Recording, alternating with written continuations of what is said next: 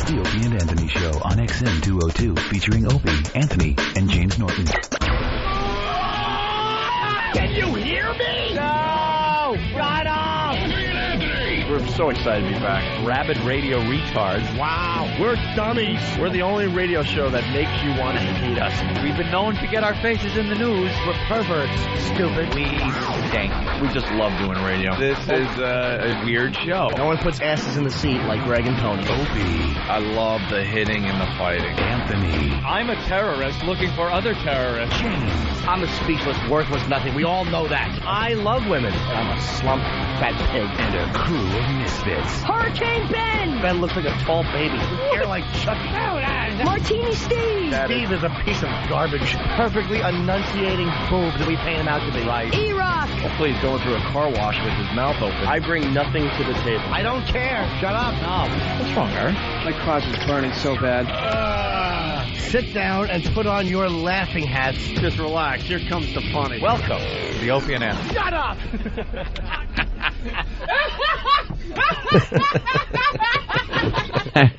But enough of this palaver. Let's get the show on the road. Right. Yeah, we got to get right into it. That's a nice little tidbit that you started telling us right before the show started, Anthony. Good morning and welcome to the Opie and Anthony Show. We're going to get right into it today. Hi. The ONA virus spreading across America. Our phone number, 1-866-313-FREE. Your pals, Opie and Anthony, broadcasting from the greatest city in the world. Yeah, most people think it's for one reason, the greatest city in the world. Everyone just says that. We look at it another way. It's just the greatest city in the world because so much crap happens here on a daily basis that Opie was saying it in the office.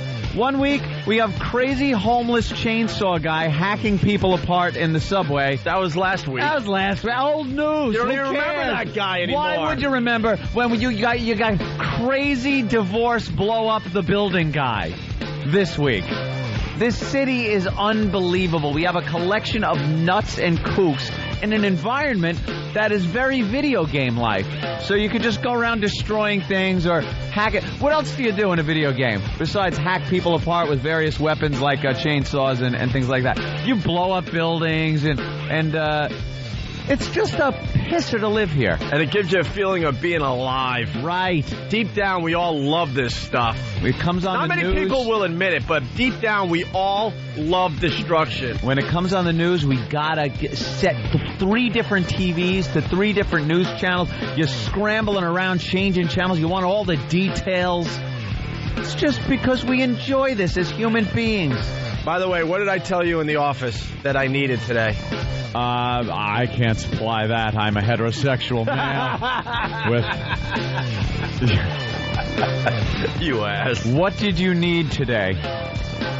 I needed everyone to tell me. Oh, that you were right. Well, look, they're already calling. Yep. Chris in Houston. Chris, what's going on? What's going on, boys? Just want to congratulate you on your prediction yesterday. Thank you, sir. During the XM show, this building explosion happened here in Manhattan. I'm sure it's national news, so I don't think we have to explain it too much. I said construction. Ann said construction. I said suicide attempt, and this dude wanted to take other people with him.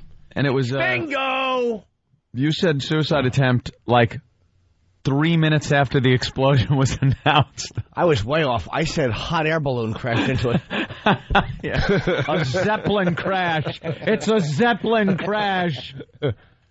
Well, I knew because I had a doctor's appointment, and he kind of tipped me off and said, don't show between... Today might not be a good day to show up to get your you-know-what scraped out, all right?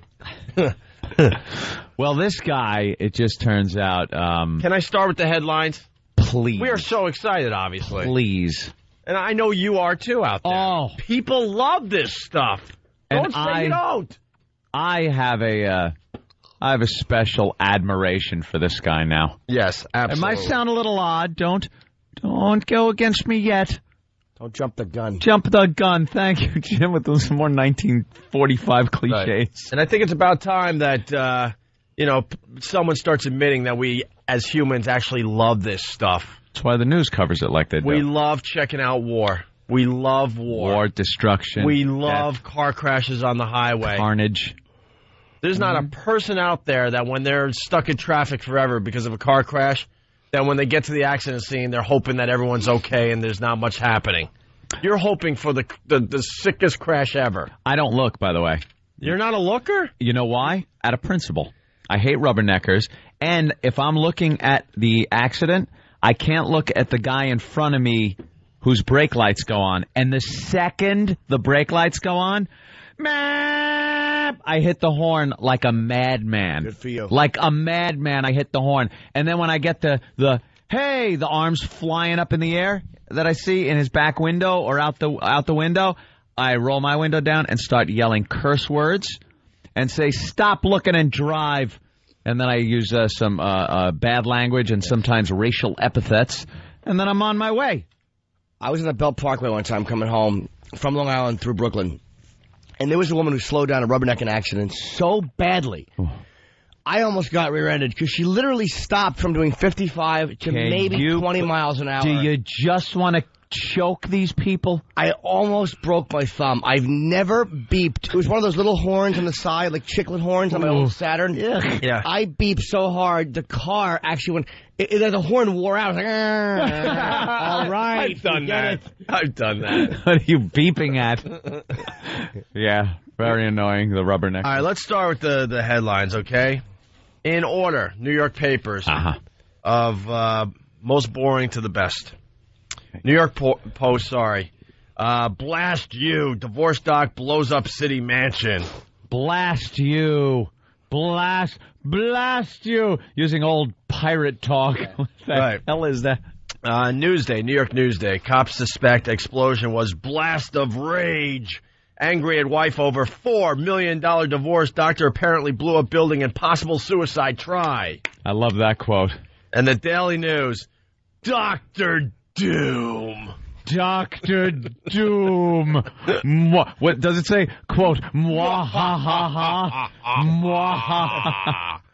And it goes on. Crazed doctor blows up East Side home and failed suicide bid. Crazed. Firefighters rescue him from beneath burning rubble. The dude lived, by the way. Sensible, ballsy doctor. Yep. That's what I would call him. And note reveals his refusal to part with house in bitter divorce. There you go. All on the front page of the New York Daily News. Good. Divorce is a little bitter. So what do we know? What do we know? We know that this couple was married for quite some time. They're in their 60s, the guy at least, the doctor in his 60s.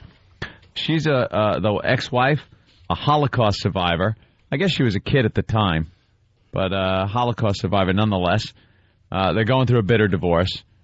Allegations that the husband was hanging swastikas around the place kind of offend her. I guess that worked.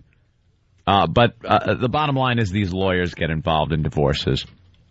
And once they get involved, all bets are off. It becomes an ugly, ugly scene. And this guy was about to lose this brownstone, $10 million brownstone. He's going to lose the brownstone to this woman. And then you're telling me something about his practice. And a doctor has a license to practice medicine. That license is a marital asset. It is a marital asset, just like money in the bank or anything else. That practice that he does is marital asset, so that has to be divvied up. So not only is he going to lose all of the $10 million brownstone, because for some reason the woman gets the residence regardless. Well, because women can't take care of themselves. That's what what these lawyers and judges are telling the women out there, that you can't take care of yourselves in the year 2006. Unless they're out there telling everybody they can take care of themselves and should be given special rights to break through the glass ceilings in the corporate world or anything. That's fine. But in divorce, it's archaic. It has gone. It hasn't changed since, I guess, the original laws for divorce are there because during the Little House on the Prairie days, when you would take a wife, she would be a wife and take care of your soddy, your little house, whatever Laura Ingalls lived in, and if the husband either died or left her, she's screwed until she finds another guy. What's she gonna do? So the husband would have to, if he divorced, would have to take care of the wife. She couldn't do anything else. Well, in 2006, women are still saying, we can't do anything else without you men. Well, they're We're playing it both screwed ways. without you men. They're playing it both ways, though. As far as the divorce goes, right. Everything else is, we're fine, we're independent, we don't need you, let us do this, that, the Women other are thing. getting away with murder in these divorce cases. Oh, Because they become accustomed to a certain lifestyle. That's right. That's the argument. That's what the argument is. Unless the man says, well, I'm accustomed to getting laid 4 times a week. Right. So how about this? You come over and continue to take care of that for me, hooker with a ring, and then you can have the place. Bingo. Bird and Philly. Oh, okay, we get why Ant's on his side. Need I explain it further for West Palm? Oh, poor West Palm. They don't know anything, do you? Your PD says. Anthony went through hell and back Yeah. in his divorce case. Yeah. I like it the was lovely. Where his ex-wife was claiming that she had something to do with the success of the Opie and Anthony radio show. Yeah. Yeah, that was in there.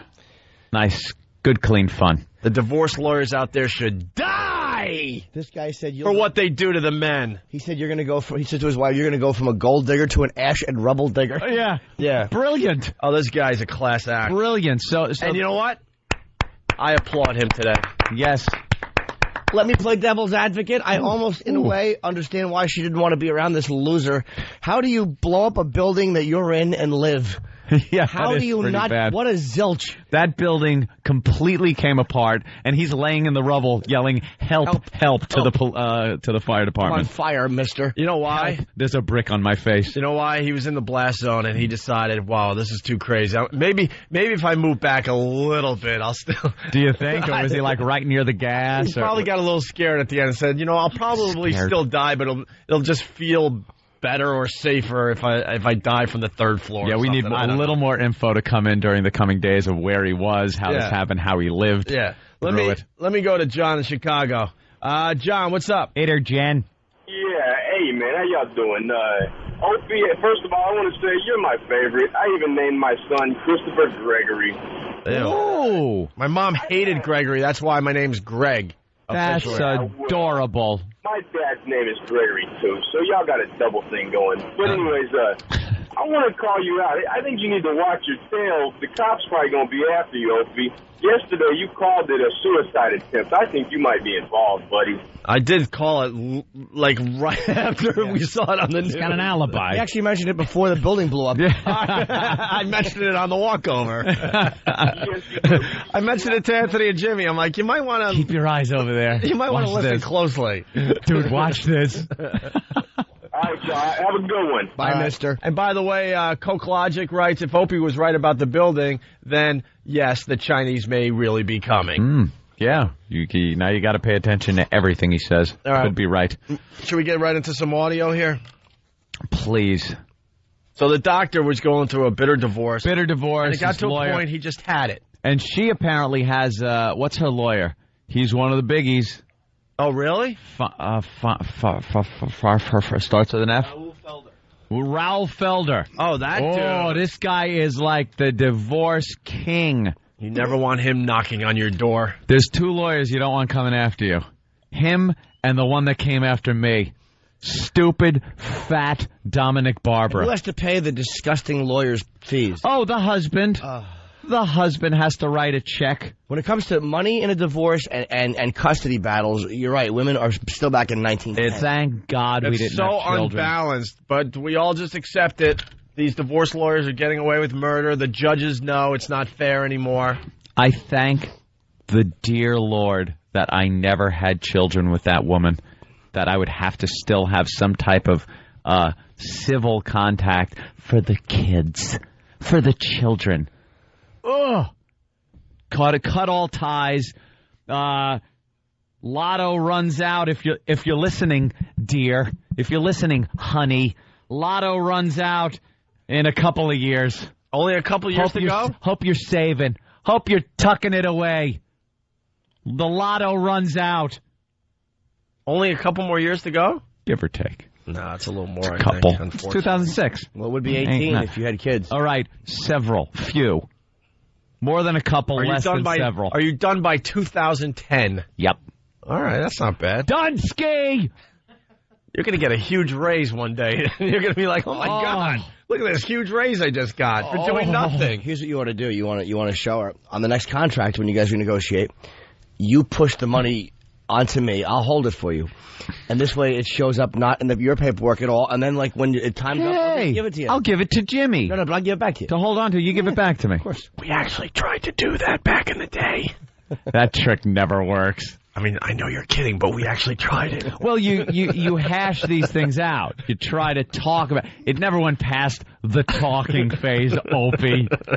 It's one of those things that, like, because divorce lawyers, again, will keep tabs on every cent you have. Yeah. Where it went, what it went to. You know, it's like none of your goddamn business. And how's your marriage going? Apparently, the one he was in when he was sitting over my divorce. Well, it didn't work out too well. Can I ask you Oh, something? she took you for a few bucks. You have to Hubby. You have to cut a check, what, once every whatever?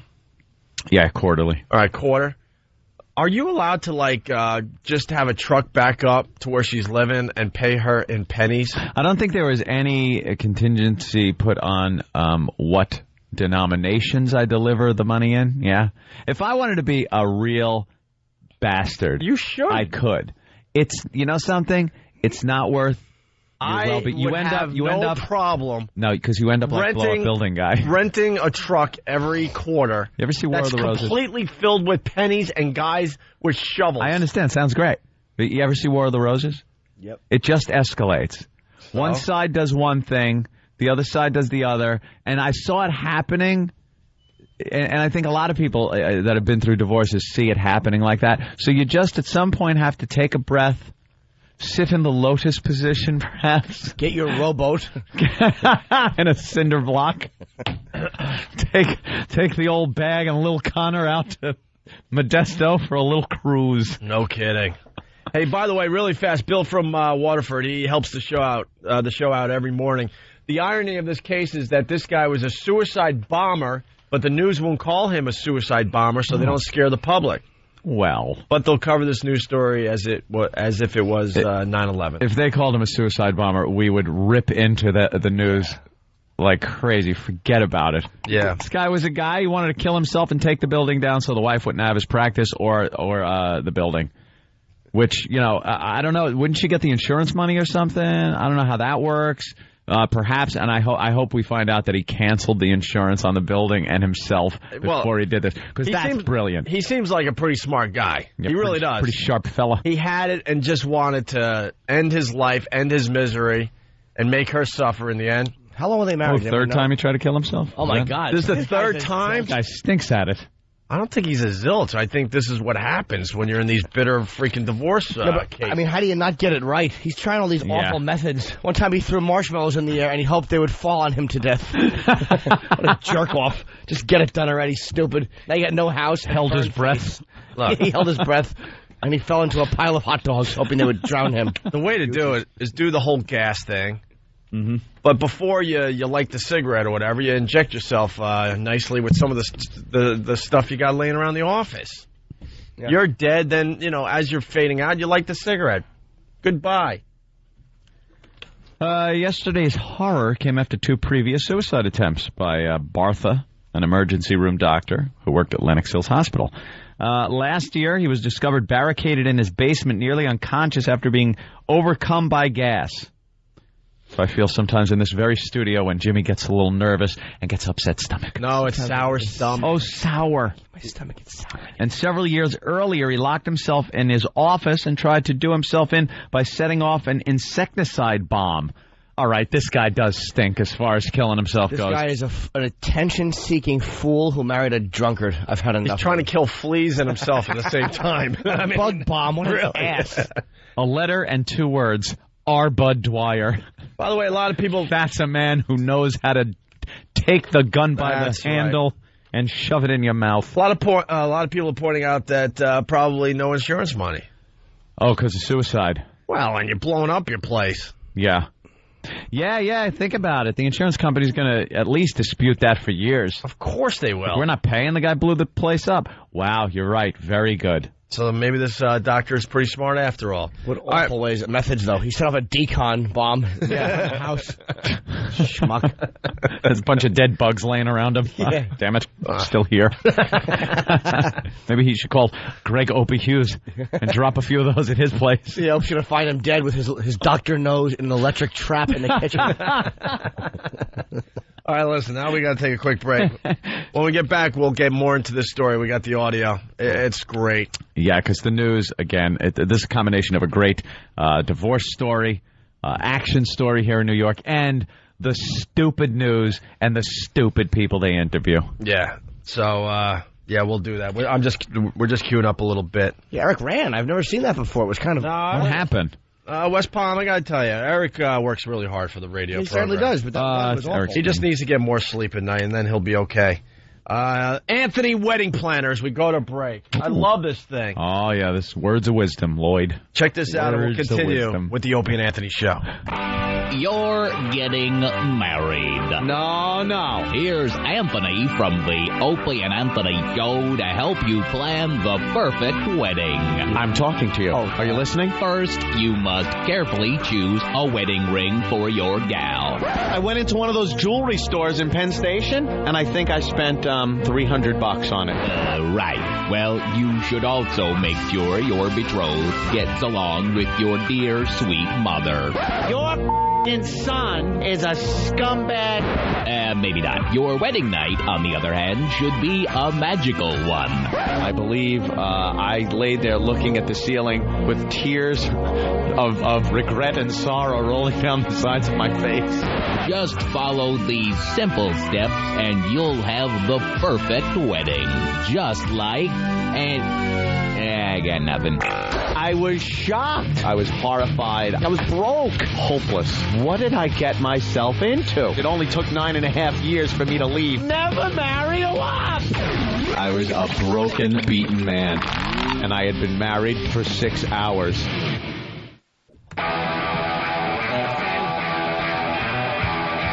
Wolf Mother. Love these guys. It's the Opie and Anthony Show, the O&A virus spreading across America.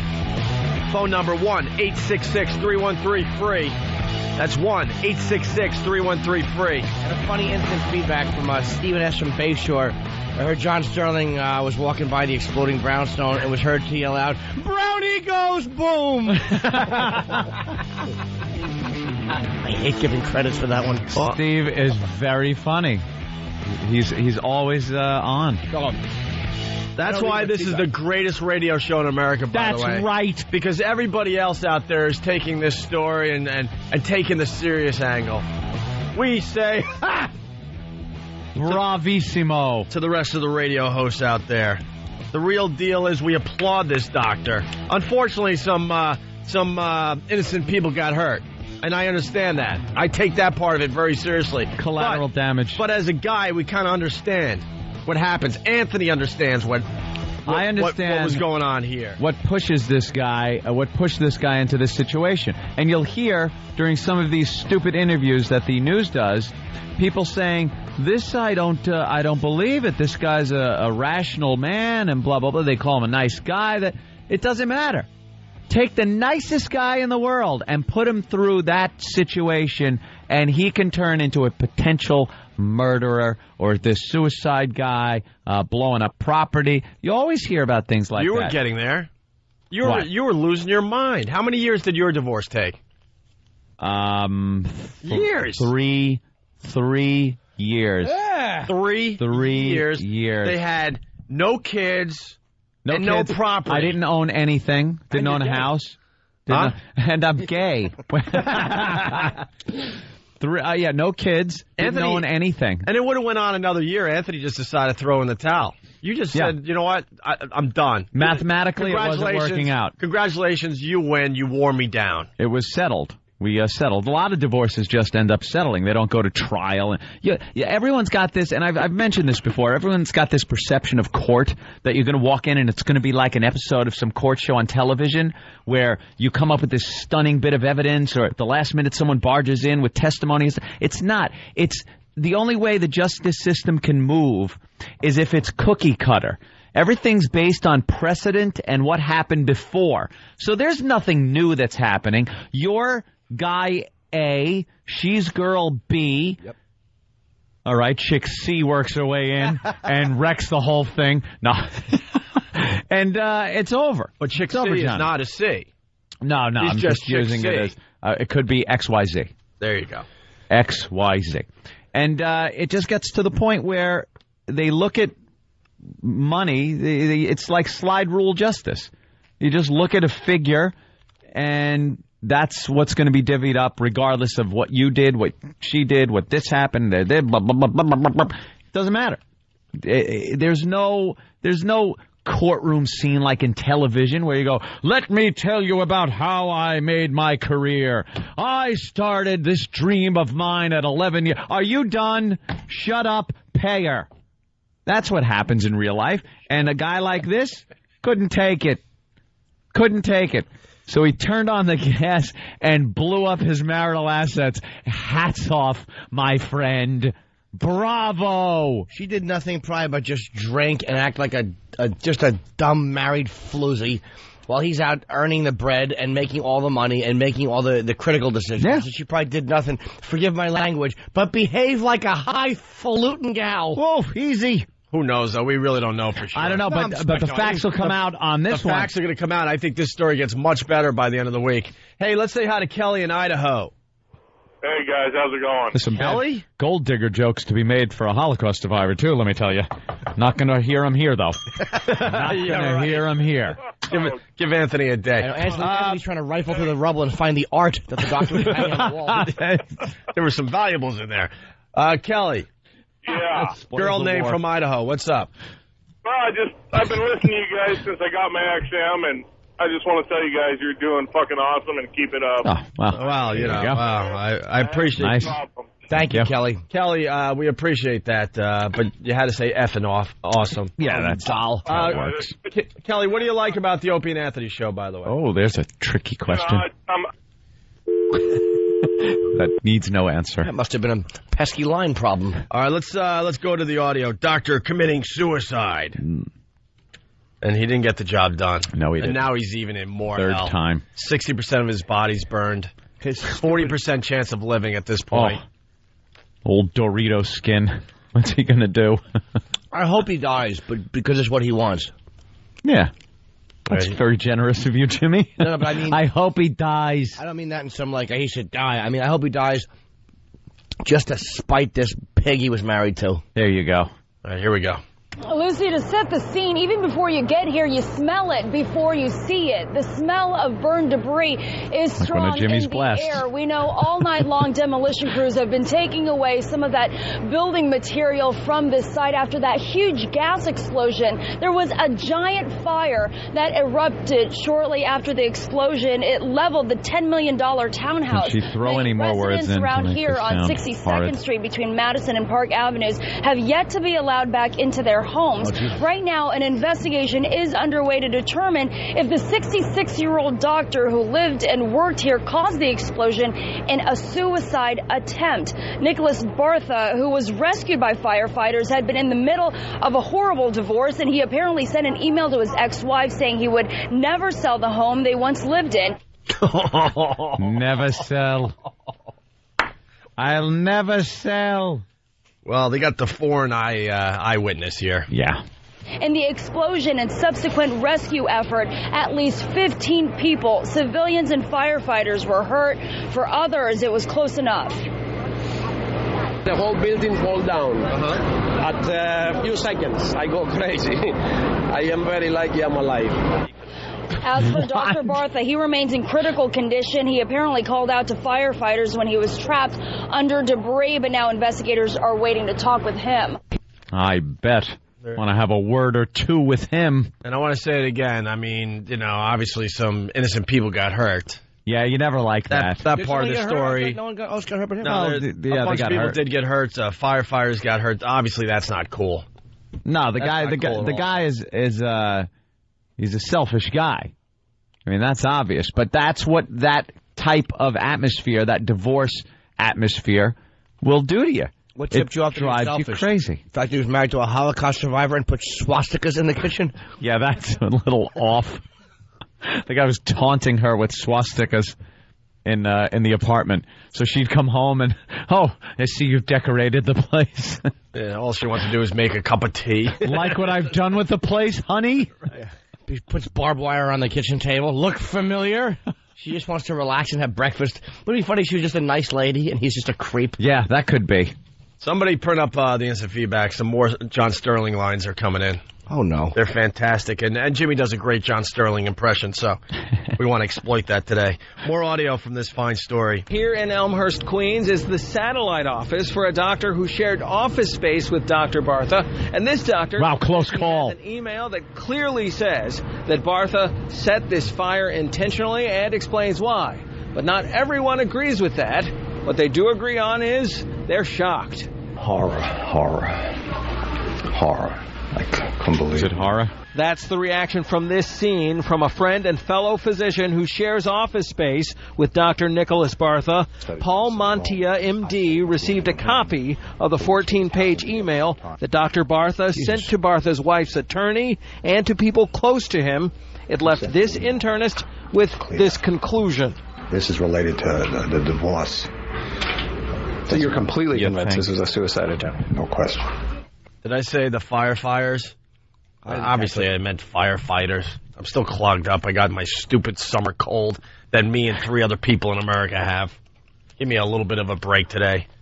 Leave me alone. He has summer AIDS. So, do we have any excerpts from this email? Yeah, the one that Jimmy said, which is fantastic. That she'll, I don't think I got that one here.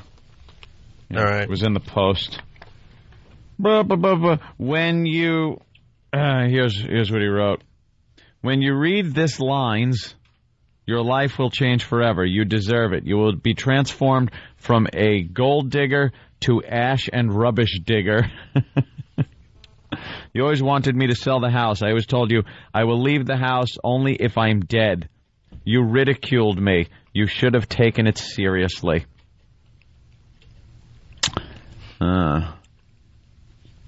In the rambling missive, Bartha, 66, also chastised his ex-wife for forcing his hand by fighting for a multi-million-dollar divorce settlement. Cordula, was that her name? Yeah. Well, at least she had a pretty name. Yeah. Cordula. Sounds like part of your brain. Yeah. Cordula. The Cordula lobe came off behind the Stemmons freeway sign and wound up on the car. On an all-new house. He must fix this woman's Cordula. What will House do? House blows up his house. On an all-new house. His wife's oblongata Cordula. She came in with a hangnail and left with a swollen Cordula. That house must cure. Hate that show. Up for an Emmy. Cordula, with this you disinherited your children. Now Joanna and Serena have good reason to sign the strap hanger and rent stabilization petitions, suggesting that by demolishing the house, he would be dooming his 2 estranged children to financial ruin. That's a good 66-year-old selfless father. Yeah. Wow, he's pissed at everybody, though. To his 27-year-old clothing designer daughter, Joanna, he wrote, "You can now forget having a fashion store." Aww. And he said Serena, 28, the family's aspiring pastry chef and cook, could abandon her dreams of opening her own restaurant. Wow. This guy is bitter. Bertha's often irrational ranting ended with another final message, a very final message to his ex. Cordula? Oh, yeah, Cordula. Yeah. Oh, you are going to get some tonight, Cordula. You like that, don't you? Yeah, you're a hard bitch, Cordula. Cordula. Ooh, Cordula, you're a dirty, filthy Cordula, aren't you? Cordula? This guy's a scumbag, too. Cordula, my further staying alive does not make any sense. Life passed me by, and I could not achieve anything I planned. Or everything I planned. Oh, yeah. He mentioned the site of his beloved townhouse, noting, I hope There will be a memorial built on the place in the memory of Eastern Europeans who were betrayed at Yalta by President Franklin Delano Roosevelt. Oh, wow. Okay. Wow. Right. This gets better. You think they're actually going to put a plaque to Eastern Europeans over there? Yeah, the Nazis, the Stasi. Let's just put them the KGB. Nah, it's going to be a high-rise and no one's going to remember in 5 years. He denounces everything and everyone from fascists and communists to Jane Fonda and political correctness and makes it clear that the forced sale of his house was the spark that turned him suicidal for the third time in recent years. He recalled his childhood in Romania when his family was forced to hide in a cave to escape the Nazis, and later after the war when their home was seized by communists. He said his mother was obsessed to get back our house, but she never did. And, hey, John, I heard someone, Parker, someone from Special F from Whackbag. Parker, Ford, PA. Yeah. I heard Sterling say, a floor to ceiling and a basement to rooftop. That's for the New York audience, by the way. This guy apparently... I can explain that one, West Palm. West Palm, sorry. Sorry, you don't get the explanation on that one. So apparently he was going back. He wanted to file divorce in 1980, but changed his mind because of the children. See? The children. This guy could have been out of it in 1980. But the children... Someone from their mobile device. I love this guy. What a bitter F. Yeah, this guy's just miserable. Now he's even more miserable because he's all burnt up. But in November 1999, he said child-rearing issues caused a major rift between husband and wife. See, what was I saying yesterday? What was I saying? Bartha claimed Cordula refused to control their now-grown daughters. 2 years later, Cordula Bartha moved out and filed for divorce. After a trial, she was granted divorce on grounds of cruel and inhumane treatment, which, by the way, is another great thing in New York. You need a reason, and they only give you like 3. Cruel and inhuman, adultery, and no sex for a year. Well, they said that there was a problem was they didn't agree with the way the children were being reared. She said to him, please, just stop doing it.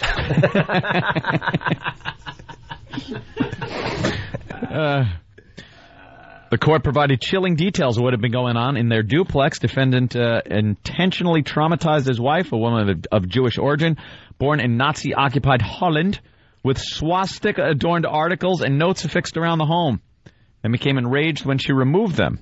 He ignored her need for support and assistance when she underwent surgery and treatment for breast cancer. He systematically cut off her access to marital funds and credit as a means of psychological abuse. That sounds like lawyer babble right there, that last sentence. Because what are you supposed to do? Let her keep using the credit cards? Oh, wow. I can't tell you how quickly I called Amex. Hello, American Express? I'd like to cancel a card, please.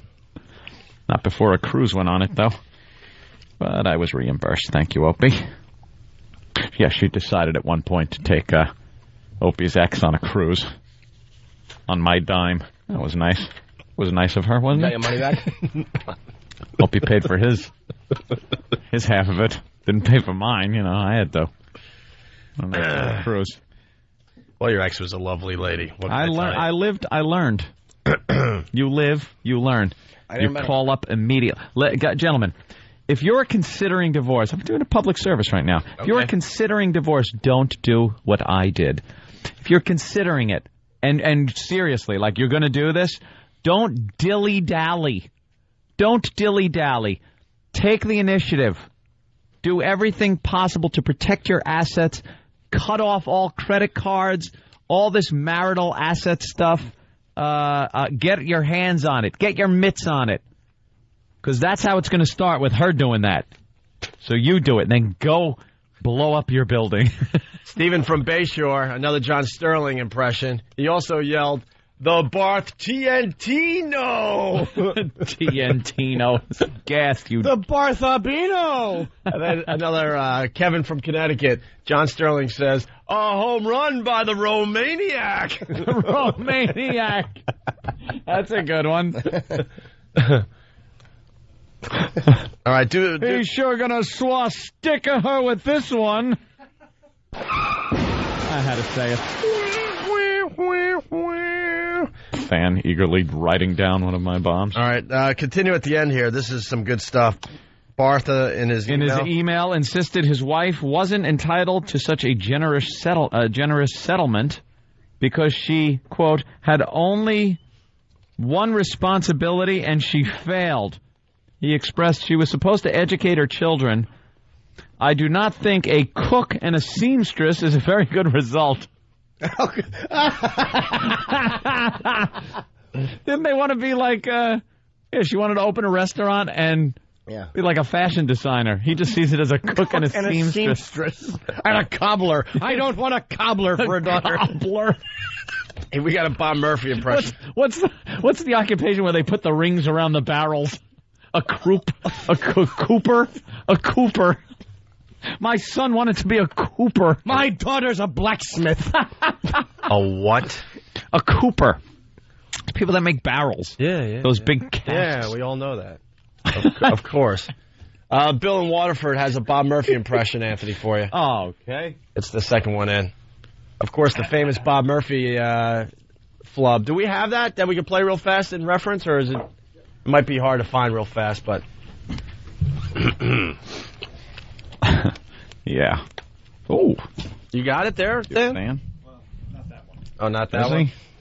Oh boy, now everyone is searching. Do we still have Brian coming today? No. I don't know. He's a buddy of mine. I think so. Good. Or did he might have rescheduled? I don't know. Oh, okay. Something might be going on with him. Is it right here? All right, sorry for the delay, folks. We're on a roll today. This is the famous Bob Murphy home run this call. bad call. The pitch. High fly ball. It leaves the left center field. It's way back. It may be playable. Agbayani can't get a play. It's gone. A home run. Oh, he caught it. He caught it at the wall. I thought sure he was unable to reach it. It's caught by Agbayani, and I apologize. He was way out there, and it didn't look like he had a play on it, but he caught it against the wall in left center field. Way to go, Mr. Magoo. I hated the way he said Agbayani. Agbayani. Well, he always had a lot of phlegm. He had a lot of phlegm. High fly ball. Oh, look at that big explosion. Bartha flying through the air, on fire, flying, going back. There he is, Bartha in flames through the air. Oh, wait a minute. He's in the rubble and alive? My mistake. Sorry. I thought he was going to get caught by Agbayani.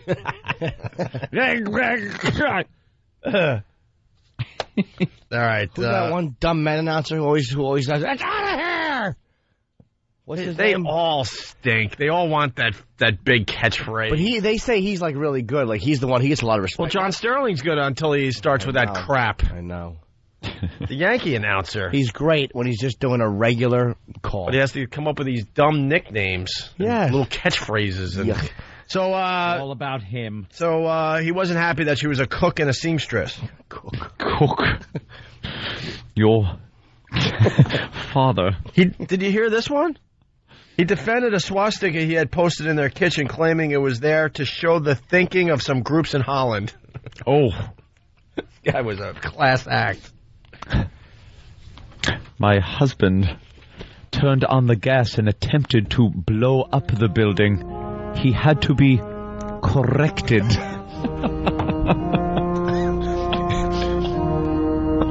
Walks in, the husband's got the bunny rabbit ears on, kneeling in front of another gentleman. Doctor? A doctor? Great divorce, isn't it? Your daughter is a very talented seamstress.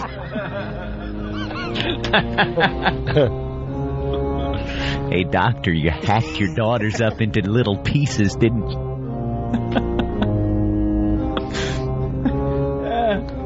What's the wife's name? Cardula. Cardula? When you hear me in here working, Cardula, you stayed up. Cardula, I'm home. Cardula! Put down the bat, Cardula.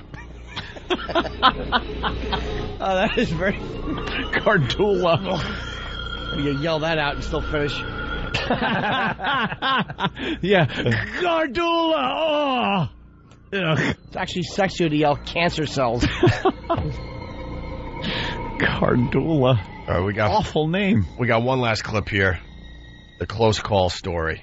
A close call for one man usually in the building at the time, the exact time that it blew up. Diego Cardona is a cancer patient, and twice a week he has appointments in the building, and they're usually always at the same time. But yesterday he happened to schedule his appointment a bit later.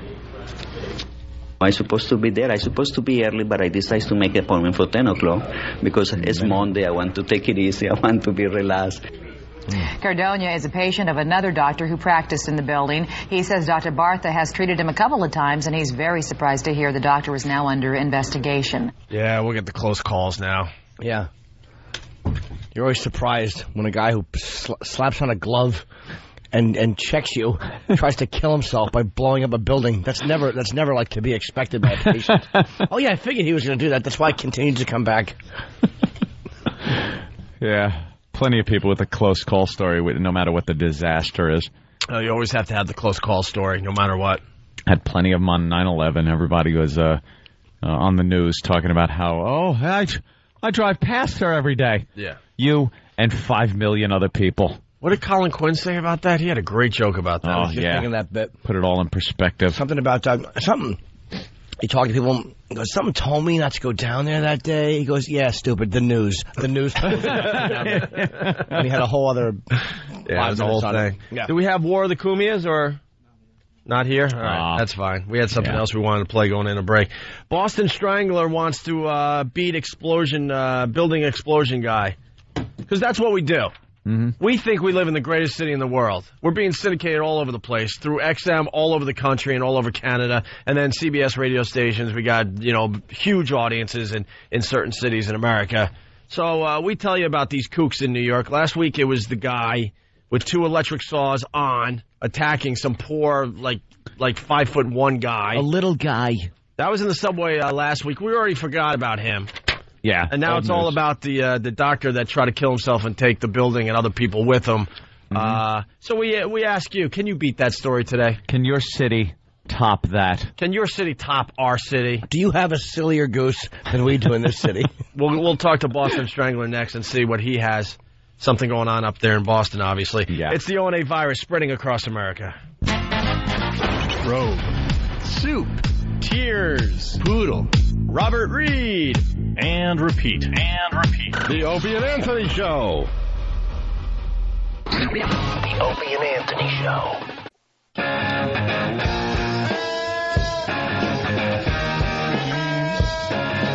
A very busy morning today on the Opie and Anthony Show.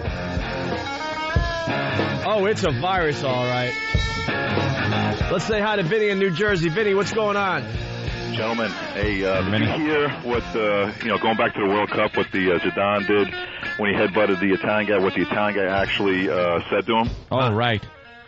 Did you hear what he said to him? No, I think it's, I just saw something on TV, so I figured there was more to this story. Some type of racist remark. Well, first of all, Zidane he's not really born in France. He was born in Algeria, and his parents emigrated to France, so this Italian guy allegedly said to him, he called him the N-word, and he said that he's the son of a terrorist whore.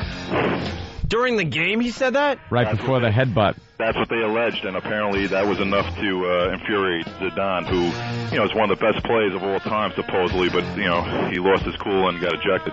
Yeah, the guy said it to him, so he got ejected? Yeah, well, of course he did. Apparently, they don't really care that much because they gave him, the equivalent of, the MVP? They gave him the golden soccer ball or something. Who's the guy from Italy was the best player that got kicked out? No, the guy, French dude. Yeah, the French dude is one of the best players, and he got the MVP, but I guess they must have voted on that before. Yeah, because everyone couldn't understand why he would headbutt the guy. Obviously, that would be, awful for the team, but it was a racist remark, and he couldn't help himself? That's what I'm hearing. A lip reader who studied footage of the incident told Britain's Daily Mail newspaper that Materazzi called Zidane, the Italian equivalent of the N-word. Italian equivalent. That's that is the N-word. At least growing up in my house, huh? Hey, come on, abaracadoosh. They probably call them a canoe. Get out of here. We're going to eat on the air today and talk about the meatball. Yeah. Oh, yeah. Laughs all around. That'll be like, I guess, Anthony going to Jim Norton, that he's a ankle-grabbing pillow chewer, and then Norton going over there and headbutting Anthony. Well, why would Anthony say something so hurtful? Yeah, it's hard to lip read, Jimmy, while we're kissing, too. That's right. A couple of men smooching, making eye contact. Anthony likes when I kiss his mouth and hold his elbows at the same time. Who doesn't? You guys are the best. Have to make it so sexy, Jimmy. Even insulting the French champ's mother, telling him, and this through a lip reader, we all know you are the son of a terrorist whore. Wow. Zidane's mother reportedly is seriously ill. She and his father, both Algerian immigrants, struggled to raise 5 children in the southern port city of Marseilles. That's pretty wild. I didn't know that. So thanks for bringing that to our attention, Vinny. All right, guys. All right. Bye. That's something, though. You got to keep based it cool, on lip reading. They've been doing that in sports since sports started. Yeah, see, I don't think in this country you can headbutt somebody like that or do something so illegal on the field or court or wherever it may be and then come away with the MVP. Even if it's voted on beforehand, I think they'll take it away from you. Right. That's how overly sensitive we are here to violence. Wow, there's a huge crash in Boston this morning. In the tunnel. In what, the Ted Williams Tunnel? What happened? Boston Strangler. Morning, boys. What's the deal with that big, huge crash in the tunnel up there? Well, last night around 11 p.m., a 10 by 30-foot section of the concrete plummeted down from the ceiling of the Mass Pike Tunnel. Yeah. The connector between the Pike and Logan Airport, and killed a woman in the car. And today's headline in the Boston Herald is, you ready for this, boys? Yeah. Tunnel of Horror. Oh, wait, the freaking phone crapped out. I swear to God. Great timing. Horrible timing. The headline, once again? Tunnel of Horror. Tunnel of Horror. Tunnel of Horror. We got you beat today, Boston. Dr. Doom. I don't know, but we had a death. Unlike... Yeah, we had a whole building blow up and no one died. Right. Collapsing construction does not, I mean, it sucks, but it happens. That doesn't top a doctor blowing himself up. So Cordula doesn't get the place because she raised a seamstress. And that Ted Williams Tunnel has been leaking and falling apart ever since they completed the damn thing. Maybe if a little money went into the tunnel and not into a bunch of construction guys' pockets. That's Anthony talking, by the way, Boston. Hey, I don't care. I speak the truth. I support all construction workers in the Boston area. Thank I support the construction workers. It's just some of the people like to maybe sit there with a truck running for a few hours while their pockets get full of money. That's right. You want to hit them, you have to tug on their purse strings. Ooh, that'll show them. All right, Boston Stranglers, thank you. That's all I got in fullblowneats.com. Thank you, boys. All right. I don't know if that's going to make it through. No, it won't. Maybe not. Why would you blurt out a website, you goose? They dump them. So no one's going to beat our crazy story here in New York today. That's a good one today. That is a good one, but... That's unlucky lottery, we call that, what happened in Boston. Unlucky lottery. When you're just driving and, that piece of the tunnel could have fallen in front of the car or behind it at any moment. But it decided right when the car was underneath it. Unlucky lottery. It's like when one of those huge boulders on the side of one of the highways been sitting there, probably looked at a dinosaur at some point. Yeah, dinosaur. Saw a mastodon perched on top of the mountain. That rock had been there since then, and decides when you and your family are driving under it, that's when it's going to roll down the hill and roll over your car and kill your family. That's unlucky lottery. You know what the odds are of that happening? It's a rock boulder. It could be more than that, Perhaps Jim. more than that, gentlemen. Eric in Colorado. Yeah, I got to call Professor Anthony out. Yes? Oh, no. It's not Marsalis, it's Marseille. Oh. Ew, who said Marsalis? Anthony. Marsalis Wallace. He's a great guy. I didn't know. Marseille. Marseille? Yeah, Marseille? Marseille. You say Marseille. I say Marseille. I say Marsalis. And hey, when I order chicken Marsala, where's that from? Not from France. Eric, in the end, does it really matter? Yeah, who cares? Good point. It's French. Will any of us ever be there? Do you think I care about how I pronounce French cities? I will never go to their filthy, filthy country. Hey, I got a... Eric, you're the son of a terrorist whore. Stop calling. Read your lips. Yes, Eric. Hey, we had a guy here in Colorado on Saturday. He went hiking up in the mountains, and a 4-ton rock fell off a cliff and crushed his car. He watched it happen.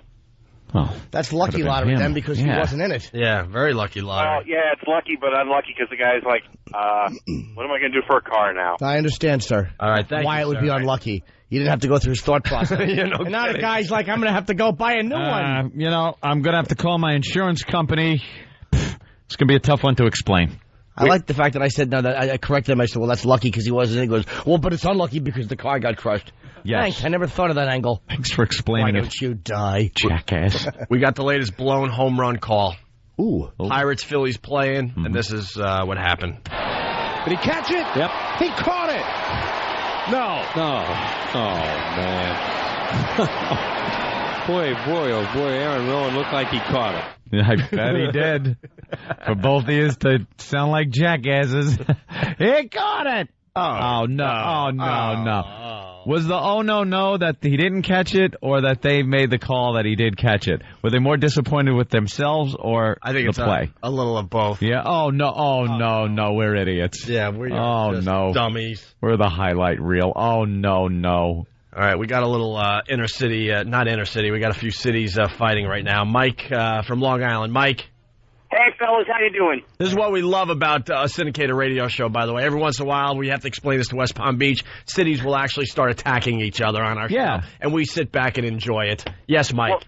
Well, I will say, of course, some jackass from Boston is going to call and say that they had the most exciting story. Why don't they think they have the most exciting story? They're the worst case of second city disease I've ever heard of. Second city disease. A building fell down in Manhattan. A little bit of a rock fell down in a tunnel, and it's a big story. Get out of here. Those guys are losers. All right. Blown up building sucks. Blown up building sucks. Yeah, we get it, Cordula Boston. swallow, yeah. All right. Chester from Missouri. Yes, Chester.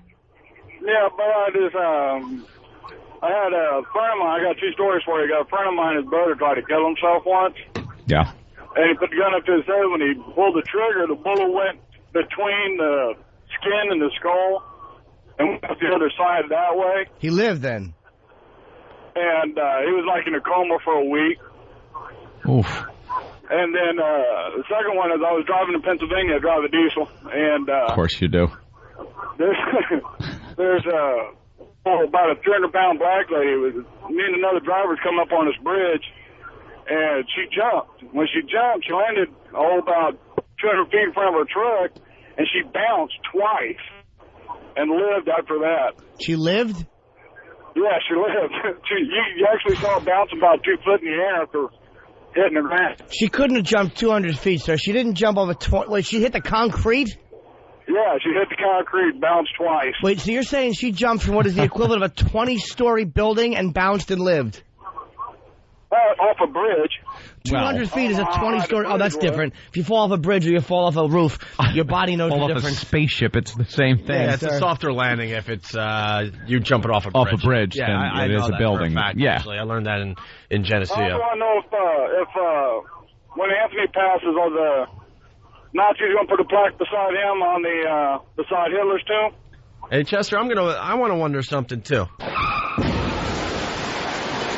I'm wondering when this phone call is going to end. Yes, we'd like it to. Push it out, boys. Thank you. All right. Too late. Exactly. She jumped off a 20-story building. Did she? Yeah. Mike in New Jersey. And bounced, really? No, she's dead. Yes, Mike. I'm sick of you explaining Of course she is. in detail. Silly. When we already understand, if a guy wants to complain about another city, you don't have to give us a 5-minute explanation that sometimes people will complain about other Mike cities. is sick of me over-explaining everything. I learned it in broadcasting school. Can I just say that something most people first? are dummies, and you need to set the plate every single time you talk. That's right, Mike. Open went to broadcasting school many years I'm ago. a professional broadcaster. Before you go into anything about this, I just want to say that Mike from Jersey is calling to explain that Opie sometimes over-explains things. We get callers sometimes that call in and let us know how they're feeling about certain things, and that's what Mike is doing right now. Mike? Come on, Mike. Give me a break. Cut him some slack on that one, Jack. I have a very thankless job. Help me out a little bit sometimes, all right? I can't stand it. It takes forever to get through funny parts by explaining. Well, sometimes you gotta re-explain things. I could explain the ins and outs of radio if you would like, but it would bore the audience to death. No, it wouldn't. I'll tell you this much though: every 15 minutes, you got an entire new audience listening to you. That's how it works. And some of those people don't understand some of the storylines and don't understand that we do get off when the cities fight each other. Oh, we got audio of building explosion, Doctor. Yeah? Yeah, in the hospital when they offered him something to drink. No, my health doesn't allow it. Oh, so he's still not feeling well. Do you have food all right? Food, all right. Try the wine. I'm pleased you appreciate good wine. Victim of the modern age, poor girl.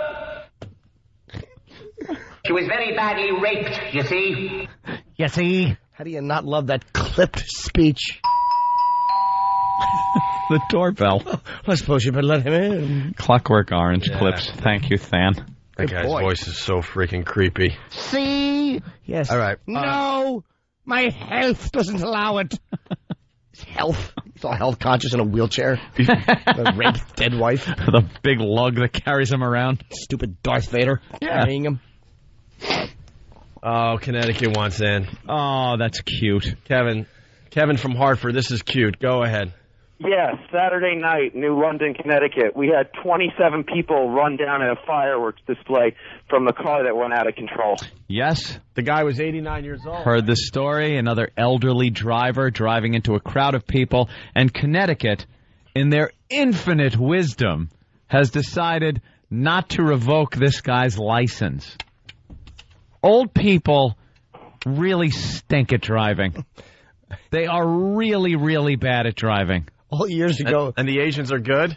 Well. Years ago, Attell said, and I don't remember where he said it, but he was talking about old people, and he said we should use them for fuel. Attell. Here's the story Kevin's talking about. An 89-year-old driver could face charges for accidentally plowing into a crowd at a festival in Connecticut. It happened in New London Sailfest. Robert Lane drove his station wagon into a group of people. The preliminary accident report states Lane may have had a medical condition that impaired his driving. 27 people are injured, none seriously. Victim of the modern age, poor girl. And now you, another victim. Should you really be driving? No, my health doesn't allow it. The old guy, he did have a condition that enabled him to not drive well. It was called cadaveritis.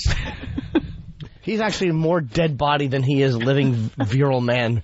Living tissue. Just give him a pillow mask. Kevin? Yeah, old people are constantly doing stuff like this. The doctor that blew himself up in the building, still better. Yeah, beats 89-year-old You always hear about old people running people over. And they use the same excuse.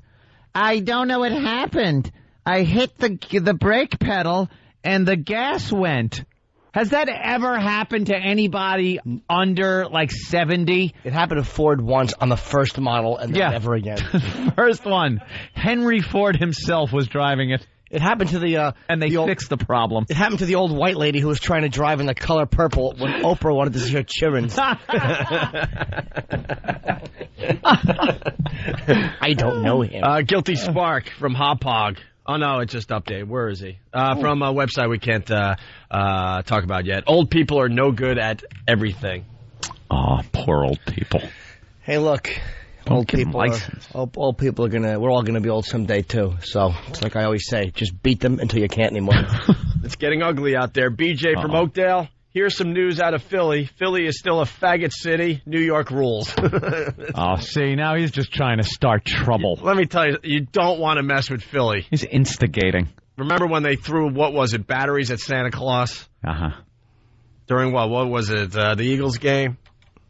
Threw batteries at Santa Claus. They're brutal down there. Philly can be a real animal town, man. I'm not messing with Philly. And I like how they decide, when their buildings blow up, the police are doing it. Like when they blew up that building. Remember what was that organization? Move, they were called? Where they sure moved them. There's some organization called Move, and they shacked up in some building, and they were talking about squatters' rights and all kinds of stuff. And the police threw something in there, and boy, it sure blew them all out of there.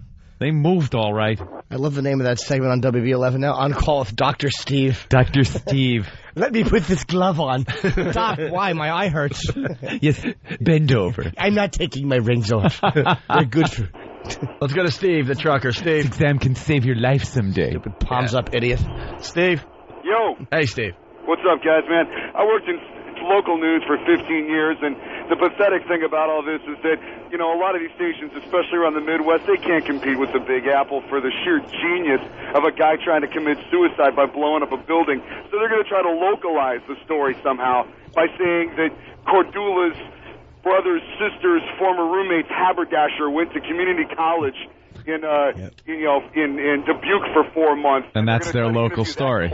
Yeah, it's ridiculous. As bad as the local news got there, it's even worse in the Midwest. It's called the local angle. All the big stories, you got to have the local angle. Yeah, the consultants that tell you to do that are absolutely retarded. Oh, they're the worst. We call them, what do we used to call them? Insultants? Insultant. When the insultant would come in and try to tell us how to do radio. Consultants are useless. I have an idea. Useless in radio, useless in TV, useless in any business out there. They got to justify the $5,000 that they're charging to come in and tell you suck. You're going to pay for him, Jimmy? Let's get a consultant. CBS could do it and have a consultant come in here. And then we could just humiliate them. That sounds like a lot of fun, unless you've been through it. Yeah, we've done the consultant thing. This guy would come into Worcester like once every 6 months, and then sit down with you and tell you everything you're doing wrong. Because if he came in and told you how great you were and how good the show was, he's out of a job. Wouldn't need him. You wouldn't need him. Yeah. So the consultants are there to point out how badly you're doing, no matter what. Yeah. Or they don't get a paycheck. That's why consultants stink. Oh, the early days of radio. God, I forgot about that. I never had to deal with that. Sit there, like, sit in the chair, and you're being graded on your performance. And they play tapes. You go, stop the tape, listen to one of your breaks, and go, I think you went a little long talking about that subject. Or, you gotta hit the subject really quickly. Get into it, get out, back to the music. Oh, really? All right, this is why Philly's badass. The last time we saw him was in a strip club in Atlanta. Yeah, and he told me I needed to talk to a psychologist. The only piece of good advice he ever gave. Yeah. I don't think that's strong enough. Check yourself in and talk a lot. Well, where is he with his career? And where am I? I always knew what I was doing. Where is he? It sounded crazy at times, but I always knew the ultimate goal. And I'm doing the ultimate goal. What are you doing? Yeah, I'd like to know. What are you doing? What are you doing? Oh, what are you flying to Fargo because the morning show over there needs some help? Need some help. They're tanking. Chris in Pennsylvania, what's up? Hey, Ant, those Philly cops didn't just blow up a building. They blew up a whole city block of row homes. Oh, yeah, that's right. It was a whole, block that wound up burning down. Yeah. Yeah, great move. Yeah, don't mess with Philly. Josh, what's up? Yo, guys, what's going on? It was ice balls that we threw at Santa Claus. We're damn proud of it. Ice. And Move made Wilson Good tied with Frank Rizzo for the greatest mayor in the city of Philadelphia because he dropped the bomb on his own people. A whole city block of them. They changed the police bomb squad to ordnance disposal because of it, because they're the ones that dropped the bomb, the police department. Yeah, and why did you guys throw ice balls at Santa again? I don't remember exactly what the reason was, but they didn't even because it was snowing. No, because there was ice on the chairs. Because he's good. It out, boys. All right. Philadelphia, they hate anything that's good and wholesome. That's why I like Philly. It was no surprise to me that this show is very successful. Yeah, no that kidding. Atrocious city. They're all just mean-spirited jerks. They're just nasty people, and we love them. Dan in Philly, what's up? Fit the show perfectly. My tickets sell faster in Philly than anywhere else in the country. Because you're a despicable human being. I do incest humor. They can't get enough of it.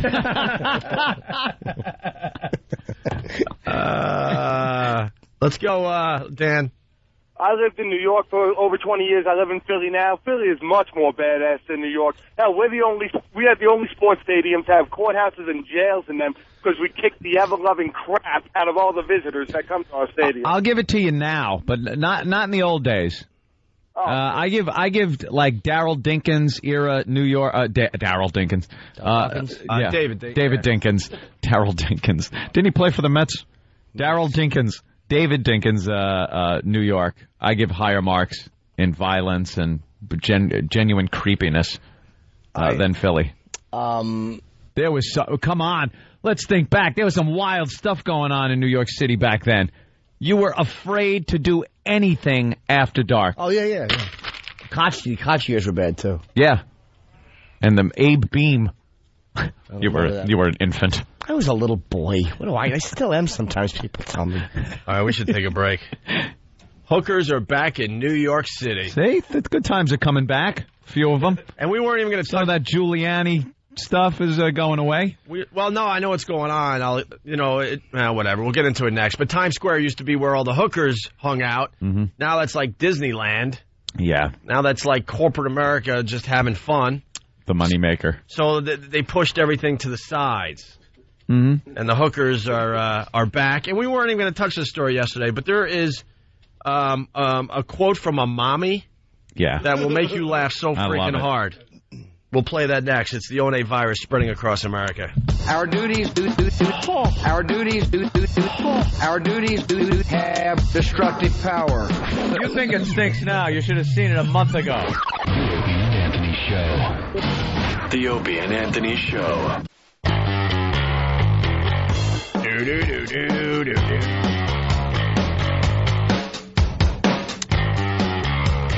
Want to thank John from Boston for being a buzzkill today. Trying to have a little fun as people go to work. Well, he writes on the instant feedback, "Oh my, I'm so," and he writes "so" in capital letters. "Oh my, I'm so upset that New York wins the people blowing up buildings contest. You could keep that, and before you ask, you could keep the airliners crashing into buildings crown too, jackasses." Fine, if Boston keeps we don't screen people when they go through the what is the word? I'm so stupid. Airport security. Thank you. Yeah, John, where do you think those planes came from? He's from Boston. Boston. Of them, anyway. I'm going to have to over-explain again, but John, we're just trying to have a little fun. And I'll over-explain, John, you're a douche. People have miserable lives. They're in their cars. They just want to be entertained and laugh a little on their way to work, John. Were we having a people blowing up buildings contest? No. I don't think we were. No. John, just John. His name should be douche, just douche. From time to time, we talk about the kook that is in New York City. And then we ask the rest of America if they got a bigger kook. Match it. That's all it is, John. Hey, John, why don't you get AIDS, just AIDS? Go listen to something else. I'm sure the Hillman has a terrific Mantown bid you can check out. There you go. This is the Opie and Anthony Show. Oh, he's in Boston. He can't hear it. The ONA virus spreading across America. And hookers are back in New York City. Can we talk about this, John? Check with John, just John. Speaking of John, well, you know. That's a good one. I get the big bucks. Well, yeah. I like that little morning zoo segue. Why is WB still showing a hot chick in a helicopter that's not flying? Why is this bitch doing a traffic report just sitting in a helicopter that's not in the air? New York's WB11 News. The worst. Now, the WB is all over the place, and I'm sure they have the WB News in every city. In your town. In your town. It is so awful. It is so awful, but it does have the hottest traffic chopper girl ever in the history of traffic chopper girls. All of them are good looking. She used to work at the Islander games. Did she? Oh, yeah, and all the women that went to the games with their husbands and boyfriends would get pissed off because she would walk around Nassau Coliseum. And, you know, the Islanders trying to get a family atmosphere there, so there's a lot of young kids. And she would do, like, reports from the stands. You know, every hockey team has one of these huas now. Sure. And she would show off her huge implants, no bra, low-cut outfits. And everyone's head would turn as she walked by. And you could see the women just getting pissed off. Couldn't give the sneak peek? No, there was no reason to sneak peek. She was so ridiculous as far as exposing what she had. And there's nudie shots of her out there, right? Yeah, she posed for Playboy. Yeah, Playboy. Yeah. And now she's the traffic girl on Channel 11 News here in New York. And now she's hoping everyone forgets that she actually started out as a hua. Sitting in a parked helicopter. How worthless. Hi, I'm in Chopper 5. I don't know why I'm yelling. The rotors aren't turning. She annoys me. Why isn't the helicopter running? What Problem? is she going to do in it? Sometimes the WB she copter, should give the weather in the helicopter like Omar did. Sometimes the wind conditions aren't right. Very good. All right. I never trust her weather.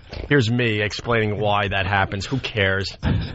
You're right. I stink. I should go home. Some Asian woman should throw a pointy hat into the door. It's a flare! Yeah, not as good as you, Lance. Have a sip of coffee, throw the flare out. Think, bitch. It's just a flare. She was in Playboy. I think we said that, right? Yes, we did. All right, maybe Is that John just John? Yeah. Shut up. I want this girl in the helicopter, which I want a Shall We Dance to play. The whole time she's talking. All right, hookers are back. That's right, for 8 people out there. Yeah. The hookers are back in a area of New York City that, look at me over-explaining again. Now that, boy, that's in my mind all morning. Why? That used to be called Hell's Kitchen. Hell's Kitchen. How long ago was it called Hell's Kitchen? One of the greatest names for a community, Hell's Kitchen. Yeah, but it didn't really shed a good light on... it's not a name that... It's one of those names that if you're in World War II... and you're telling people where you're from, I'm from Hell's Kitchen. That's cool. Because all the immigrants went there. They were living like 12 in an apartment. Yeah. No AC. It was Hell's Kitchen. Old guys talked about it. All kitchens. Just kitchens. And it was hell. I think it should still be called Hell's Kitchen. You know why they changed the name, right? Because of exactly what you said. Yeah, it didn't sound fun. And people couldn't get a lot of money for their places when they wanted to sell and get the hell out, because who wants to live in Hell's Kitchen? So they renamed the area Clinton. Clinton. I've been Clinton, New York. A nice, safe, How long white name. they do that? E-Rock, get on that. Quickly. Educate me. How long ago? I don't think it's that long ago. 5 years, 6 years? It could be longer than that. Is it? I think 10. it's longer than 5-6 years. Does Ben know? 5 or 6 years? It's recent. It is pretty recent, I'm telling you. Is it? Yeah. And there's Chelsea. And then the old school people that live in that area, they're I got to say 10 years. Nah. I got to say 10 years. I would say 6 tops. I bet it has something to do with the Clinton administration, because Chelsea is right below it. And it is. No. Chelsea and then Clinton. And then there's one little community center. It's the Chelsea-Clinton Community Center. Really? Because it's Chelsea and Clinton, yeah. Is domineering Dyke Hosebag also with fat calves? Yeah. Fat Cankles is right above it. Can't keep track of her adulterous husband. Yeah, boy. She'll do a good job keeping terrorists out. She couldn't keep a fat intern off her husband's hog. Yeah, that's the woman you want running the country. What? Stupid token. I don't want to keep going to the WB News, but why do they have what is known to white trash Coliseum-going people as Karasaurus crushing a WB11 news car? What's a Karasaurus? It's something that they do at the truck shows. You know, the people that are really interested in who wins, Bigfoot or Gravedigger kind of people. And it's like this big fire-breathing mechanical dinosaur thing that breathes fire and eats the car. And they're doing it on a news show. Ew. Like, this is going to get people to tune in that want their news in the morning. I only want to see Karasaurus if it picks up a family of 11 in a minivan. By the way, here's your traffic girl. Holy moly. There you go. Topless. There you go. She wants everyone to forget that she did this. She is sexy. He's eating the car and the people in it. Wow. Ooh. They got a camera from behind, too, that's showing on the TV monitor in this picture. You see that? Oh, I didn't. Yeah, you threw your picture away too quickly. Look what she's doing. She's getting ready for some type of examination. Cheeks. There you go. That's what you want from your traffic girl. Looks like clear sailing through the tunnel. No tie-ups there. No tie-ups in the old Holland Tunnel, huh? That's wonderful. Hopefully not. Hopefully there's not a backup. A big rig backing out. But I guess it's okay if you did this in your past life to do traffic. Yeah, why not? Definitely not going to sit behind an anchor's desk. No, I think that... They may give her weather, but after that, That's the sexy weather girl. That's it. All right, hookers back in Hell's Kitchen. It's pretty much a who cares story, but the hookers had been hiding for a while like cockroaches. When Giuliani came in, he cleaned up New York, and a lot of people were against it at first, and then New York started making a lot of money, so a lot of people were for it. One of the things he did with these quality of life cleanups, he'd go out and make sure the cops paid attention to squeegee guys, which were a pain in the ass. They were at every bridge and tunnel. Any stoplight, you'd stop, and some homeless slob would come out with a dirty rag, wipe your windshield, and try to extort money out of you. And I used to stop right before the Queensboro Bridge. There's a light there on Queens Plaza, and roll up dollar bills. This is when I was broke. I did this for entertainment.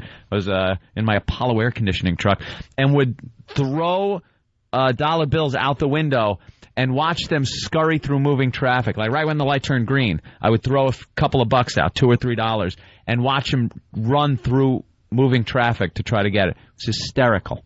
And Giuliani cleaned all this up. Homeless games are fun. Hookers went away. They're fun. Of course they are. They're a lot of fun. Isn't that what they're out there for? Hey, by the way, the pervs are all checking in. They're at their computers. They want to know the traffic girl's name so they can enjoy the nakedness. What the hell's her name? Jill. Who cares? Well, they care. They're pervs and they need Jill Nicolini. Nicolini. Something like that, yeah. Yeah, go ahead. Look it up on Google Images. Just lovely bosom. All right, so the hookers are now around in the daylight. Yeah. Walking up to the cars with their little outfits. Apparently they'd been around at night. I've heard from certain people that I sit next to on a daily basis. I wouldn't know about that. My bank account won't allow it. But now in daylight. They used to be around in daylight. West Side Highway, you used to see them walking around. But now they're coming back out. They're creeping back out in the daytime with their little shorts and skirts. A lot of Asian girls, I guess, right? That's what I'm saying. Here's the bottom line with the government. We are going to buy sex, whether you like it or not. So if you leave the internet alone, that's where people will stay, in their homes. If you continue to obsess over what we're looking at on our computers, then this is what's going to happen. It's going to bleed back. You want to keep going after porn, you want to keep doing that, well, then don't snivel and bellyache when we go by it in the street, you jackass. And they don't give a crap in the end. They just want to make, they just want their cut. Turn a dime on it. They just want their piece of the action. Money. They make some money. Oh, trust me, they want to legalize prostitution. Why can't women sell their flesh if they want? They so want to legalize it. Morally, they can't, but they would love, the piece of the action it would bring. We're so moral. No, we're not. We're such a moral country. No, we're not. It's fake morality. No, we're good. We're uptight. And we'll get into that next with the online gambling thing. It's fake morality. That is going on in this country. Hookers back in Hell's Kitchen. Listen to this soundbite. Longtime residents say they remember prostitutes in this area of Hell's Kitchen back in the 1980s. They say now they're not happy. America's oldest profession seems to have returned. All right, hold it right there. It's very disconcerting if you have to... She says America's oldest profession. Yeah, it's the world's oldest. It's the world's oldest profession, you idiot. America's oldest profession is slavery. How about slavery? How about ship navigation to get here? It started with cavemen. Right. Anthrax distribution in blankets. We did that before we did prostitution. Exactly. America's oldest profession. No, dope. These news people just show on a daily basis that they're dolts. They're not happy. America's oldest profession seems to have returned. It's very disconcerting if you have to go somewhere with your children. I have two girls. And it's like, Mommy, she has no underpants on. What is she doing? What's going on? You have to explain this to your child. Is that the greatest? Wow. She does the impression of the dumb kid. What is that guy from Lucky Louie doing picking her up? Mommy, she has no underpants on. Wait, Mommy, why did I say she? We got to play that again. To go somewhere with your children. I have two girls. And it's like, Mommy, she has no underpants on. What is she doing? What's going on? You have to explain this to your child. Gwyneth Leach recently moved to Hell's Kitchen, charmed by a nearby park for her children to play in. But she says she soon came to realize she was sharing her neighborhood with what she considers unwelcome visitors. If you come out to go buy milk at 7 or 8 o'clock in the morning, there are a lot of women working the streets and pimps standing on the corner. And they come in apparently from out of the city in vans. She says most of the scantily clad women can be seen strutting down the streets near West 47th and 48th Streets between 9th and 11th Avenue. Thank you. Exactly. Hey, thanks. Thank you, stupid news lady. The exact location of where to buy some. And by the way, you're never going to hear a guy complaining. Never. You're never going to hear a guy complaining, maybe a gay guy. But even the guys that are just in that area, they don't care. And they're not going to pick up a prostitute. They kind of like seeing it. Hookers are funny to look at. They kind of like seeing it happen around them. They're funny to look at. They're fun to look at and watch. Some of them are just slobs. Please, can we get audio of this? I just saw... you saw that? WB11 is actually faster on my monitor than it is on yours. I see it first. It said next. Jazzy Julie. Next, DJ Jazzy Julie. Please, let's get that. Yeah, they got one of their news whoas. Yeah. Asian news girl. Doing some morning radio. Doing a Power 105.1. Great. Star's old place. All right. Oh, it should just be terrific. I bet it's a lot of fun, though. I bet we're going to have some laughs. Wouldn't doubt it. All right, here's the other clip. The hot neighborhood is not cheap to live in. Many saying they pay up to $3,000 a month in rent. It's expensive to live here.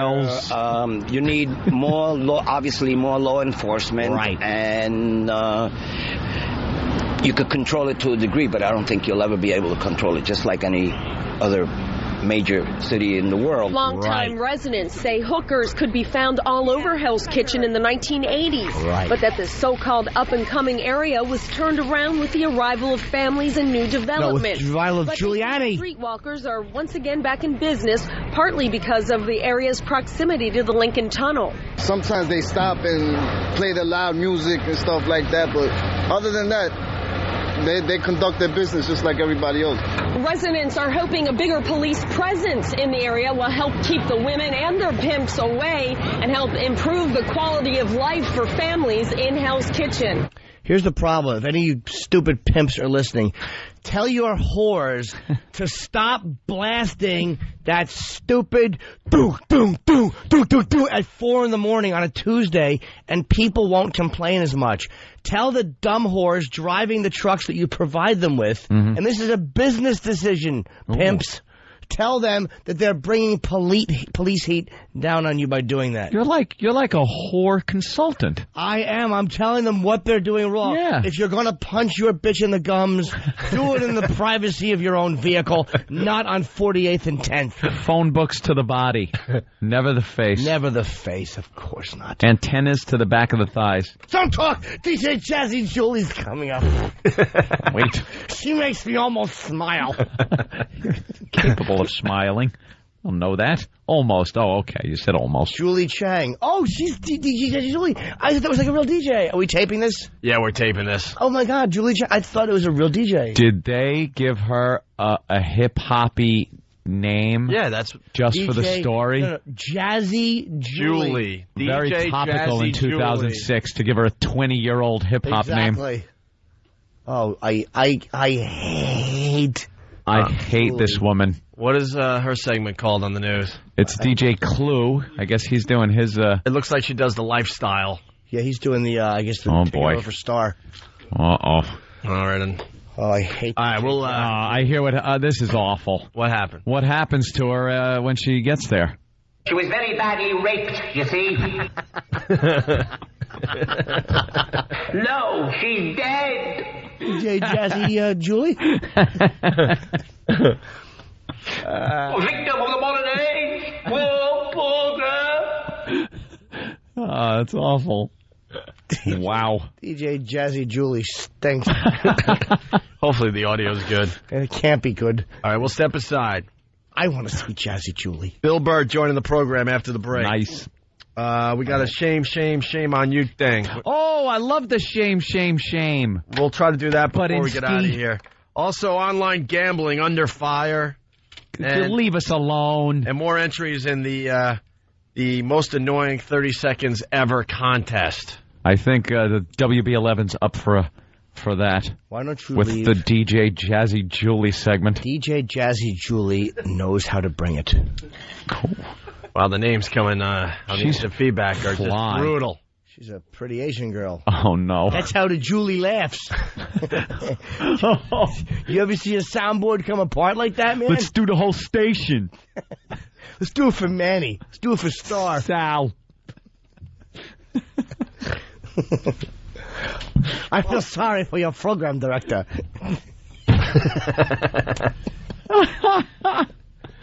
It says another instant feedback coming in. You guys have to check out the WB website for the description of the Traffic Girls Just Jill stories.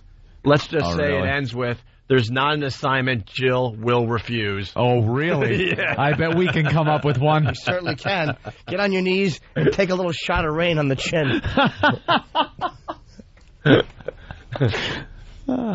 Okay, we got to take a break. It's the ONA virus spreading across America. Opie and Anthony are back. Vincent's going to tell us what he learned this summer. I spent 3 weeks with my Uncle Anthony, and I learned a lot from listening to his radio program. First of all, women on the radio stink on ice, and all holes should be banned from the airwaves. Next, it's good to live amongst the Jews. They have all the money, so they have nice houses, and the crime rates are low. Opie's name is first because he saved my uncle from blue-collar hell. Jimmy is a good egg, but I'm not allowed to be alone with him.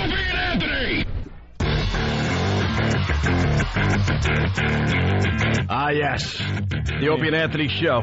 Me and Kenny were just talking detonators. Yeah. That's all. The Dead Man Switch. Dead Man Switch. Trying to figure out, this guy, they're giving him a 20% chance of survival. The guy, the doctor, blew himself up yesterday here in New York, in the building. And trying to figure out, because Opie's saying the guy's a doctor. Should be able to inject himself with something if he wants to kill himself. And make it easy. And blow the building up. He has then such we're trying to figure out a way. Soul and such anger. Yeah, this isn't just about killing yourself. This is about the way you kill yourself and the building coming down and everything. So, but then we were trying to figure out how he would inject himself with some kind of thing that's going to kill him and detonate the building. Like, you want to kind of be out before you blow up. So you'd have to do a dead man switch, which is like holding a button in your hand down. When you let off the button, it blows up. So when you pass out, you'll blow up. And you won't know because you've been passed out. But then Kenny brought up, what about the death grip? If you die and you seize up, you won't let go of that button. So then I suggested the switch you stand on, like they used in that, the Chechens used at that Russian school, where they just stand on a switch so that if you get shot or move, I had to stop the music. The whole place blows up. How did you know that? Oh, they had a great documentary on it. I just knew there was a big Showtime. explosion, and it was unfortunate for a lot of people. 3 days. You knew which switch they used? I think it was 3 days in September. It's a documentary that's on Showtime. It's about that. Yeah. They just killed the rebel leader, too. Yeah, they just nailed that guy. That's why Anthony ordered Showtime. Yeah, he also... Just for that. He saw that documentary. I got to have it. He also knows the name of the people... Or what the job is called of the people that put the metal rims around old barrels. The barrels. You know what that is? Yeah. A Cooper. A Cooper is a guy that made barrels back in ye older days. Yeah, you and 3 guys know that. I think it's because I went through my Renaissance Festival phase, where I used to go to a lot of Renaissance fairs. Used to meaning last year.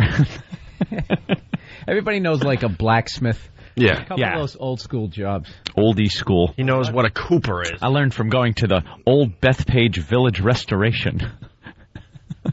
Holy crap. He probably sat there and watched somebody do like working with metal seminars. Hey, why not? You know we do a show with a nerd, right? Yeah. I'm not a nerd. I'm borderline geek. You're far from a shock jock. I'm borderline geek. No, I'm not a nerd. I'm borderline geek. Hey, but Anthony, I have no interest in comic books or things like that. But I kind of like, Dude, you're a nerd. You really are. I'm not a nerd. Or you want to make sure people know that you're smart. Nerds are because different. you never got the high school diploma, so now you're like, well, but I'm going to show people how smart I really am. I was fun and smoked pot in school. It can't make me a nerd. Picture bringing that conversation up on a first date. Just bring it up. You know what a Cooper is? I would never do that. Who made barrels? How a conversation with Bill Burr turns into the same conversation I'd have with a first date. Bill, don't flatter yourself, okay? Oh, this is great. Jesus. This is what we want to hear. Go ahead, Jeremy. I'm trying to insult you. That's all I'm trying to do. Jeremy.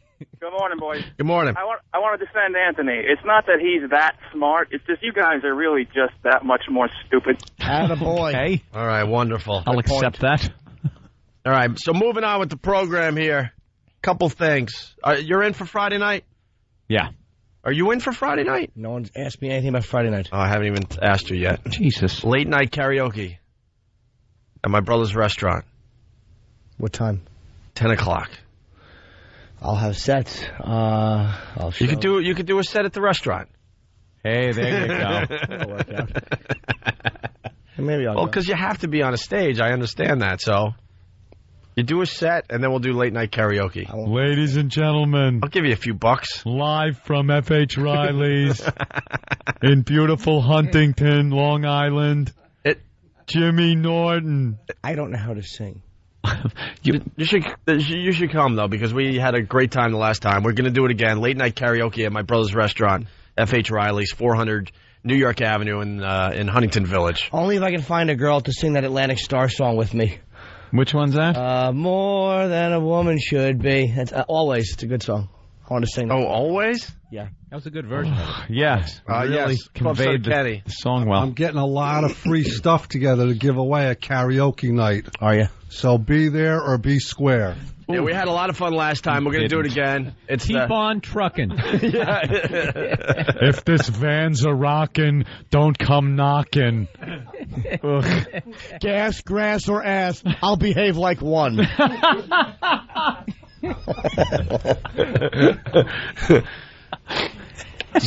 And we can't be there or be square. High school graduate of 74. Yeah, look at him. Really? I'm the guy who ruined your book by writing upside down.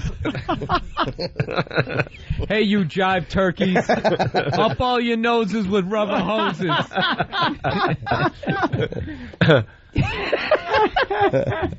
My brother's joint is small, so we're not going to promote this. Oh, don't talk about his... Oh, okay. Oh, no. You meant the establishment. No, the Hughes... All right, the way you put it. The Hughes boys, we're all blessed. Are you? I've seen some evidence. Wow. You've seen my thing? No. Just, sometimes you wear the right outfit. Remember I saw you remember you dressed like Elvis that day? And you came in with the snugly fitting bodysuit? Wearing spandex? Anyway, so we're not going to promote it a lot. Because we can't. No. It's a small joint. It really is. F.H. Riley's, 400 New York Avenue in Huntington Village. We'll do late night karaoke this Friday at 10 o'clock. Get the word out there. I'm sure just by that word, it's packed. 10 to already. It's done. And, that's it. And we're trying to collect a bunch of stuff to give away. We're just doing it to have fun. Yeah. All right. With that said, we got Bill Burr in studio. He's got a big... Hello, Bill. Hello, Bill. Wait, you're there tomorrow night, Bill? Yeah, tomorrow I'm in Providence, the Comedy Connection. Then Thursday I'm in Saugus at the Kowloon. Gonna be doing jokes while people eat poo-poo platters. Oh. And that's that Asian comedy joint. Yeah, one of right the up staples of comedians. Are they big clubs or no? Those places, like large seating-wise or no? Yeah, the one Boston Comedy Connection in Boston on Friday, Saturday night is a big one. Yeah, that's a good club. And then of course first time you're headlining the Comedy Connection in Boston. That's very exciting for Bill Burr. My big homecoming. Right. And the O&A Pests in the Boston area should go out and support Bill. You're not going to be disappointed. Comedy Connection this weekend with Bill Burr in Boston. Is that really a compliment? You're not going to be disappointed? I've heard it used as a compliment many times, but it's like, well, I wasn't disappointed. Yeah, like you left. It's not going to totally suck. Yeah, you didn't feel pissed that you went. Bill Burr, better than AIDS. That's one of the best clubs in the country, man. The Connection in Boston. Oh, yeah. Oh, it really is. Bill Blumenreich. Could never say his last name right. Why would you? Blumenreich or Blumenreich. He's a fan of the show, and he runs a good club up there. How about just Bill? How about Bill? Good old Bill. All right, online gambling. Mm-hmm. They're at it again with this Why crap. are they going after? They're at because they got to. They gotta get into everybody's pocket, and then up everybody's. You know that I can't say here. God damn it! But they got to get up. They got to crawl in there with a flashlight and look around. Can we just enjoy ourselves without the government stepping in on everything we do to protect, under this guise of protecting 8 people that have problems? I don't care if we might as well run the story first. Run the story, all right, and then I could get livid. Oh, you're sweet. So lawmakers could pull the plug on gamblers who prefer their laptops over casinos. The House plans to vote today on a bill that would ban credit cards and electronic transfers for paying for online bets. That would essentially shut down gambling websites. One expert says for gamblers, the internet is like crack cocaine. One click of the mouse and you lose your house. Opponents say policing the internet's impossible. Others complain the bill doesn't cover all forms of gambling. Sounds like we're going to lose this one, right? No, you won't. Then they'll find a way for you to buy something that you can gamble 2 steps later. These scumbags just keep out of people's personal lives. Here's what I do now. I go to a gambling site. I play poker on it, and it's a lot of fun. If there's nothing to do, sitting around, maybe there's nothing really good on TV, I'll play a few hands of or a few rounds of Hold'em with people around, the world. The government's not making any money off that kind of gambling. That's exactly what it is. Casinos. They want you to go to the casinos where it's taxed and they can make some money. Because I'll tell you, when you go to the casino, once you pull that arm on the thing you put the quarters in, whatever the hell it's called, the slot machine, yeah. Just like crack, just like crack. There goes your house. What a bunch of asses! Just leave us alone to gamble. If a few people can't deal with it, and they run up their credit cards and go broke and end up homeless, why should that affect everybody? That a few people can't deal with whatever it is, gambling, booze, that everything, porno. You're playing into their hands, though. They don't care about that angle of this. They just want the tax money. But they're saying they're doing it because people are losing everything. I'm playing into it because that's the angle they're taking. Doesn't care that you're losing everything by gambling. They just want their piece. They care about you? Do you think they honestly care that we got to stop this because people are losing everything? They're stupid. Your government doesn't care about you. Why don't they ban alcohol? I mean, how many children are killed drunk driving? If you're going to go after gambling, just go after alcohol and cigarettes. Alcohol, go ahead. Drug. Ban them. There has never been anything on this planet more deadly than smoking. And cigarettes are sold, but they'll recall like a toy if one kid gets a scratch from it, like they recall it. But like cigarettes and booze, for some reason's off limits. Well, big business, Ant. You know who gets screwed? The little guy. The little guy. Cigarettes seem to do a lot more damage than gambling. Than the gambling does. They're predicting in the next century 1 billion dead from smoking in the next century. 1 billion people dead. Yeah, they would have died of something. Yeah, of course. And who the hell needs them here anyway, right? Exactly. You let them smoke, you let them drop off the planet. And I got to tell you, it opens up some fine apartments here in Manhattan. That, too. A little earlier than the... Yeah, but they all stink like smoke. Well, by the way, whoever's smoking in this bathroom, I hope you get prostate cancer of the mouth.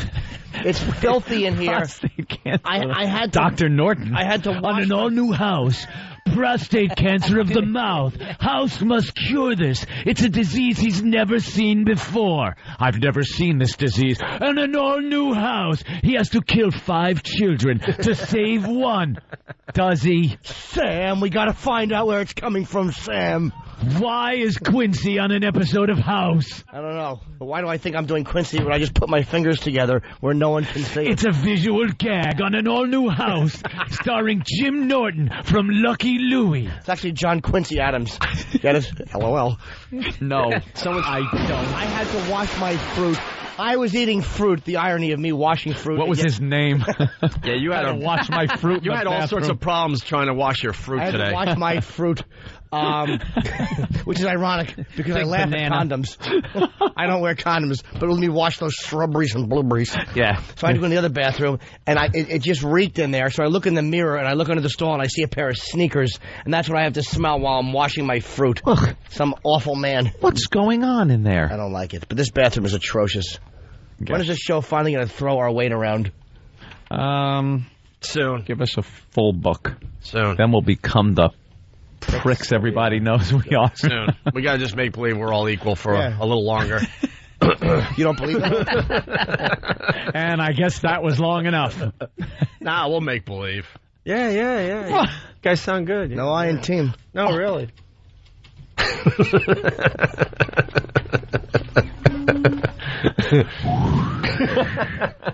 Love the alienation.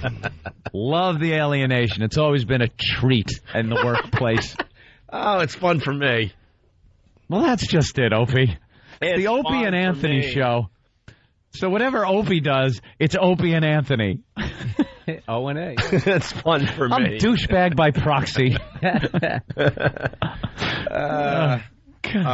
Well, guys, we got the audio of Robosaurus is what it's called? Yeah. That you were explaining earlier. Oh, and it's by the way, Robosaurus. We're fascinated by the traffic girl on WB11 because she's just sitting in a helicopter on a, what are they called? Helipad. And helipad. And doing the traffic. Mm-hmm. She's not doing the traffic from the helicopter in the air. She's doing the traffic in a helicopter on the ground. And you can still see the trailer behind her. Yeah, she looks ridiculous. She's got the headset on. Oh, it's the greatest thing. The only thing that can make me happier is if she was decapitated like Vic Morrow getting out. It's like Tara Reid. She doesn't want to go up in the helicopter. Oh, you guys, it's so much fun. I'm gonna play traffic reporter for a day, and I'm gonna go up in a helicopter. It's gonna be so much fun. I'm gonna go tell you guys the traffic is. Okay, wait. Oh, you're gonna start? Look, guys, I don't want to do this. It's so scary. It goes up. How high is? No, I thought it was just going to be like a foot or two. But if we could do it on the ground, I'm just going to do it. Can I get a Cosmo over here and stuff? My friends were just drinking. You guys do the drive. And Tara, now you got to tell everyone how much fun it was, even though you didn't even do it. Awesome to watch the helicopter take off and see my friends there. And then we hung out at the bar and partied all night. And I had sex with like 18 guys. I woke up in a hotel room that smelled like smoke, and I can't even breathe or talk or nothing. Welcome to Paradise. Why did they take that show away from us? Gold, you idiots. You took away gold. Take it away from us. Let's say hi to John in Jersey. John. Hey, I got to say, Anthony, you are quick. Uh-oh. You got no response on that line. You said one click of the mouse, and there goes your house. And you said, it took you over 2 seconds, but you said, doctor. And they just steamrolled right over you. It wasn't that good, sir. I didn't hear it, sir. And like now I look back, I don't really regret not hearing it, and you're making it sound like it's Woody Allen's moose bit. Why don't you shut up?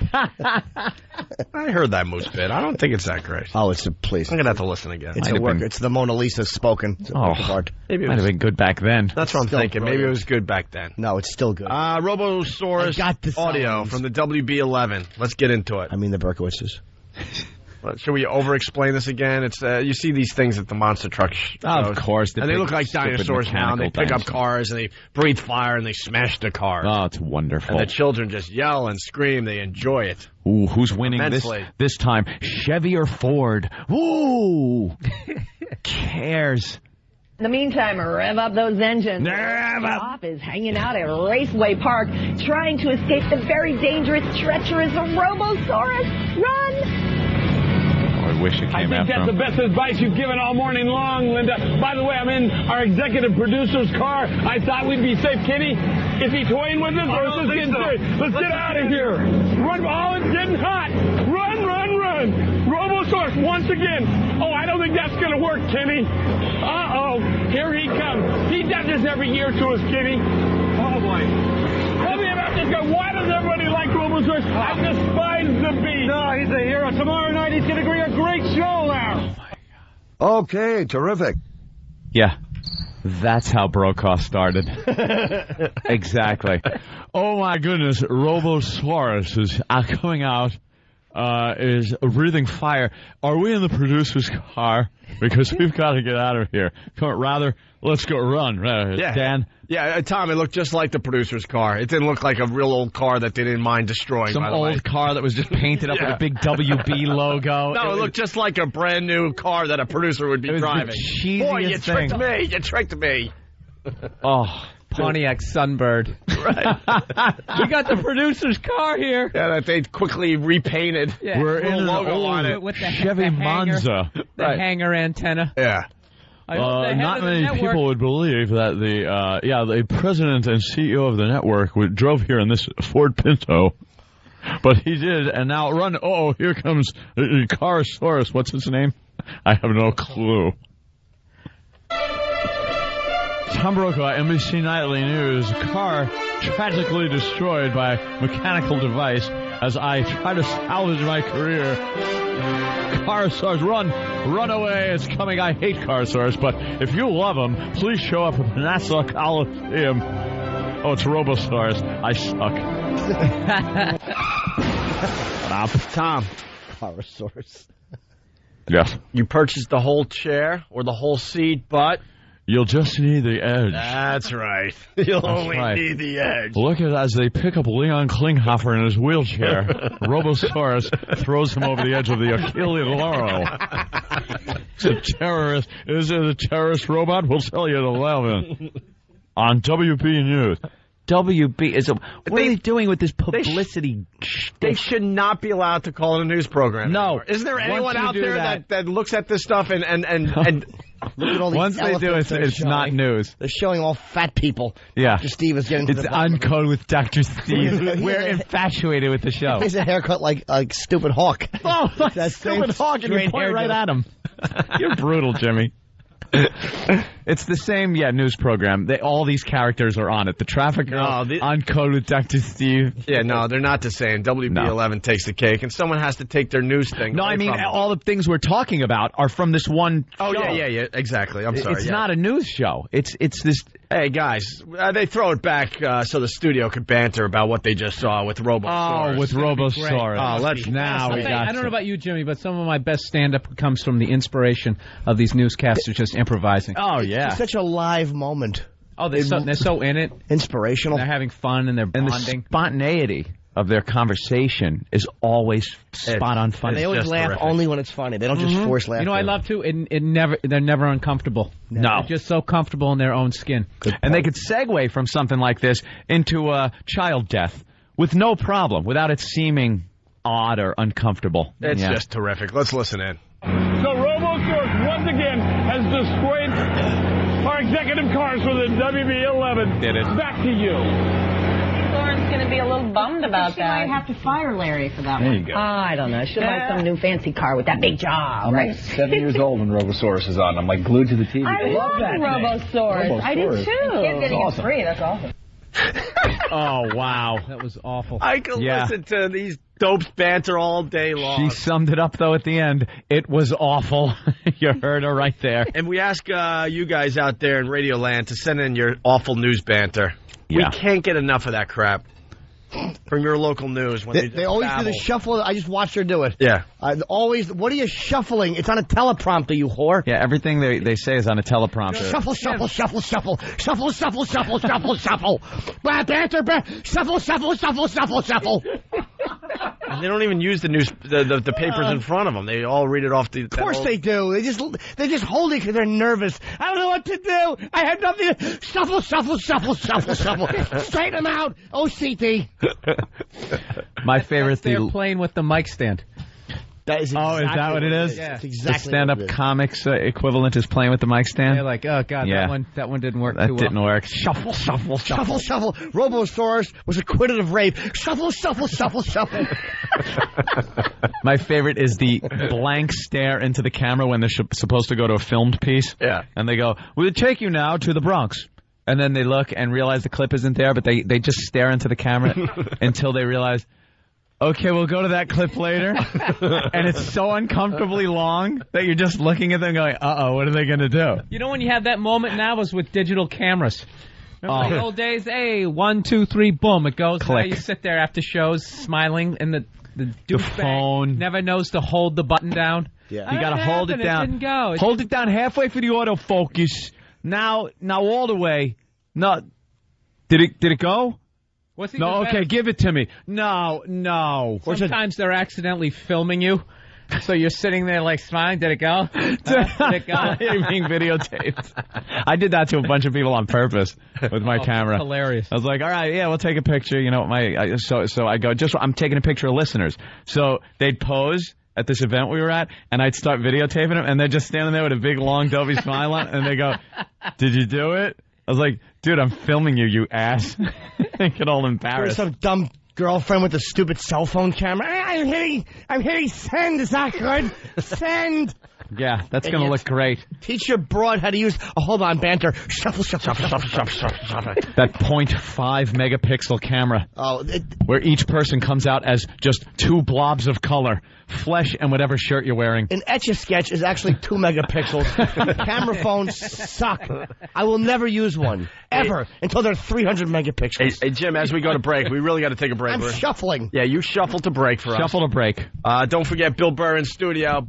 It's a big gig for him, Boston. Comedy Connection all weekend long. Shuffle. Make sure you support Bill Burr at the Comedy Connection in Boston. Website for other BillBurr.com? Yeah, BillBurr.com, MySpace.com/Bill Burr. All right. Shuffle. Jimmy, shuffle us to break. Shuffle. I have nothing to say. Shuffle. Banter, shuffle, banter. Call the Opie and Anthony Show right now. 866-313-FREE. Opie and Anthony. Yo, this show rocks. Thanks, buddy. Where are you calling from? Thrasherville, USA. And what do you got for the show? Pain. This place is painful enough, buddy. If you have a point that's relevant to the topic at hand, call the Opie and Anthony Show at 866-313-FREE. Rock! The Opie and Anthony Show. We're back with the Opie and Anthony Show. Hi. Jim Norton just went postal.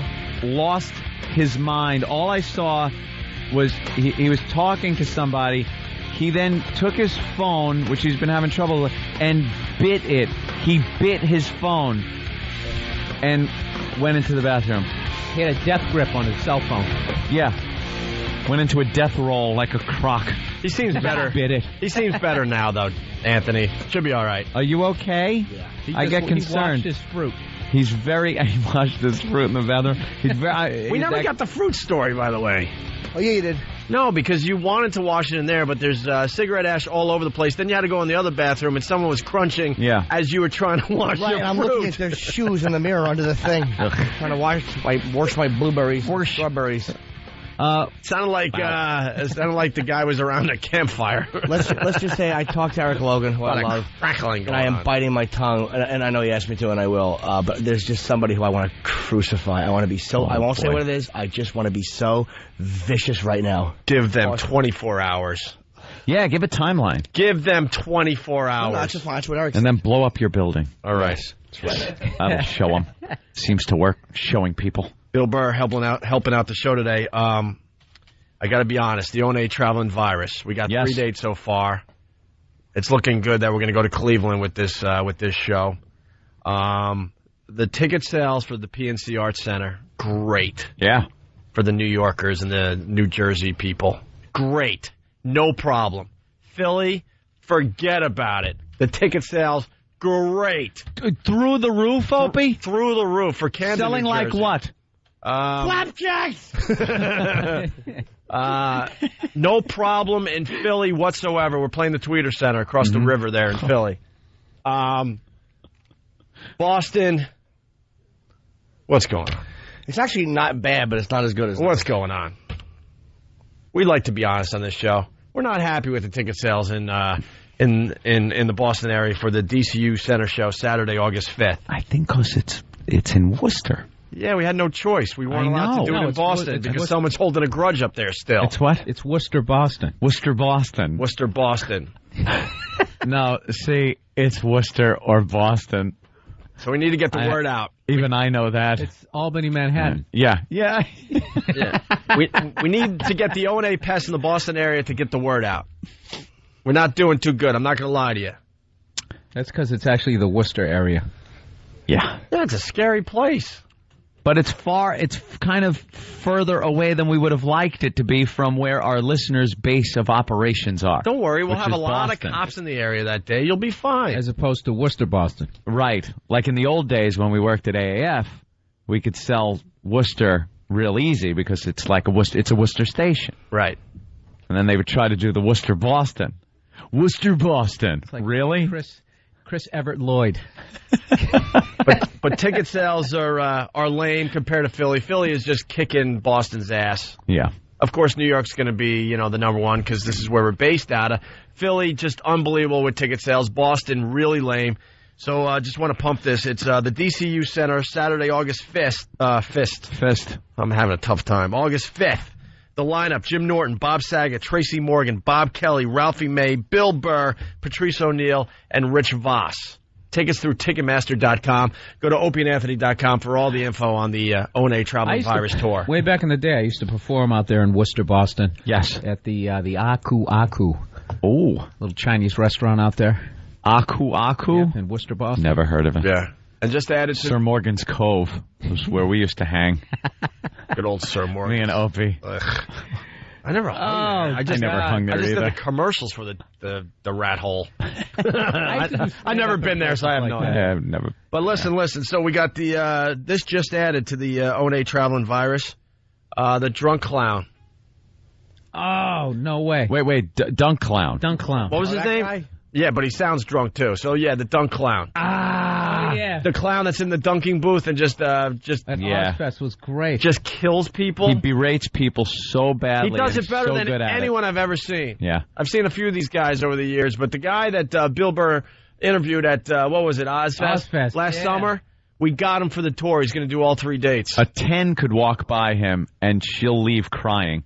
Because he could insult her so badly. Yeah, he needs security. Because people get that pissed off. Yeah. And they're waiting for him to leave the donkey booth so they can beat him up.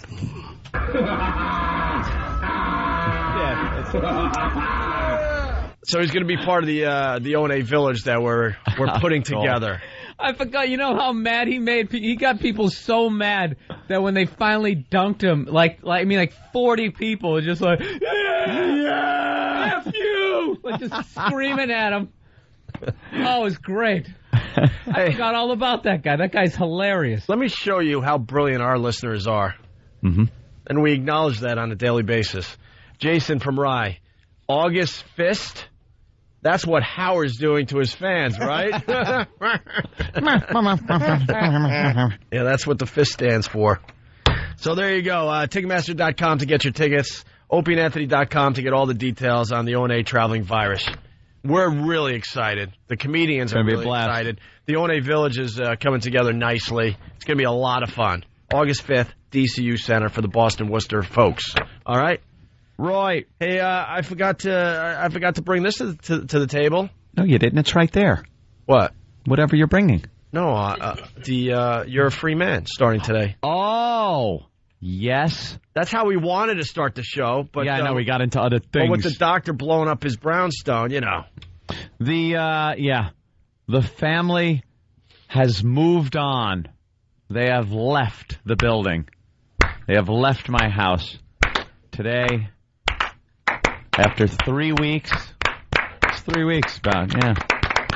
Thank you. No more little children hands. Now I got to get the cleaning crew in. No more photographs, no more uploads to the internet. You are terrible and disgusting. No more smudged windows and I actually had to wake up, and as I was paneling in your basement like those old Calvin Klein commercials. No. My basement is wonderful. It's not yet finished. Hey, Spacious. Can I back up? Because, yes, Matt is right from Jersey. Worcester's a bad neighborhood. Have you been to Camden lately? Just updated. Have you been to Camden lately? I broke my leg at a concert at the Tweeter Center. When I was in the hospital, I saw 3 gunshots and 4 stabbings. Oh, that's wonderful. These areas are well protected, though. Yeah, we'll be fine. Anyway, the house guests have left. Yeah, they've left. Finally 3 weeks of little kids, and I got kind of an idea. Not that I had to take care of any children or anything like that, because I just don't do that. I don't do it. But I got this little idea of what it was like to have kids in the house and what parents have to go through. A fraction of it is what I got. What you're not getting it's is the sleep thing where they're crying. But what you're not getting is it's different when they're yours. No crap. You have no attachment to these little rugrats. I have little attachment to them. They're cute. They're like, tell Bill and my godchild. Tell Bill and Jimmy about the one that came up to you last night and cried, and you didn't even have a special moment with the kid in 3 weeks. For the little kid. Well, that's my godson. See, as Anthony's doing the radio show, they are packing, and they will be gone by the time. No, they're gone. They're gone already. Oh, they're gone. Packed last night. So then I had to say goodbye last night to everybody because I leave, at an ungodly hour of the morning to come here. It was before they left. So I'm getting ready to go to bed, and little Christopher comes in, and I say, okay, well, goodbye, thanks for coming, and he just goes, and starts crying, and gives me a hug. I would be, too, if I was leaving that mansion for the dump he's undoubtedly driving back to. Jimmy, you live in a fine house in Colorado. Yeah, just like your house, though. I know. Anthony's got every video game ever. Good job, Jimmy. The father won't let home has to hear it. How come you don't make as much as Uncle Anthony? Why do we have to have a house like Uncle... Right, Why don't we have a living room as big as a tennis court? Yeah. How come our house doesn't smell new? I had no furniture also. Why are our ceilings only 8 feet high? Why don't we have a Dominican cleaning up? Right. They were actually yesterday with one of these stuffed car things. They were playing soccer in the living room because I have no furniture. They're playing full-court basketball. Yeah, right. And they were using the fireplace and 2 huge columns as the goals as they slid across marble floors. You were a beaten man. You were like, what, kids, have fun. And I'm just looking. Reenact World Cup soccer. I'm looking around going, I don't care. Oh, God. When's the cleanup just going to be immediately. Today? Yeah. Have you called them already? No. Well, then they're not going to be there when you get home. You watch. He swung by a Home Depot. Consuela, in. That's all I got to do. Clean now. Windows. One girl? No, I bring in a whole crew. They bring in the crew. They do all the vacuuming, the mopping. All the cabinets have to be wiped down. I want everything wiped down. They case everything. Joint. I'm laughing. I've had to open the refrigerator. I have a refrigerator with a handle that goes from the top of the fridge to the bottom. Mm-hmm. But, you only use the part that's right in front of you. Right. Sure. But the kids are always touching that. So I've gotten to the point now, it's a habit, where I grab the top. As high as you can. The tippity top of the handle to open up the refrigerator because I can't open the pantry because the little pantry knobs. What? The pantry. It's a closet that stores canned goods. Ugh. Grow up, Billy Burr. Grow up, Lil Billy Burr, with his Boston hat on. You're an adult. It's right next to the Davenport. Sounds like the underwear you should be wearing. Listen, Anthony. but see, there are pantries. But see, there's people out there that think we're shock jocks. We shouldn't be using words like pantry. Any dump could have a pantry. So I walked through we call it a cabinet. The foyer. I went to the foyer, and I was passing my pantry on the way to putting my pink socks on. So I sat down on the Davenport, removed my galoshes. I had to walk through the mudroom to get to the pantry. And then a larger gentleman pushed my face into the duvet and taught me a real lesson. We're shock jocks. I don't take my things of cup of soup out of milk crates that are stacked up against the wall. But a pantry? Grow up! Pantry. A pantry. What do you that call? Just sounds like pansy, doesn't it? A closet in a kitchen or off the kitchen. It's a place that where has a faggot should be hanging out. Canned goods in it. That has canned goods in it. It's called a pantry. It's not. Is it? You gonna hang out in the parlor? Exactly. In the parlor. I never Is it, said I Anthony? had a parlor. Is that what Are you it's called? proud that you have a pantry? Hon, could you bring somebody from the pantry? No, but I'm proud there ain't mice in it. Speaking of which, mouse house. Speaking of which, my poll. Phew, the heat's off. You know for when a second. You know when you're talking about like the cleaning crew and the maids and stuff? Yeah. My Polish maid is there right now, and I forgot to tell you guys. Every week she ends up screaming.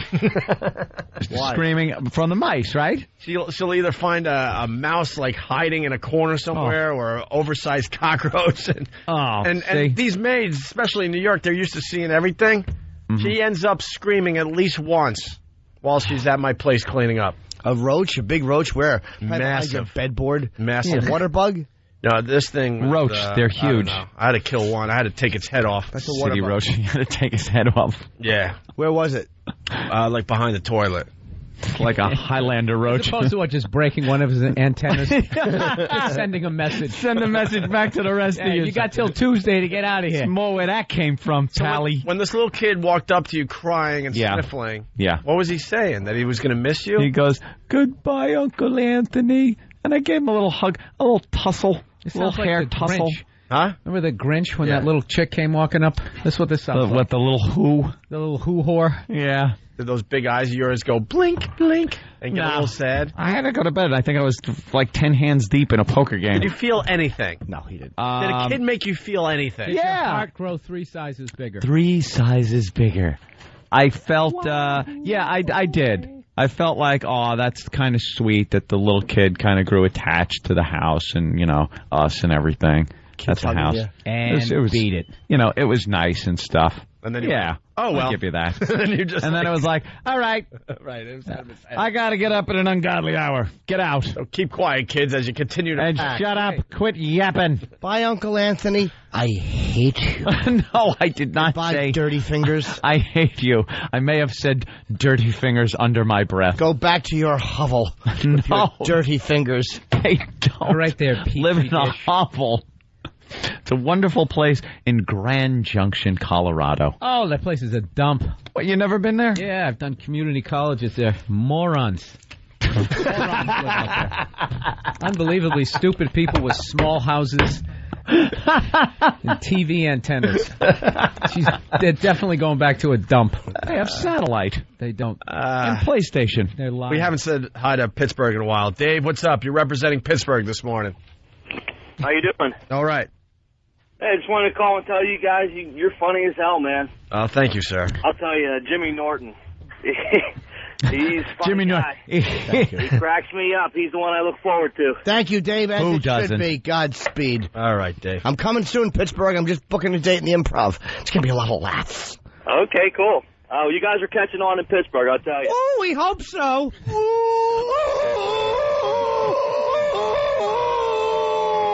Excitement. Aw. And that's the music saying we have to go.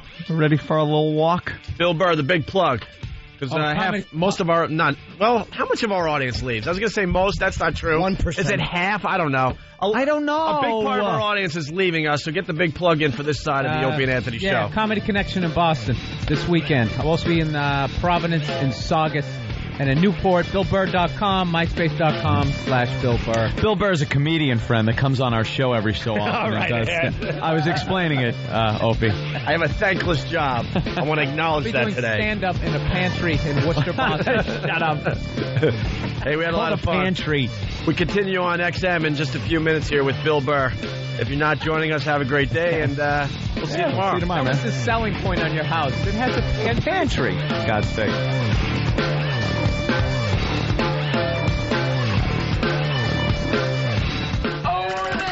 Opie and Anthony, XM 202. The Opie and Anthony XM walkover begins now. Look over to your right. Hello? Are we on the radio, Opie? Yes, we are, Jimmy. Hello, XM, and hello, Fatso. Our buddy's out here. Douche. One of the building guys. The roly-poly douche. The roly-poly What douche. a douche. Is out here looking at us making sure we don't block the breezeway. Stop trying to stand like you have dignity. He's got his hands on his fucking hips with his awful blue jacket, his fat stomach, and his bunt. Hope he dies in a fucking plane wreck. His bunt. A Cessna accident, a single plane accident on the side of a tank. I think the Hulk is...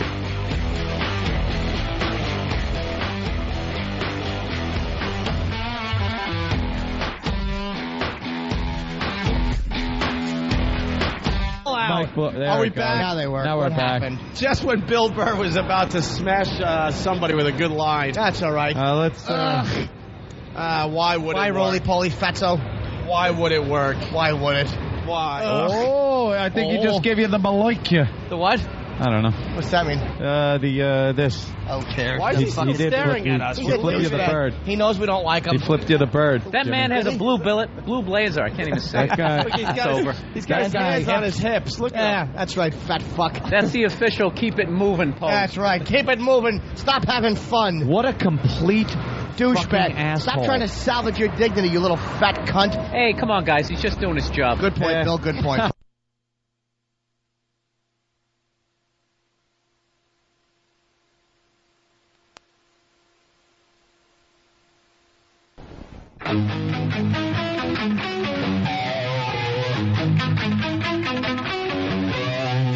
Now? No. Hello. There we go. Opie, now we're on. I'll tell you what's going on. All right, what's happening? I already have it figured out. Because What? we have the...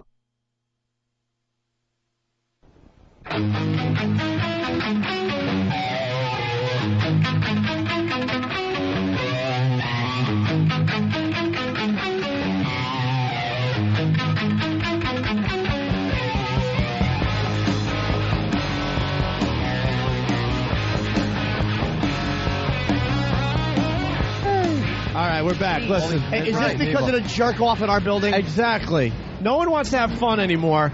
We used to have a great system with the XM building. We had this like dish that would hang out the window. Dish that would hang out the window Look for at the the 15 island of minutes Dr. Moreau. maybe that we would do for.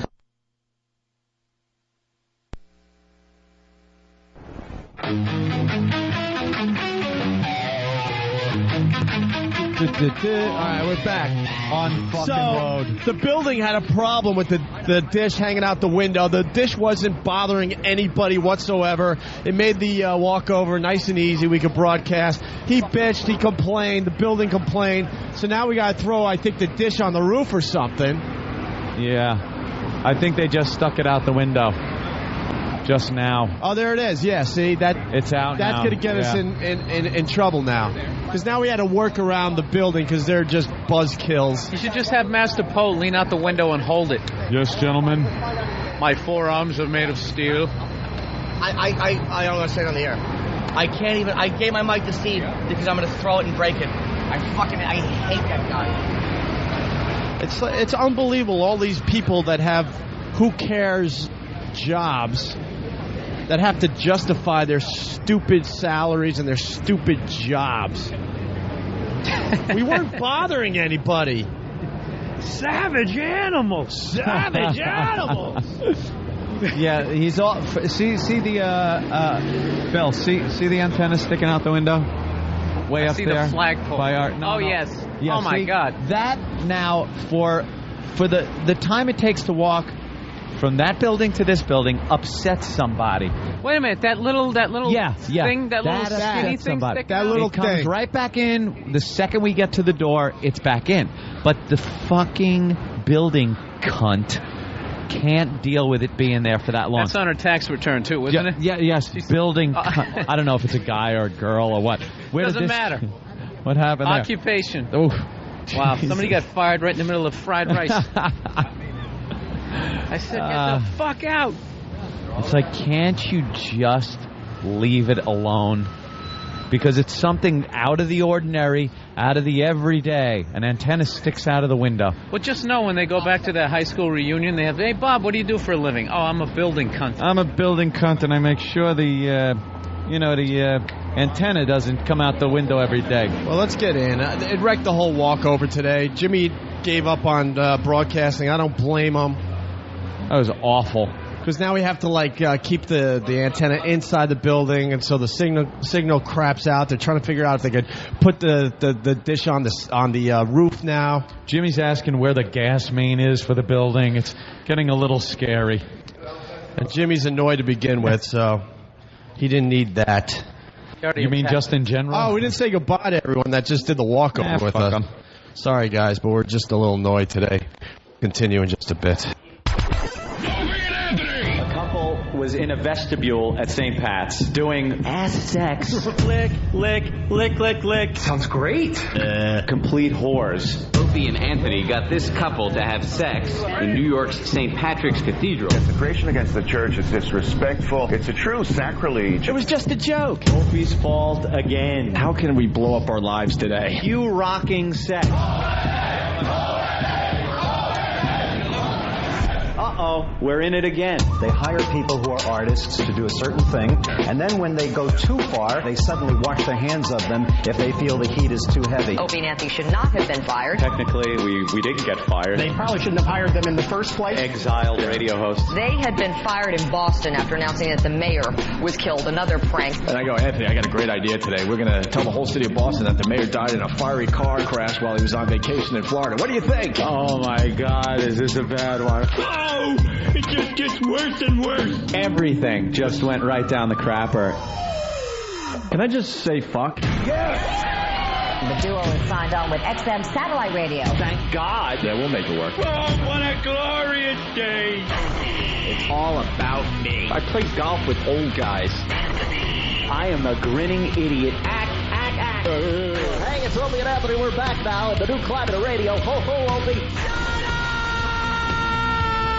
Thank you. You don't go to CNN for dick jokes. Don't come to O&A for hard-hitting news. Я обожаю Opie and Anthony. 私は Opie と Anthony 毎日聞きます。 Opie's cool, большой и красивый. I don't know. Your mom's box. We stink. But enough of this palaver. Let's get the show on the road.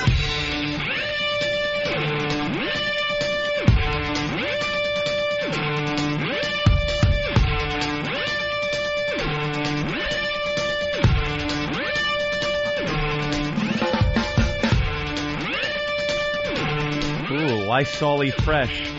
Hi, everyone. What a clusterfuck that fucking walk was. Jesus Christ. Douchebag. Yeah, this... I gotta get the Lysol off of the... Got a towel because it's soaked with Lysol. Take it off and bang it on the edge of the console, Jimmy. I mean, your pants. Got to dry our mic windscreens off because they spray them with Lysol, which is good and everything, but sometimes they're a little super saturated. I am in such an fucking mood. Of course, because they completely fucked our walkover. Are we ever going to be able to have a walkover that isn't like that now? I hate these cocksuckers that run this building and the other building. It is so easy to do a radio show, but it's the people around you that make it so hard. These people that get in your way.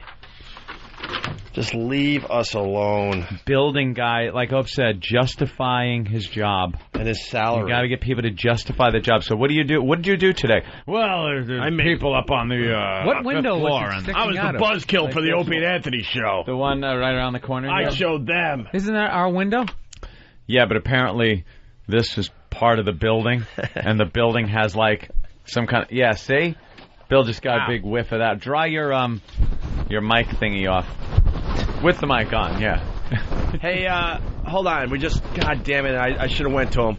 There's a guy from Utah. I want him to call back, please. Why? What did he say? He said that he heard we were funny. He gave us a listen, and we're not. Oh. So I want him to call back, please. Oh, darn. I want to give him his say today. But...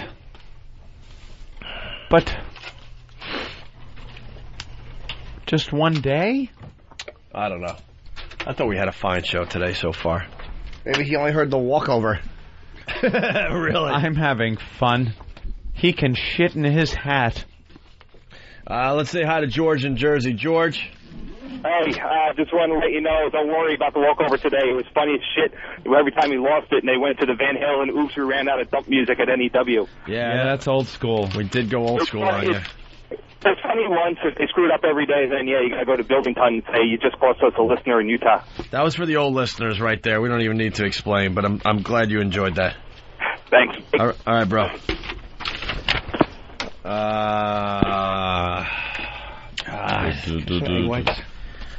Scrambled. It's just amazing, though. We had a really good first half of the show. We were feeling good. We were ready for a nice walkover, and then, of course there's a problem. Keep it going, though. Keep it going. As soon as it's taken out of our hands, there's always a problem. We're professionals. We will rise above. Who's this? Hello? Yeah, who are you? My name is Steve. From Utah? Yeah. Oh, there he is. Right, what are you calling from? You get a better phone? This phone stinks. At this moment, the caller cannot hear us. Watch Jim lose his fucking mind. Back to the call. All right. Steve, so why are you calling us today? I thought I'd give you guys a listen. I heard y'all was funny as hell. I listened to Bob and Tom for a long time. Oh. You obviously have impeccable comedy taste. Yeah, okay. You know good jokes when you hear them. Hey, dude, you realize Bob and Tob, great, forget it. Did you hear the... I'm trying to make a point, and I can't even say their name. Did you hear the funny Camel Toe song they played a lot, dude? That was hilarious, right? Shit, I should go home now. I've heard some shit that they played, Dude, Bob and Tom blow. They really do. You know that, right? They're hacks.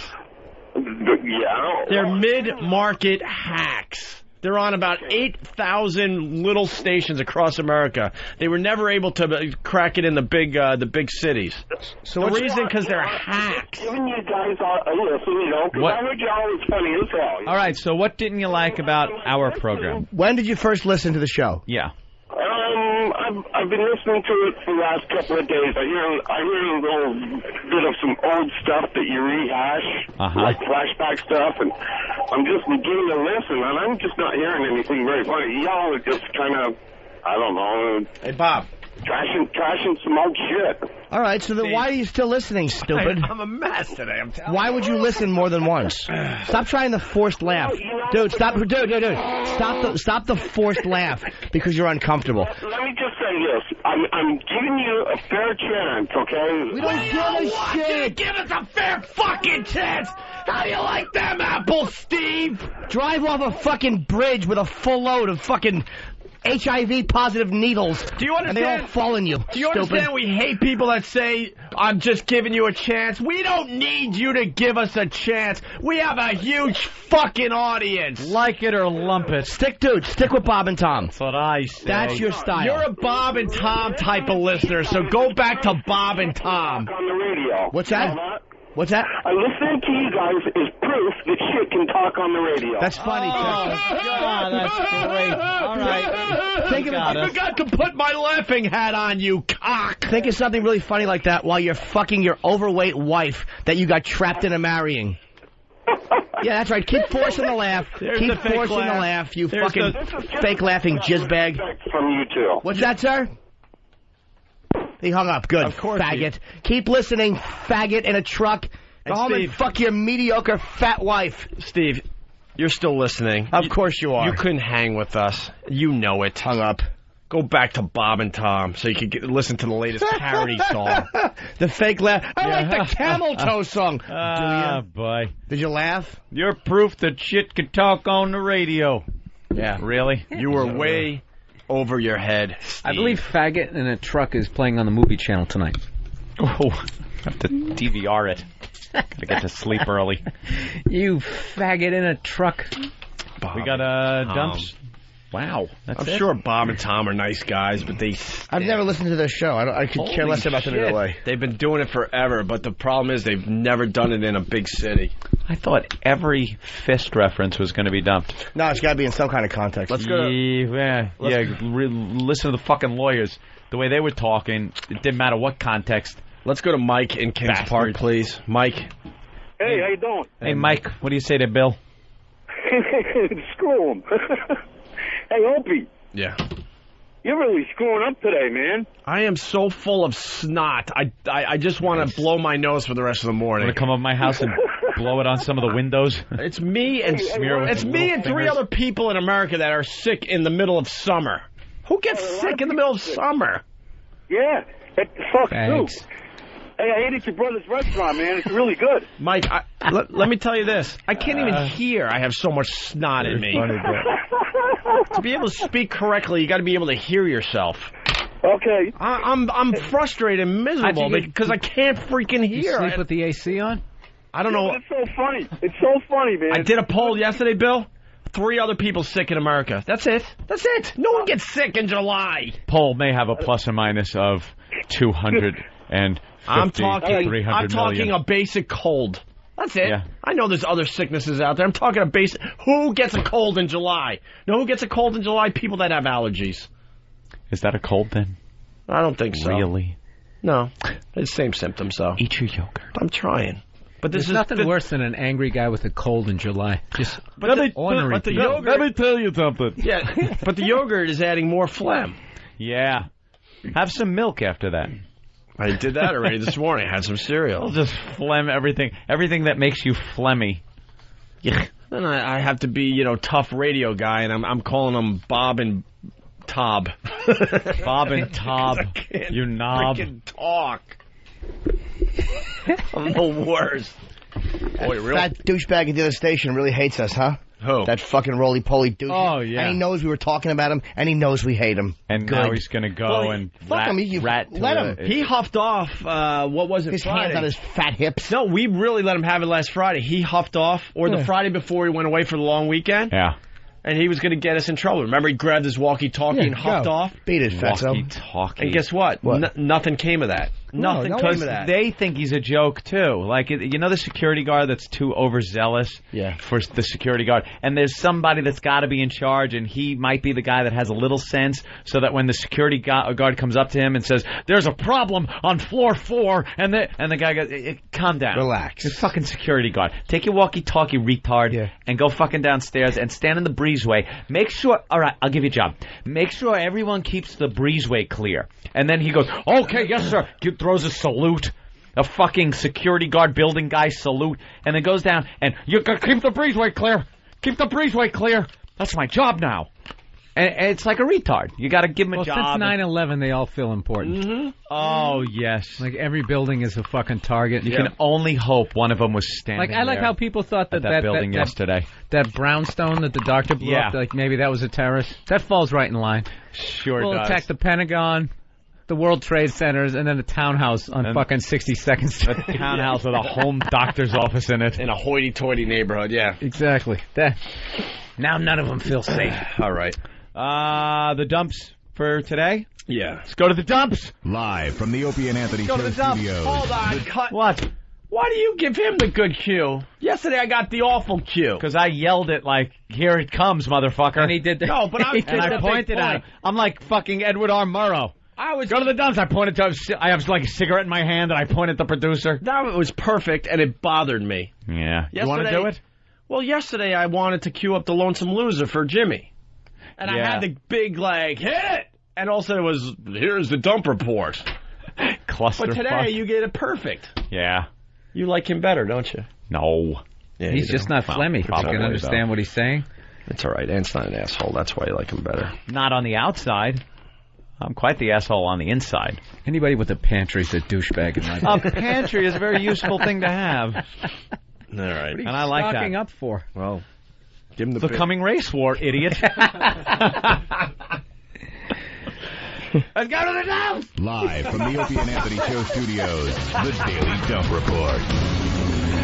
Here are your FM radio dumps for this Tuesday, July 11th. You're all in cahoots.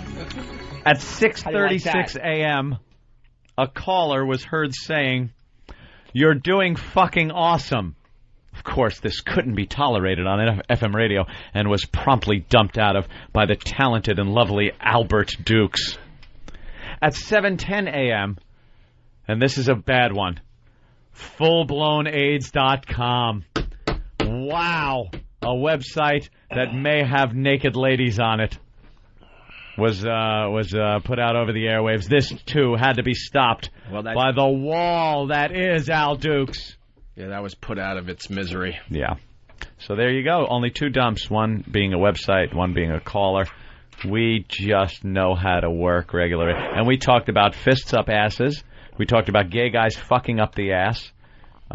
This was off the air, just me and Jimmy in the bathroom. I got whispering under the stall door. Yeah, we know how to work around the FCC. Don't worry about it. Howard. It's a breeze. Can't even say Howard.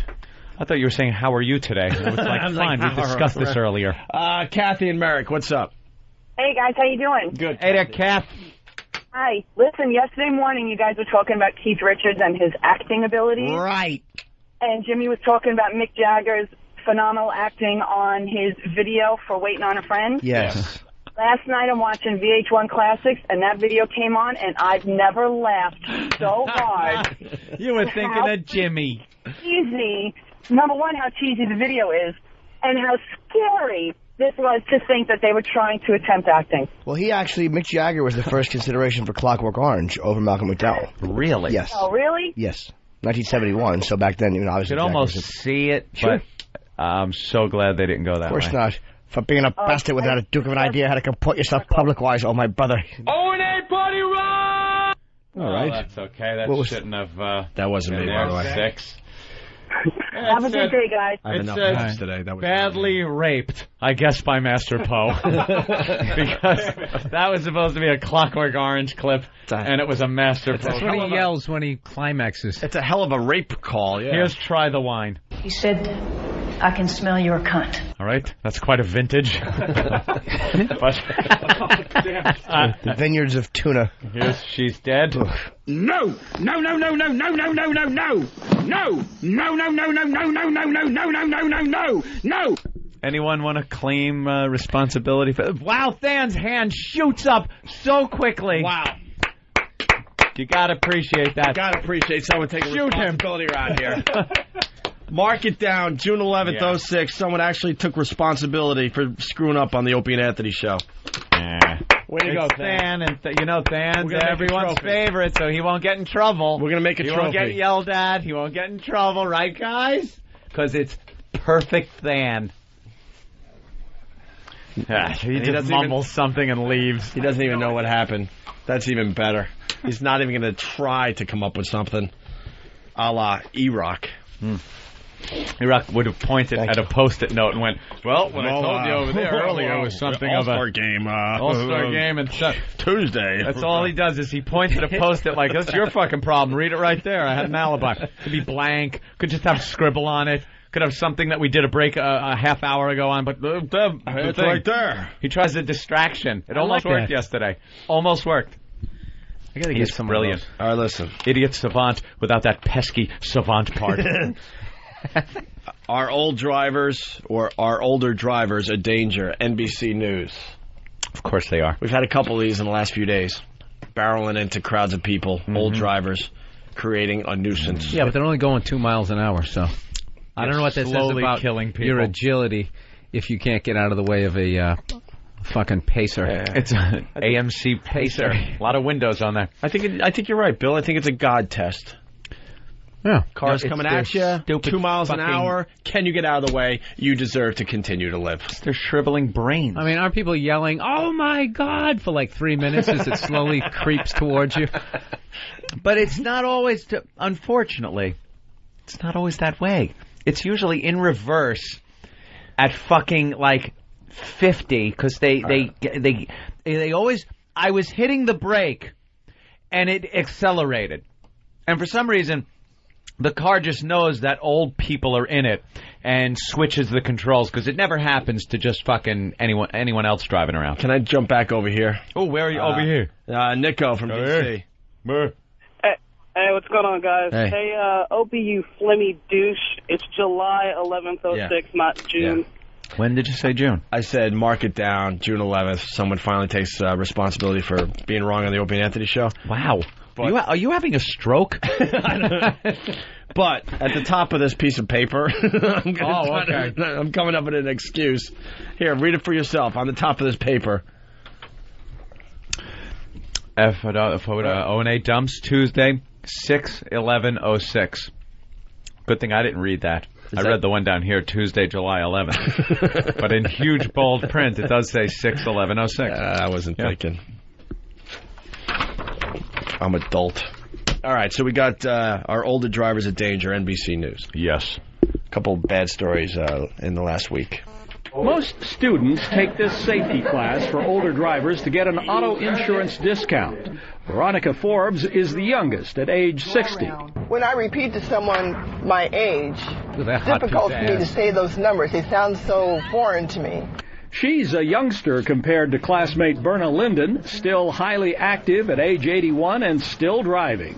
You bet your sweet Bippy I'm going to drive. Bet your sweet Bippy. What's a Bippy? That's like a Ronan Martin's Laugh-In reference. You bet your sweet Bippy. That should be the end of the test right there. Did you say Bippy? If you said you bet your sweet Bippy. Get lost, you old bag. I hope the Fickle Finger of Fate award goes to her and she hits a pole. You know what they should say? As soon as you say, oh, your Bippy, a hammer should just come out and just the claw end should be buried in the back of your head. You have nothing left to say. That's probably a soft, old head. A 23 Skidoo tattoo. 23 Skidoo. You know, I used to work these pedals with some pair of stems. Did you old bag? Berna Linden, still highly active at age 81 and still driving. You bet your sweet Bippy I'm going to drive. She's a But drivers 70 and older have the second highest incidence of traffic fatalities of all age groups. Well, about 25 deaths per 100,000 population. All right, hold on. Let's really break down that stat. Fatalities per accident, of course. You hit a rose bush and they're snapping that goddamn graham cracker hips of theirs. They have a heart attack if they go over a curb. They're gone. Hit a bug. Dead. You don't hear many stories of an old person getting thrown from a car, rolling down a ravine, and surviving. No. Like an airbag goes off and crushes their little soft heads. Like the good old teenagers. All you see is blood and a few gray hairs on it. That stat is like the second. I guess the first is teens, of course, because they're just whizzing around. What's a Bippy, by the way? No definition for Bippy. It was just something that used to be said on Ronan Martin's Laugh-In. But it has to mean something. It was like bet your sweet fucking ass. Yeah. But they couldn't say it back then. But Bippy has to stand for something. That's all I'm saying. No. 100,000 population. The only riskier group is teenagers, with more than 30 deaths per 100,000.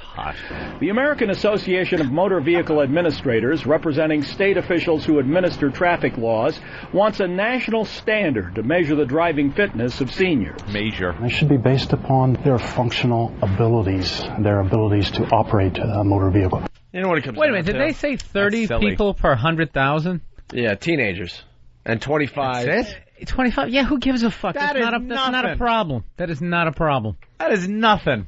And what is my age group, like 17? Gotta be nothing. So 30 teenagers per 100,000 drivers die a year. Yeah. Sure we heard that right? Yeah. Is that? I just want to make sure because we're fucking everything up today. It was like 30 per 100. 30 per 100,000? That'd be 30%. They're never going to do this, by the way. It's too much work. Mm-hmm. That's the only reason they don't do it. So what is that? It's obvious that people... 0.003%? Yeah. It really is insignificant. It's a small percent. If it's your kid, you know that. Yeah. What percentage of them break their hip? Yeah, just slipping in the pantry. Sneezing. Achoo! Oh, I've fallen. That old broad. Yeah, Bippy means ass, basically. Yeah. Oh, she calls it a Bippy. Watch it. She's a feisty old broad, still highly active. What happened? A bunch of Haitians broke in and put their giant cocks in my Bippy. Then they stole my Social Security check and knocked my teeth out. That's right. That's my idea of humor today. Is that what they cranky. did? That's your sweet Bippy. That's right. Is Bippy really sweet? I had to suck one. One was in my pussy and one was in my Bippy. I have to wear diapers because I can't control my Bippy anymore. Shit just falls out of it.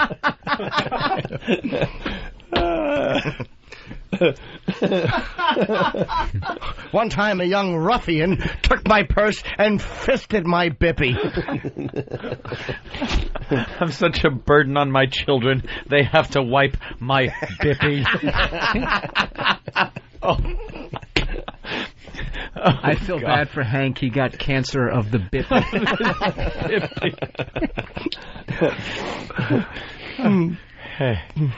Well, that's it. Enough about the bippy. My sofa smells because I forget to wipe my bippy. Oh, God. Hey, is this true? Is this true? Spike in Chicago. Hey, I want to give Bill credit for that line, slipped in the pantry and broke her hip. That's very funny. The pantry. Just punching out. You're doing your kitchen? Yeah. You're putting in a pantry? No. It's a New York apartment. Oh, right. My kitchen is a pantry. Mm-hmm. What are you doing with the kitchen? They just had, the kitchen was literally like 30 years old, had these horrific, everything was awful, stove didn't work. Old 70s, one of the radar ranges that they used to give away on like the Newlywed Game. A brand new radar range! Oh! Everything on that channel was brand new, super deluxe. Super deluxe, made just for you. Yeah, radar range.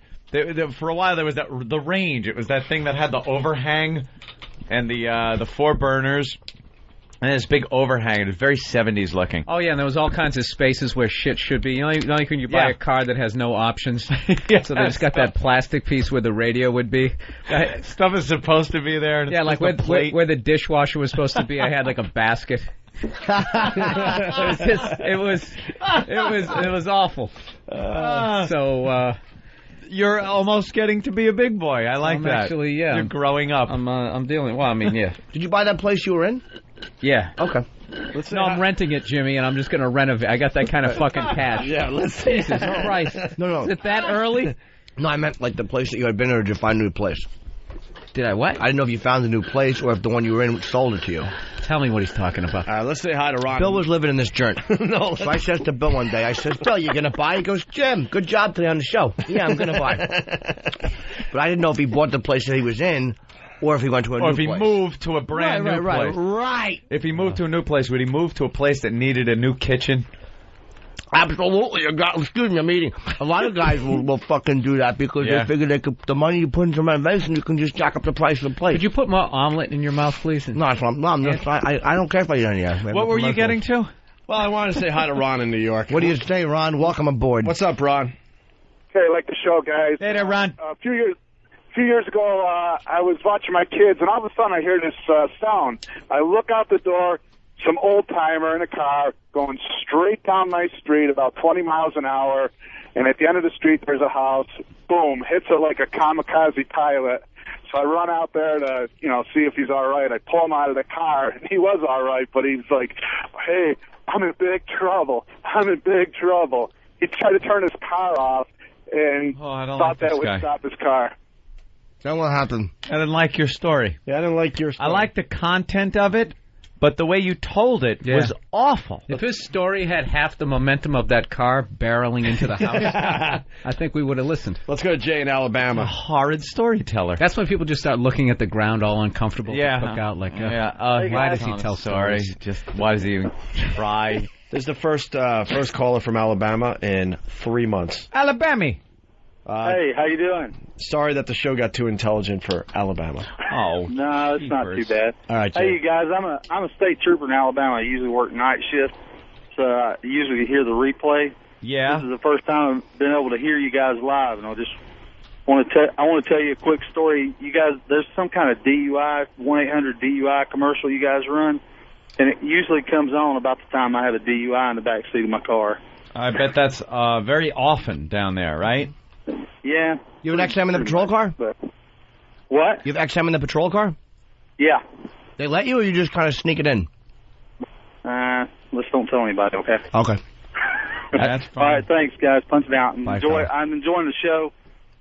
Just want to tell you guys you're doing a great job. Thank you. Stay safe out there. Stay safe, my friend. All right, appreciate it. And remember, if you pull over a black caddy with a fancy gentleman, you don't ticket him. Can I I'm Caddy acknowledge something? Jimmy. Go ahead, sweetie. I meant to go to Caller 4. Well, go But that was okay. A nice compliment from an officer down there in Alabama. We like the cops. Boring. All right, more audio. Our older drivers in danger. Was boring. Boomers who want a thorough test of their driving abilities can go to places like St. Jude Medical Center in Fullerton, California. Here, the tests included an hour of actual driving in a dual-control car. Slow down and check. I've got an arthritic neck that limits my ability to look to the sides and the rear. And instructor Paul Cooper had to slam on the brakes once when I failed to notice an oncoming vehicle. Whoa, you good catch. They recommended I get special mirrors to minimize blind spots. Oh, you need to accommodate to the limitations of your neck mobility, but you did pretty well. And live to tell about it. Information to help people like me and Veronica Forbes drive safely now that we've passed the big 6-0.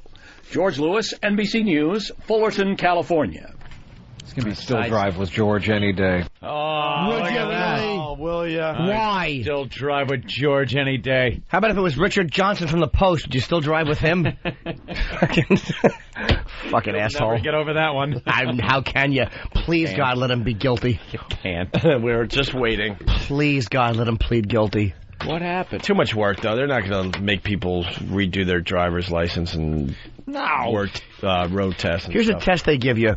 They actually, if you're a certain age, they just roll a tire at you, and if you yell, tire, and still get hit by it, you can't drive anymore.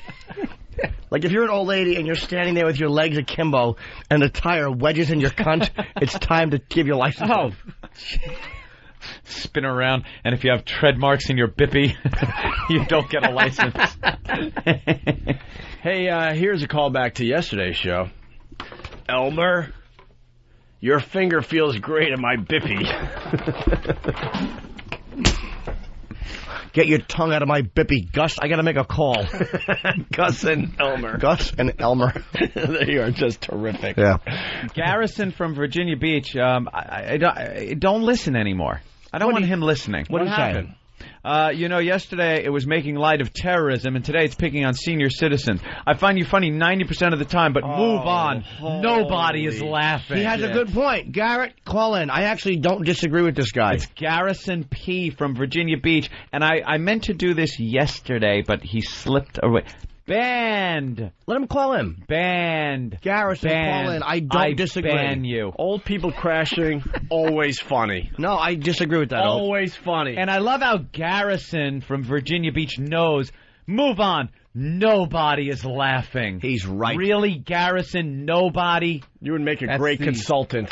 That's the speaking for the group criticism. And he laughs 90% of the time, and we're making light of senior citizens. That's, you know what that means? 50% of our show. All we talk about is Robert Reed. We talk about AIDS. We talk about crib death. I mean, we talk about everything awful you can talk about. What? So the old people and the terrorism are no good, but everything else awful we discuss is okay. Yeah, every drunk other driving. awful and thing. We wish the listeners laugh 90% of the time. Yes. They're not laughing 90% of the time. His grandfather probably just drove a car into a school. Well, now we take another old person driving into something story. What that means. Yes. Rick in Boston, what's up?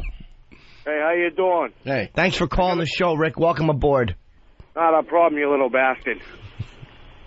Yeah, I got a story about an elderly woman that clocked my wife who couldn't even walk. Okay. Take your time getting to it. You want to get to the story, dude? What the fuck are you doing? You Dude, you call a radio show. Oh, he's gone? Yeah. Kobe in Kentucky. What's up, boys? You're the relief caller. Help him out. Let's go. What's your story? All right, I'm driving through town one day. I'm going through an intersection. It's a green light. Boring. And the guy in front of me just slams on his brakes, so I slam into the back of his old van. He gets out. Some sound effects to spice it up. He gets out and he says, I had to stop. I couldn't tell what color the light was. This guy was like 100 years old. He had glasses 4 inches thick. He couldn't even see the freaking light. He stopped at a green light. Because he couldn't tell what color the light was. Because he was afraid they'd take his license. What about the positioning of it? It's on the bottom. He's playing it safe. Poor old Look it out, codger. boys. Have a good one. All right. He just wants to have his dignity back like he did back in like in the late 30s, early 40s, where he wasn't just slapped by people on the street. He drove a tank or something in the Great War. My grandmother's going to be 99 in October, and she still drives. That's good. Why? Why? Does she still fuck? I think when she was like 75. Yeah, then that would be impressive. You know, 99, that's not impressive. You know what that's like? No, it That's isn't. like handing a child a loaded gun and going, he's had it for 4 days and hasn't shot himself yet. No, it's not. The kid scenario is funnier. Hold on. We got it. That's not true, though. She has over 75 years of driving experience. That doesn't chalk up to experience. Jimmy's Are you joking? I don't ride with her. Jimmy's onto something here, though. Ooh. We all have an old relative that we brag about. Mine was a great aunt. She finally passed at 101, and I used to say, and she lives alone. She still lives alone, and she goes shopping at the corner. And you're like... That was the second half of my story. Really? Yeah. Well, we all do it. She still does I think it's because she plays bridge. That keeps her mind so sharp. But we all do that. We have that relative we brag about. Right. Jimmy hit it right on the head. Really impress us. Does she still fuck? Does she still, like, skydive? Does she still do real shit? I'll bet you she still gives rides to, like she's probably a nice lady. And she'll probably still pick up a hitchhiker occasionally and pull over and suck his cock. I mean, I'm not trying to be disrespectful. That's my grandmother. No disrespect. That's my grandmother. No disrespect. She's a woman. More importantly. Well, how would she get that done, though, Jimmy? You know, we're just talking about someone's grandma. She'd probably be driving along and, oh, look at the young man. Looks like my grandson. He probably shouldn't radio be in the walking. car. It's going to rain. Jimmy, don't do that to me. I don't want to picture my grandmother blowing me. But she pulls over, and the young guy gets in, and she talks, and my grandson looks like you. He tells jokes. He's on TV. He's very funny. Young man, why are you looking at me and rubbing your crotch? What can I do for you? Let me tickle your bippy. That's what happens. Fast forward 5 minutes later. With their bony old hand. The car big knuckles coming at you. The car is pulled over. The teeth are on the fucking dashboard. Studebaker is pulled over. Teeth are on the dashboard, and the two fingers are working the balls and asshole, and this is the noise you hear as the hitchhiker's head pushes that head onto the car. You have to let me up to breathe. My sinuses aren't what they used to be. My grandson's on television. Why are you doing this? That's horrible. He's right here. It really isn't. It's funny, and I don't give a fuck. I don't mean Bill's. I'm just saying in general. Because we're all sick of hearing how great your old relative is. I never said she was great. I was going to start thrashing her. And she still drives. No, I didn't. We all do it. I never did. I didn't go, and she still drives. I'm going, she still drives. She still drives. We all do it. You know why? Line of the day, your head is clogged with mucus. Not only does she fuck, but she looks back over the shoulder and taunts you if it's not hard enough. 99 years young. Fuck me harder. She wants a hard cock. Comes out just covered with baby powder paste. Look at this ass. That's right. I'm 99 years old. She can't get wet anymore. She has to rub her armpit to get sweat and rub it on her pussy. Oh my God! I mean, I know disrespect. I'm just kidding. I just want to make it official. I'm out. Oh, that's disgusting. Rub a little armpit sweat, huh? Yeah. You know all the fucking games. Right, as the hitchhiker receives his cock-sucking. Oh, God. I can't look at Bill. Why don't we do this break on CBS? Yeah, just wanted to fly. Oh, wow. You all right, Bill? No, I'm good at blocking out my emotions. I know. 6 years from now, Bill's just going to walk up and knock my teeth out. Well, he should. Hey, Bill. Funkus. That's the sound it makes when Bill's fist hits my teeth. It's a new sound. Frankus. Frankus. And your head has to come up. If your head doesn't come up, you've done it wrong. Wow. Well, there's a lot of questions coming in about Billy's grandma. I just read them. Is there? Mike from Vancouver wants to know if Billy's grandma is a size queen. Bill, I just read a what? A size queen, you know. What is that? It means that she prefers a bigger, girthier cock. Fat one. Like a small, like she only gets off. Just goes after big ones. But she like, a size queen means like, when she sees like a cock, it's fine. But if it's a two-fister, if she can get two hands around it and get the fucking mushroom head in her mouth, she appreciates a bigger cock. I think they all do.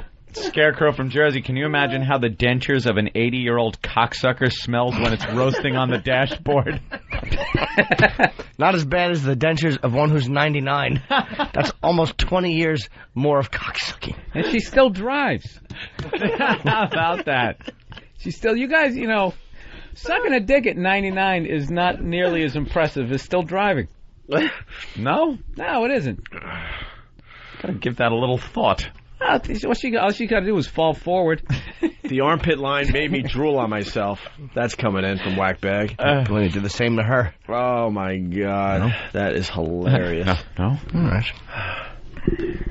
I'm not trying to... My grandmother is not a whore. I'm not trying to say... No. She doesn't pick up hitchhikers. Well, let's, Hump X writes...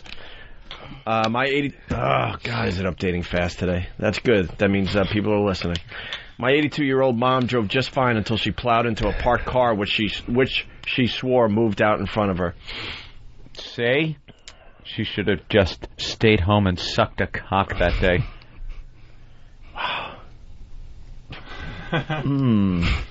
Does Bill's grandmother enjoy scat?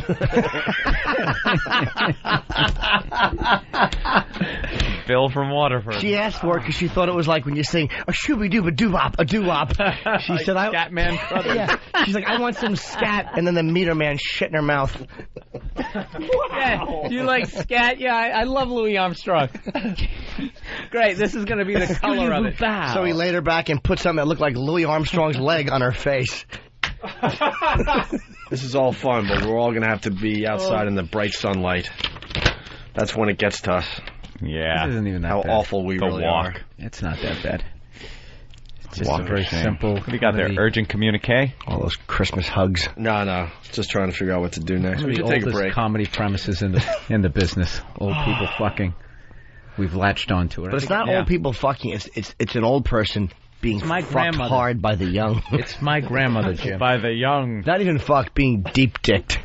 That's what a size queen wants. She wants to be deep-dicked. Well, it gets worse. Ass wipe. Hey, guys, I got to tell you about this time I fucked a lady that's 69 years old. I'm a truck driver, and... of course you are. Of course you are, exactly. Wait, how old were you at the time? His blow-up doll is 30. So about 30. About 30, so 39 years older. And she, we can't fire anybody because that's age discrimination. And so they put her with me, and I'm laying in my bunk, and I feel her pull over. She comes back there, and she starts laying down with me. Next thing you know, she's rubbing my cock, and it's been a while, and so I gave in and let her rub my cock, and I ended up fucking her. Oh, God, I can't believe I just told you this. Oh. Anyway, see ya. 69 years old. I could see going with the hand job and kind of looking the other way and thinking about someone born. That gnarly that old awful charm bracelet noise. A grandchildren charm. Shinka. I have 8 grandchildren. It's actually a rosary. Shinka. She's trying to spit in her hand, like particles of food are coming out. Oh God! Hurry up! Just jerk me off. Used to be relevant. She spit out a chunk of denture grip and it sticks to your cock. She's wearing I Like Ike panties.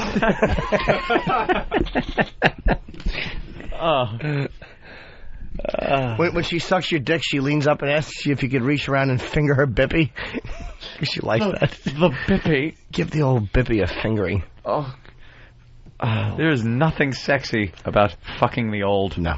Not Nothing. at all. This conversation is really not hot. Yeah, good deep fuck. Good womb buster. Give her a good womb busting. Womb busting? I think it's long gone. Well, the listeners are loving it because we just crashed the instant feedback. They all have questions about Bill's grandma. They want to know if she's snowballed. Oh, that's not right. Oh, they're just vicious. I can't read them. I one time sucked the cum out of Agnes's pussy and then kissed her. We had a foursome with Gus and Elmer.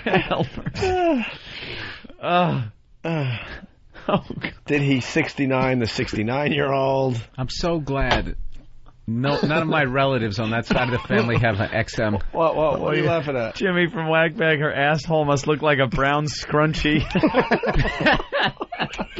God. Oh, is that horrible? Wow. Oh, God. All right.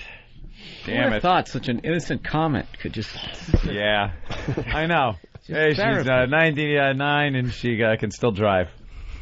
And turns into... Yeah, I was going to make fun of because she drove the car through the garage, and next thing you know, I'm picturing what her asshole looks like. Yeah. You know. She'll be celebrating her 100th birthday with a pair of non-white balls on her face. Not black, yet some type of a brownish hue. I'd imagine that would be much better than blowing out a cake with 100 candles. Perhaps Ecuadorian. The Ecuadorian landscaper.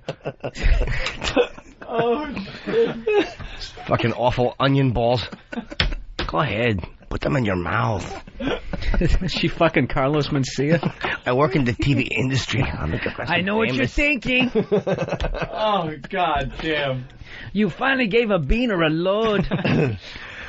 Let's say hi to Eric in Colorado as we try to move on here. Eric. Yes, I believe for anyone interested that with a wow sticker, Bill's grandmother will be flashing at his show at Comedy Works in Denver, July 27th, 28th, and 29th. For ticket information, contact www.comedyworks.com or myspace.com/Bill Burr. Yeah, all his dates are up on his MySpace account. Comedy Connection this weekend. That's a biggie for Bill. Nah, you're from Boston. It's first time you're headlining. That's huge for Bill Burr. I'm taking the weekend off after this segment. Yeah. Oh, all right. Not going out. I don't have to have that Men in Black thing flashed in front of my eyes. Just so you forget? Yes. Flash it in front of your eyes so next time you see your grandma, it's not the first thing that pops in your head. Yeah. It's all the awful things that are being said. You're not going to look for body language signals when she's hugging you? Does she press a little too close? Does she, instead of giving you the grandmother hug, does she wrap her arms around your waist, pull you in? Jimmy, for the love of God. Well, Humpbacks, stop. Humpbacks wants to know, would Bill's grandma consider a DP session? Jesus. Well, it's like her motto. If you're going to have one in the pussy, you might as well have one in the asshole. And then she puts her fingers over her mouth and goes, did I say that, Dolores?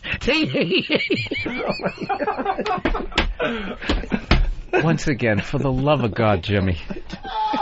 2 yellow fingernails over the mouth. Frank the trucker. Frank. Fucking under an Afghan. I had to fuck my landlord because I couldn't pay the rent. I was too much behind.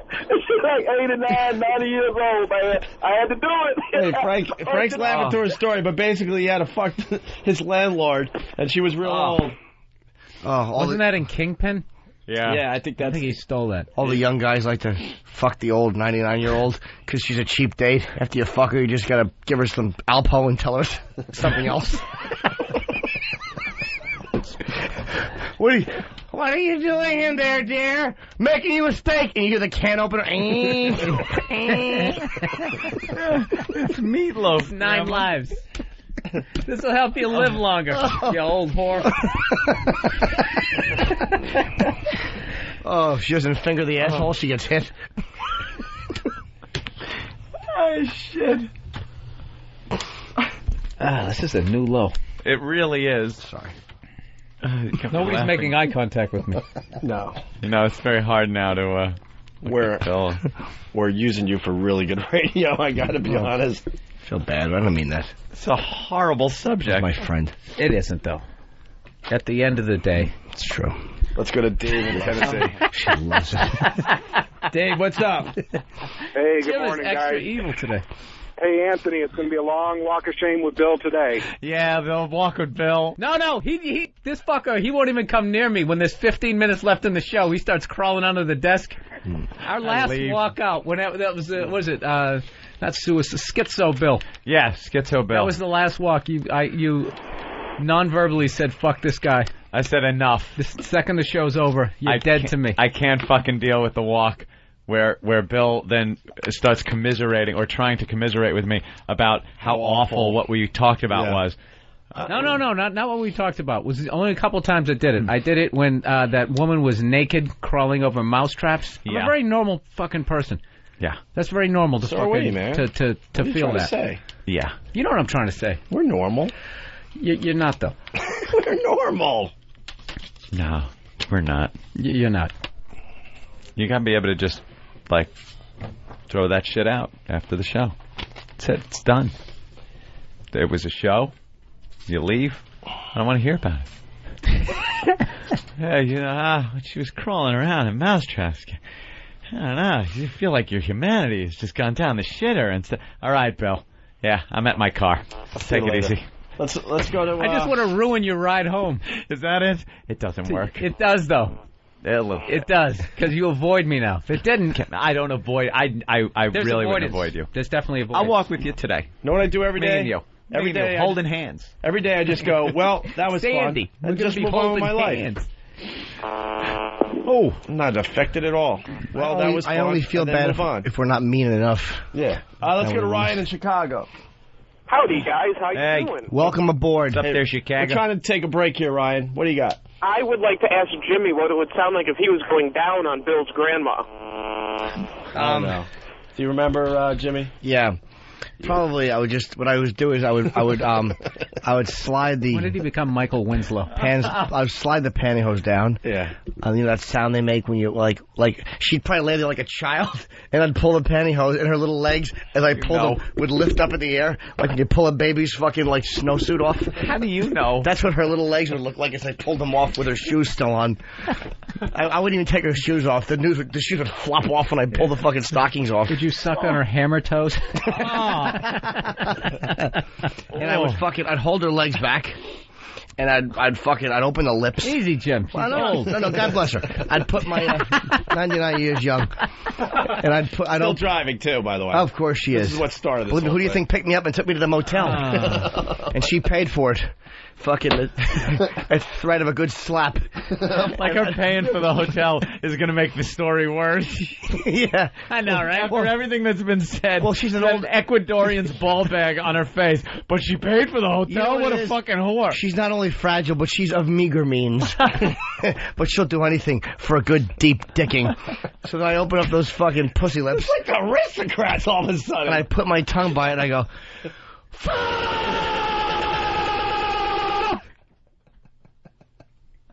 ow. That's how I eat a pussy. Let's say hi to Mike. But you know what the funny part is, Ope? She prefers it while she's on her stomach. She likes the little nose tickle in the asshole while the lips are being slathered. Nose tickle in the bippy. She wants the lips to be slathered. Mike in Miami. Hey, what's going on, guys? Hey, Mike. Hey, Jimmy, I'm good for a good little deep dick in myself. But hey, listen, there's a radio station down here in Miami, Y100. Yeah. And they just made a Tippy Tom reference, and they're doing homeless radio. Oh, yeah? These fucking guys. Who's on Y100? How do they make a Tippy Tom reference? Guys. Elvis Duran or Elvis and Duran, something like that. Elvis and Duran. Flipping through it, and they're doing homeless radio, and the guy made a reference to his buddy Tippy Tom. Get over there, what? E-Rock's in the studio. You're talking in midair, Eric. E-Rock knows a lot about the radio biz. It's a Z100 show. They're syndicated to Miami now. Is that why they got the girl from Miami and fuck Christina Nagy? Because they got the girl from Miami. Wait, Z100 in New York is doing homeless radio? Does anyone know this for That sure? I don't know, but I just heard this. No, it's Y100 in Miami. No, but that's Z100 in New York. It's probably the same thing. Oh, okay. Because Elvis Duran is here in New York. Oh, okay, because the girl is from Miami, Carolina. I've been listening to you guys for the past several months, but they made a reference of homeless radio and Tippy Tom. What reference did they make? Yeah, was it nasty? Were they talking about... The homeless guy they have on, I don't recall his name, but they said, oh, the guy must have a buddy, and his name's Tippy Tom. What? All right, we'll get to the bottom of that. Thank you, Mike. We appreciate it. All right, guys, take care. All right. Hey, Jim, what's the name of those two guys down in Houston I was telling you who trashed me after I left? Johnson and Walters, I think. Walters and Johnson. What happened? I was hyping my gigs in the Improv in Houston, and there's these two old guys. You walk in and... Oh, yeah, we talked about that off air. I'm sorry. Yeah. Okay. Do you remember that? This guy basically does all these voices. Yeah. And they sound exactly like he does like a black guy. So he'll be talking like, you listen to Houston, blah, blah, and then it'll be like... To imitate the black guy, be like, oh, I didn't know that. Like, that's literally his impression. And then he does like a girl. It's like, he's fucking horrific. But the thing is, you have to sit there and pretend that you like it. No, that you're talking to that people. That it's different people. Oh, you got to pretend that you're... And his listeners... Wait, he tells you, I'm going to do a lot of different characters? No, the engineer goes in there and goes, yeah, don't... He does a bunch of different voices. Our listeners don't realize that there's not a black guy, a woman, a gay guy. Like, all the hack fucking impressions. And he does all of them. And he does all of these. Different people. So I'm literally sitting there as this guy's, like, switching voices horrifically. Horrifically right in front of him. I'm sitting there going, like, this is the worst shit. And it's so awkward because you can't address it. And I don't know, I didn't have a good performance. But rather than them just going, hey, we don't think you're funny, they waited till I left.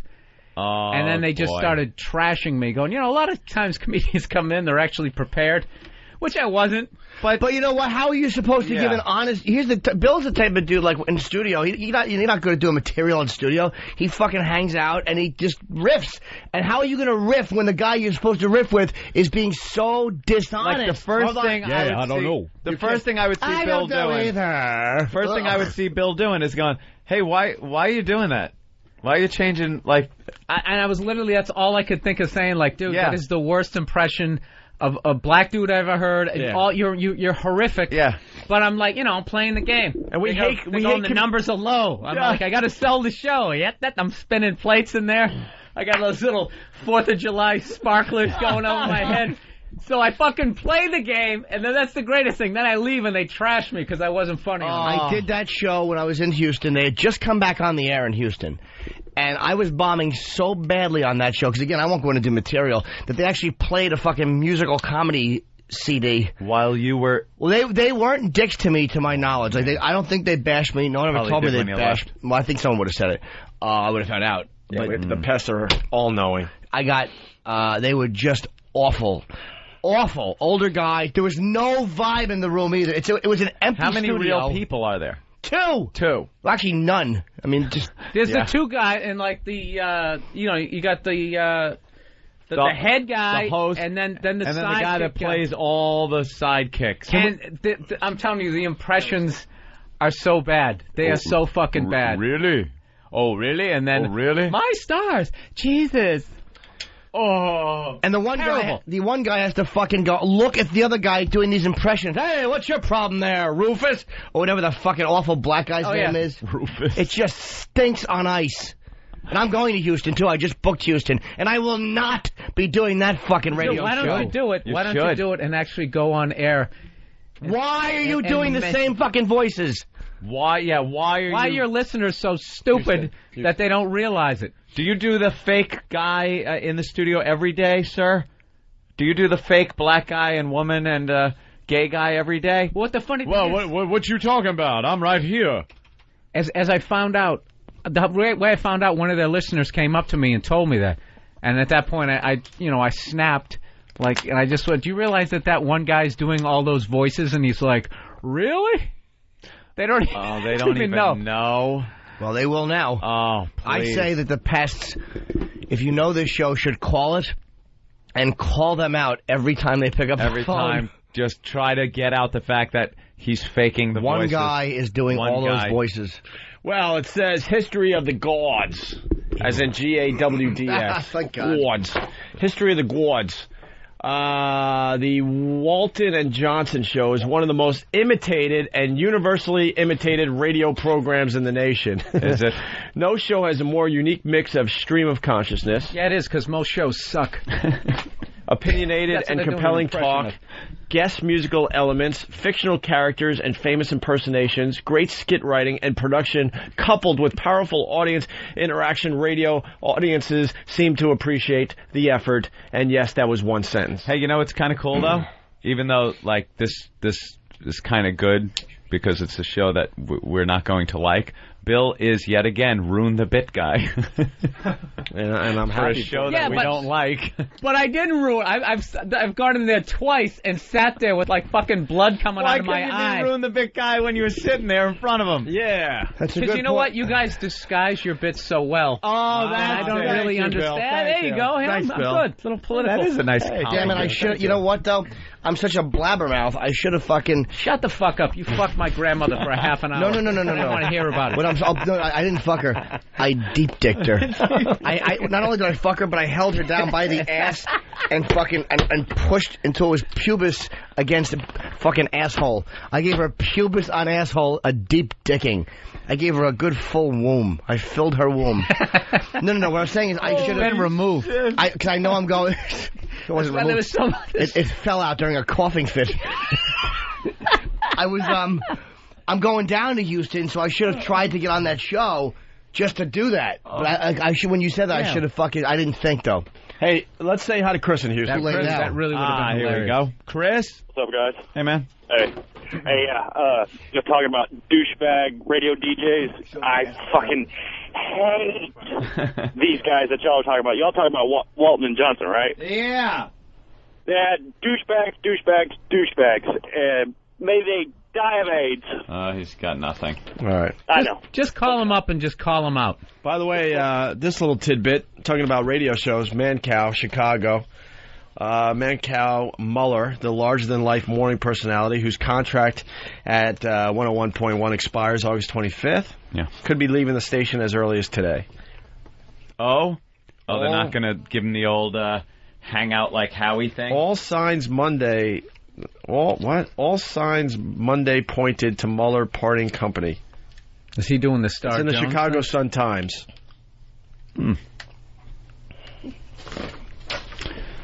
I don't know. I haven't heard anything else about anyone picking him up. So, well, he tried to hook up with our company, and I heard they are not interested. We should take a break. What's going on outside the studio? Actually, quick. My buddy's got a show on Mace show, so I'm doing a show. Oh, okay, interview. Cool. Very cool. Actually, we had spoken to some people, and Mancow apparently was calling like every day. Yeah. To try to get one of Howard's stations. Yeah. And then he'd be on the air every day talking about how CBS was calling him all the time, asking him could he come over to CBS. And CBS is like, no, we never called him. The guy was calling like every day begging for like one station. I gotta start doing shit like that. Yeah. Do you really gotta be that ruthless? Just lie. We should take a break. I gotta piss. Let's break. Hold on. I'm so sick of ABC demanding that I do my hour of comedy on their channel. ABC's been demanding? Oh, just demanding it. Really? I just wow. I just keep turning them down. I'm just not into it. Yeah. I'm fielding other offers. Bill Burr's doing very well. And they're really desperate. The desperate sound in their voice. Calling him. More about Bill's grandmother. Why? What? And I couldn't even say it right, see? I'm having a bad day. Good. More about... I hope it's pneumonia. More about Bill's grandma. Next. Daddy, can I give you a Hummer? Daddy, I love when you touch my bad place. Daddy, show me your monkey. Show me your monkey. Daddy, I'm gonna sit in my mouth. Daddy, what's that in the popcorn bucket? Daddy, my poopy hurts. Daddy, my poopy hurts.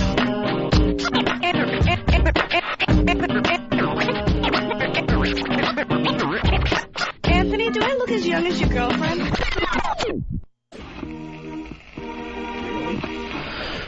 And we're back with the Opie and Anthony show.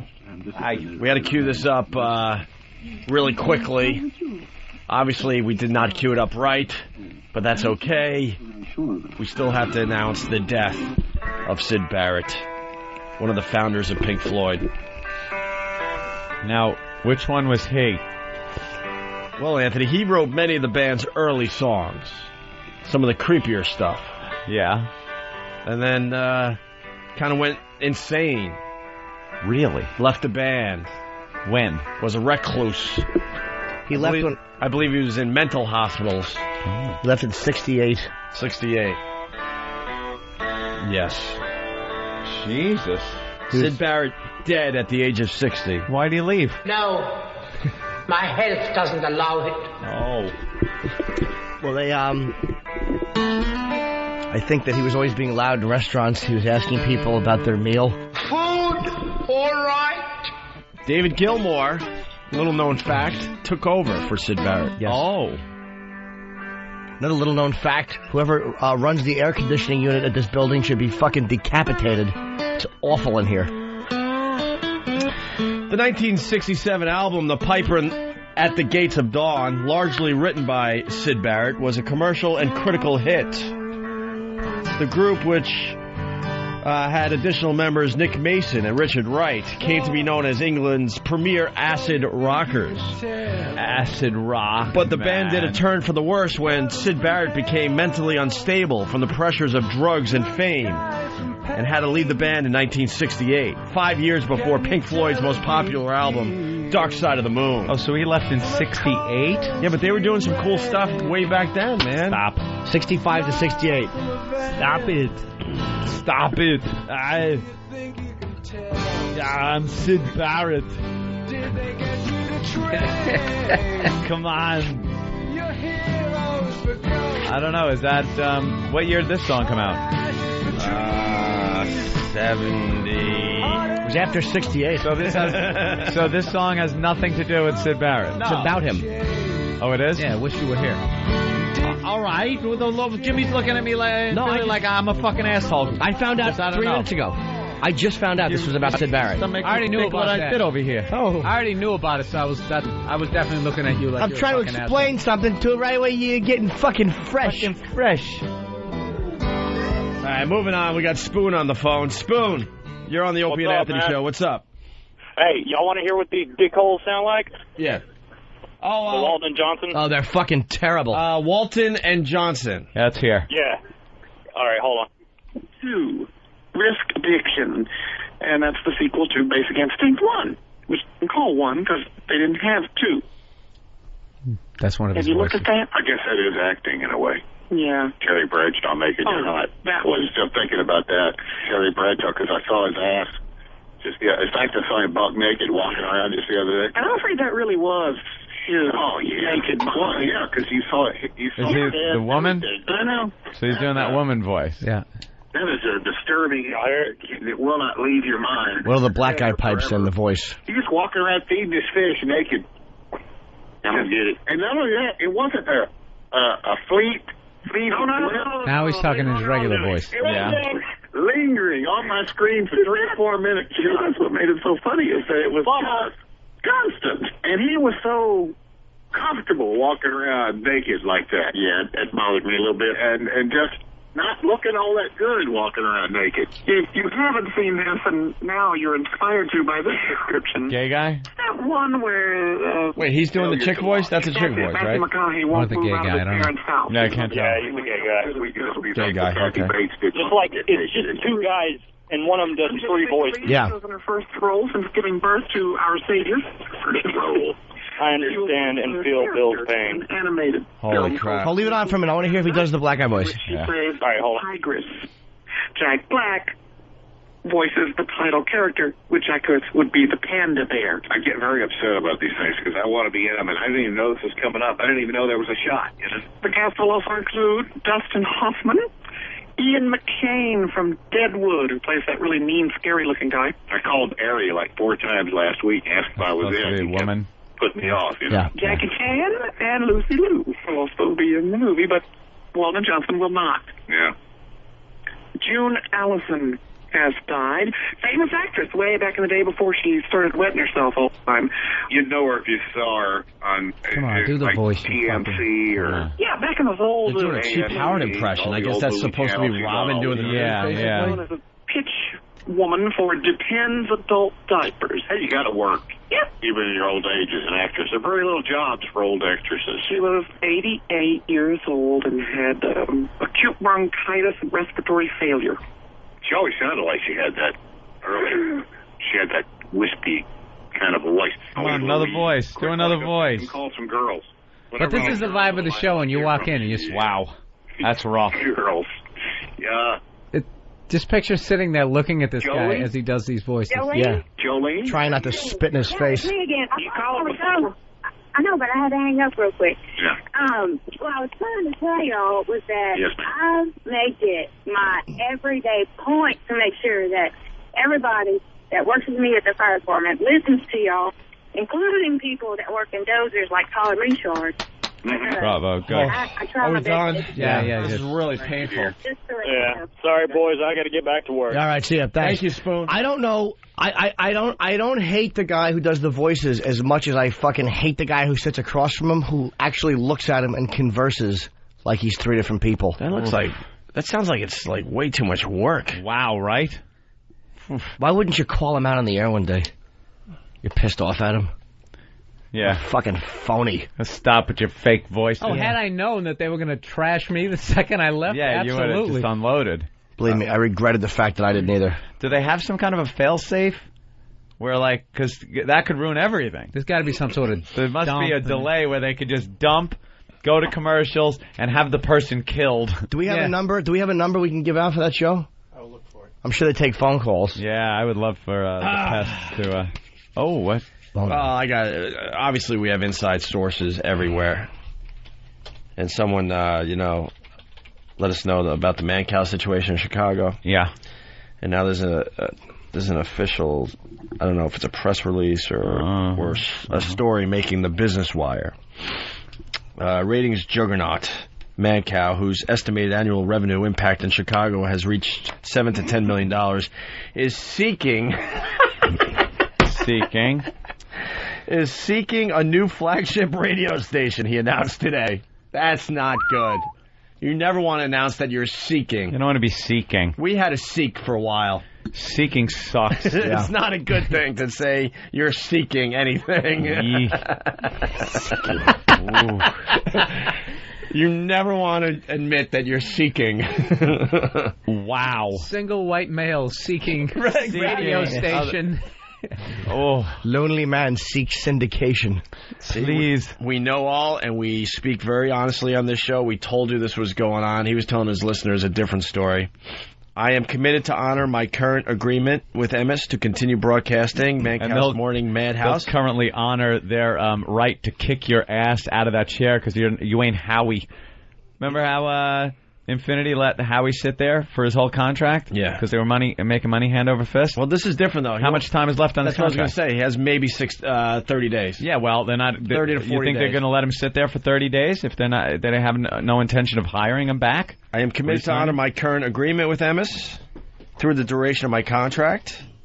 However, to expand my audience without interference, I need a new partner. What? He's trying to spin it. We know the inside scoop on this. The company doesn't want him anymore. No. It's not worth it. They're going in a new direction. Because he's not bringing in the ratings he used to. Nope. Wow. Man-Cow's probable departure from Q101 comes as the most recent ratings underscore his dominance among the key demographics of men 18 to 34 and 18 to 49. According to Arbitron, winner 2006 rating period, Man-Cow had a 6-1 share among men 18 to 49 during mornings day parts versus CBS station CKG .07. He wants to do mornings for our company on WCKG. We have Rover in that spot at this time. It just goes on and on. Yeah, I'm sure it does. It really does. It's really, really long. I mean, look, I've been scrolling for like a minute straight. Problem with those Blackberries. It is scroll. Yeah, actually, this is probably one paragraph. Almost as bad, but it's on a BlackBerry. Seeking, they do work though. And all that S stuff. Yeah, anything with an S. At least Blackberries are effective ways of making phone calls and things. Oh, really? We just have to Jim, are you having a problem with your phone? No, not at all. We just have to make one phone call and we'll find the inside scoop on the whole damn thing. Oh, you're getting a note. What? What happened? What happened? But Jim, there's teeth marks on the side of your phone. All right, another story that's hitting the wire. Surrey Cruise birth certificate. This is. How do we know this is real?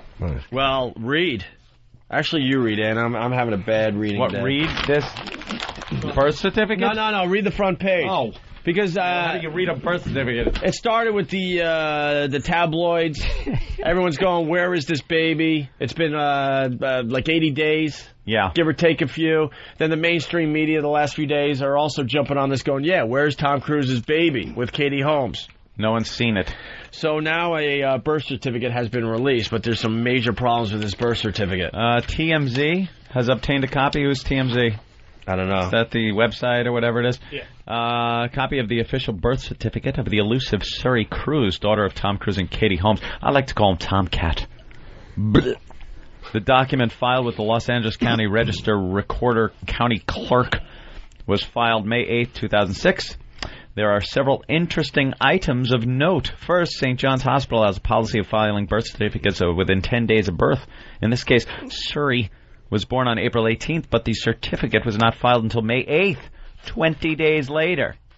An official from the hospital told TMZ that the delay occurred because they needed a signature from the parents or representatives of the parents certifying birth, and that person did not come in until May 4th. That person. From the parents, The person who signed is labeled friend. The signature is not legible. What the hell's going on? What is that? You don't have a... What is going on? It's your first child ever, and your name isn't even on the birth certificate, your signature? Well, because that would be forgery, right? Because you're not really the person that had anything to do with the birth. Right. Also, the attendant or certifier who signed the certificate, Ann Heffernan, RNC, was not in the delivery room and did not see the baby.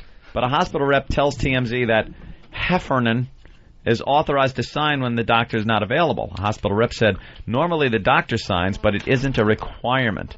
Finally, the hospital rep said the circumstances that triggered the eventual signing of the birth certificate were that Surrey needed a passport and a birth certificate is a prerequisite to obtaining. Didn't Tom Cruise handle all of the prenatal care and all that shit? Yeah. The ultrasound. They're Scientologists. Don't they got to give birth in like a lagoon or some shit? Yeah, it's got to be some kind of silent birth. And then a spaceship. But the thing is, couldn't you just sign the fucking thing? If you're Tom Cruise and Katie, it's paperwork. And what doctor would be available to sign that? It's Tom Cruise and Katie. Some stupid nurse to sign it? Yeah. It's something you're going to take care of yourself. Yeah, the doctor, I'm sure, would love to have signed it. Put it on his little wall. Got something to talk about for the rest of his career. I'm the name that's on there. Right. And then You're glib. It's just being glib. You guys are glib. Parent or other informant. What the hell do you think's going on, really? Seriously. Friend. And it's... Don't worry, you're never going to work with Tom Cruise. So you can just speak openly here. Wow. Wasn't it enough that my grandmother got verbally raped for the last 58 fucking minutes? You got to trash my non-existent movie career? He really did give his grandmother a beating. Non-existent movie career and working with Tom Cruise. There's a lot of room in there for, a few scary movies and stuff. How about you start with an indie film before you start attacking us? I was in Twist the Cap, people. Oh, that was an indie film, right? No. Oh.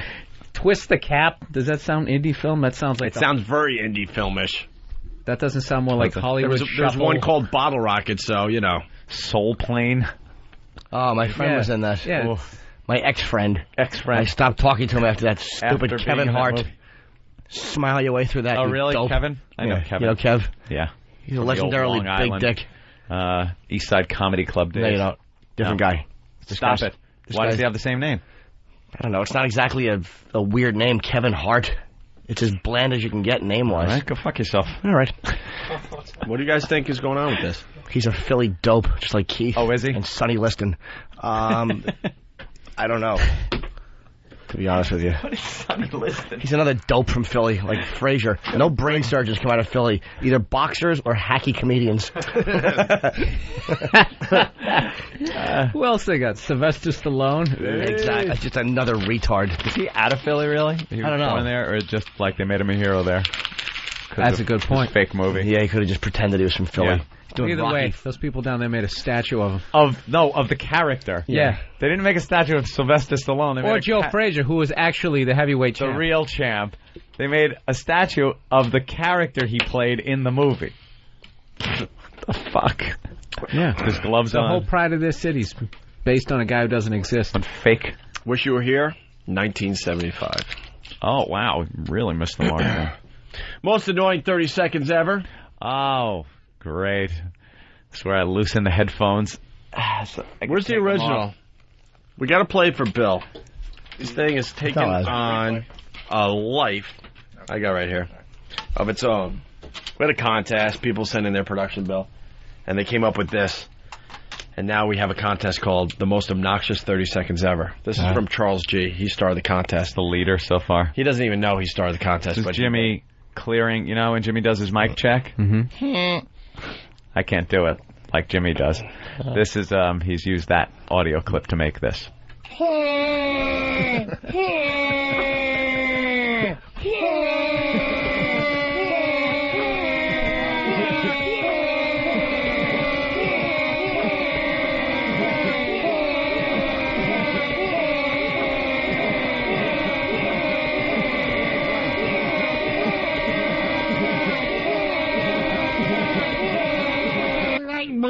That's not too annoying at all. Opie and Anthony.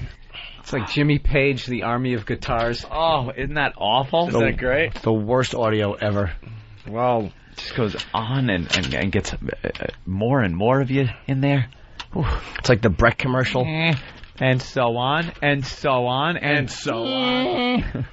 So others are sending in their most annoying 30 seconds ever, or most obnoxious 30 seconds ever. Didn't we find one yesterday that we enjoyed? Which one was Play it? that one. Which one was it? That spacey sounding one. Oh, all right, yeah.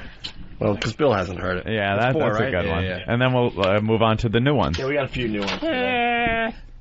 This one's pretty annoying. And get ready to just like... Yeah, this one's from Sam Move your Adams. headphones way back on your ears. Only this show is confident enough to just completely annoy our listeners and know they'll continue to listen. This was from Sam Adams.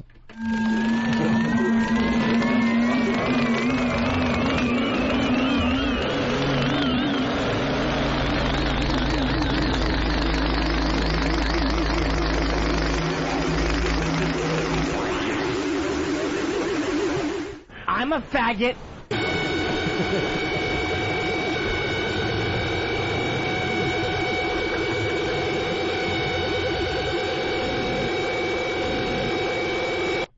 That's the sound, I think, in your head when you're getting eaten alive. Like, when your brain just overloads of just fucking, you have to get out of here, but you're gonna die. That's the last sound you hear. Holy shit. Isn't that great, though? That is horrid. Yeah, that's like every nerve ending. Yeah. You want to hear some of the latest? That was annoying. Yeah. I want a copy of that. I want to fucking... I'm going home this week. My brother's sleeping or something like that. Just come in and just blast that. Well, the best would be to do to play that while you're fucking a girl. Just have that be the background sex music. Get a CD? Yeah, I could put this on. This is nice. I'll play some music for you, baby. It's like then you open your robe. While she's giving you a head, she just hears... You want to hear some of the latest? Yeah, absolutely. All right. Is this the most obnoxious 30 seconds ever?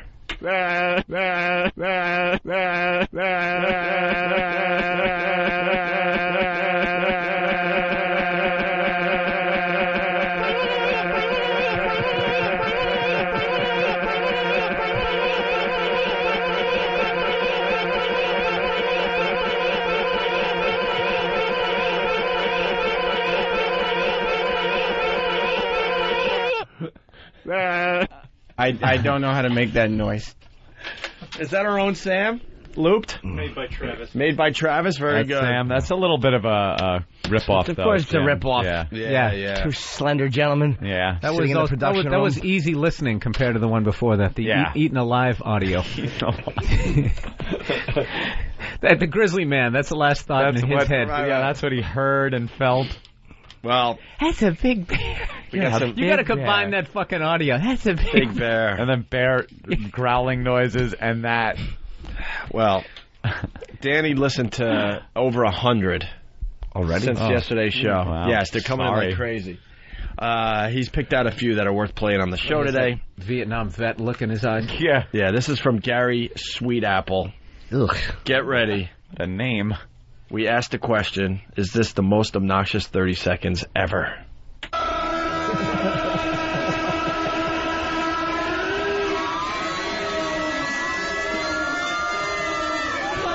The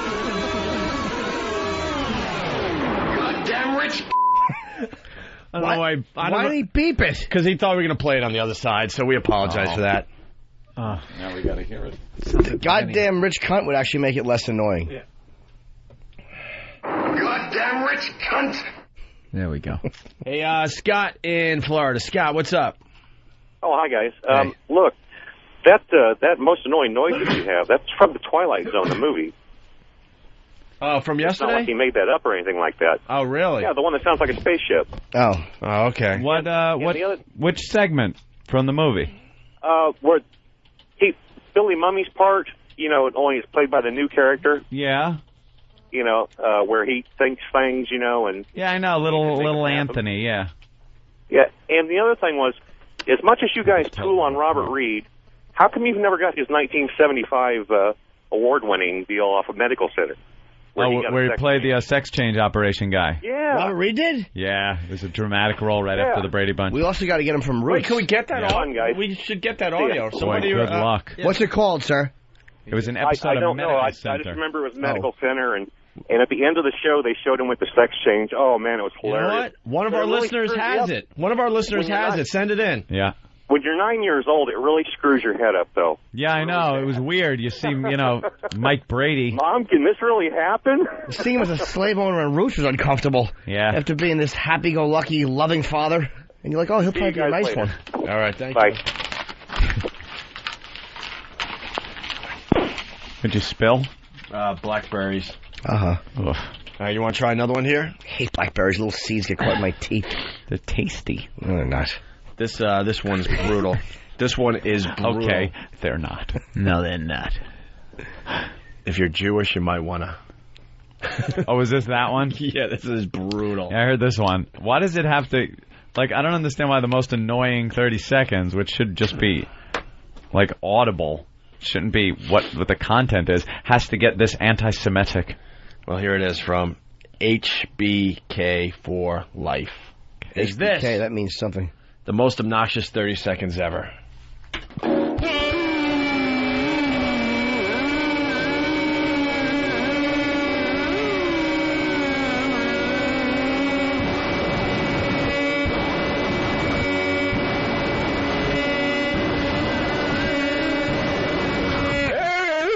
Jews are inferior! Jews are inferior! Jews are inferior! Jews are inferior! Jews are inferior! Jews are inferior! Here's my question. That was just frightening. Yeah. Where is Furier? And why are there so many Jews there? Oh, my God, my left ear. Promised land. I think I fucked up my left ear. Yeah, you got to pull those headphones way off when you play these. Holy crap. Way off. I'm That's always a barely good way to get hearing the it. ear to come back. Wow. Just box it a little bit. Smack it a few times. Treats his head like it's a TV set. It's not working. Give it a bang. Yeah. Bang it on the side a few times. Like one of those old kitchen TVs, those black and whites. Blam, blam. Which one of your Adjust kids the touched aerial. this goddamn thing? Who touched the aerial? Wow. Jesus Christ, it's fucking hot as hell in here. Oh, it's awful. I asked if it was hot. Sucks. The air conditioner's off now. Why? It went down, they said. Why doesn't the little This is douchebag bullshit. that runs this building work on the air conditioner Yeah, I instead of know. obsessing about our Nah. antennas sticking out the window? Fucking mustachio douche. No, He shut it off. They're trying to get rid of you guys. Trying to sweat us out of here. They shut off our AC. Well, they're all sweating at the Economist in their dumb ties. All right, the next one is from Nordo. Is this the most obnoxious 30 seconds ever?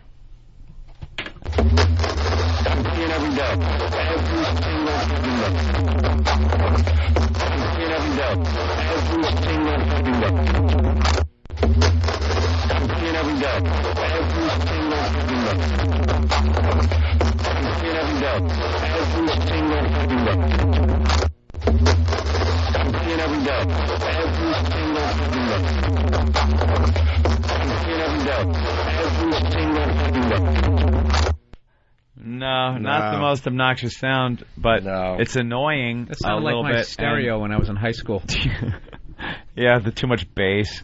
And the fact that I couldn't understand what he was saying annoyed me a little bit, so that's annoying, but not in sound-wise. It's not an annoying sound. It's annoying that I didn't know what he was saying. All right, let's get right into the next one from Sandkiss. How many of these most are there? annoying 30 Only a seconds. couple more. Is this the most obnoxious 30 seconds ever?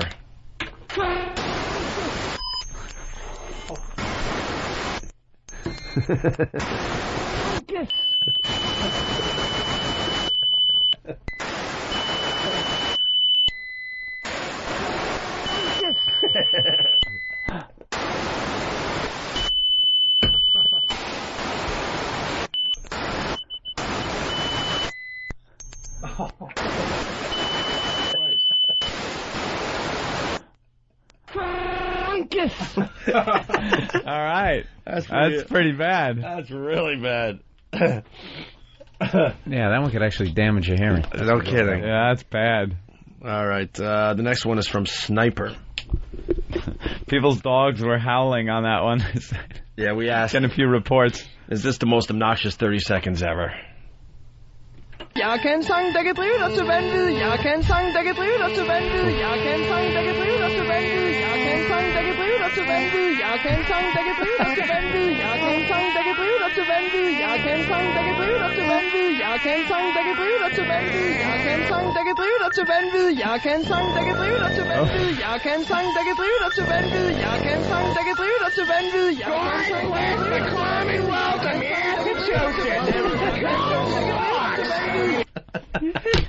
That is the fucking worst thing I've ever heard. Wow, that is bad. I like that better than the noise ones because that's not using just dumb noise, but you can turn anything loud enough. Yeah, you make something loud enough. Awful. It's going to be. We are looking for something that's a little creative. That was horrendous. And the funny part is, I'm doing an interview after this, and all these people who are involved with the show are listening to this and think that this is what the radio show is. Yeah, this is what it's all about. Awful noises. Yeah.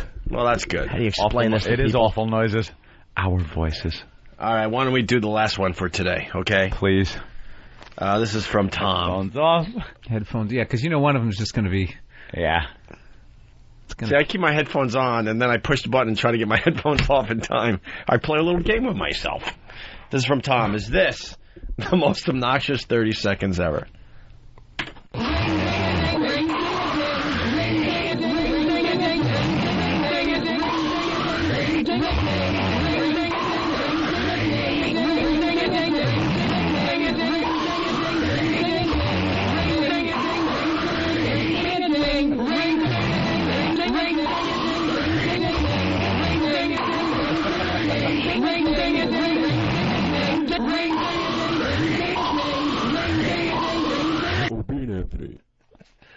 Wow, yeah, that's really bad.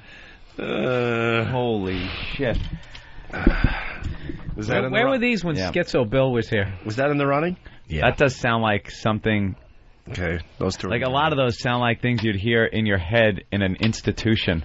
Right. Like you've been, and all you hear, no matter what medication they give you, you lay in bed at night and try to sleep, and at that volume, even louder, it's just pounding in your head. Yeah, someone's coming up. Oh, come on, take your medicine. No, but I'm hearing things in my head. Ding, ding, ding, ding. You don't understand. No, it's nothing. It's no sound. You don't hear that? Listen. Let's go to Kev Slider. Kev Slider. Yeah, Sniper stole that. That one I gave to him, and he added some voices or whatever, but that's not his original one, so he's out of the contest. That's what I say. You actually proud of that drivel? No, I'm not. I didn't make it. Oh. I didn't make it. He didn't make it. All right. Thank you, sir. Let's go to Lenny in Florida. Lenny. Yeah, what's going on, man? Hey, Lenny. Hey, I'll tell you what. I've got my alarm clock noise set for the rest of my life. That is the most annoying, obnoxious shit I've ever heard in my entire fucking life. This could be the weirdest radio contest ever. Because we're annoying the hell out of I wanted to turn the people. radio off, but just because it's entertaining, I couldn't. I was screaming in my car. Right. Yeah, we're looking for Guys, a you're little... great. All right, go ahead. Sorry. You guys, you're great. I really like your show. Keep rocking it. All right, thank you, sir. Keep rocking. All right. No one can keep the momentum throughout their whole phone call. No, they just peter out. Yeah. They talk quickly because they expect us to hang up on them, and when we don't, they just kind of sputter and die. Hey guys, good news. I got a ukulele version of While My Guitar Gently Weeps. Oh, good. Who brought this to the table? Who do you think? Fan? No. No, this has E-Rock. This has E-Rock written all over it. No. Danny? No! Stupid Steve. Yes! And I don't even know. Steve? Of course. Where is he? I didn't know. His description is Jake Shimabukaru plays the Beatles song While My Guitar Gently Weeps on the ukulele. What are you doing in my house? Flawlessly. While sitting on some rocks in Central Park. What's my problem? You're in my fucking house. Not funny, but pretty talented piece of audio. No, nothing's wrong. Just stay in the living room. I'll handle it. Thank God those are there. Get the fuck out now. All right. No. Just devoid of any emotion. Why not? It's training.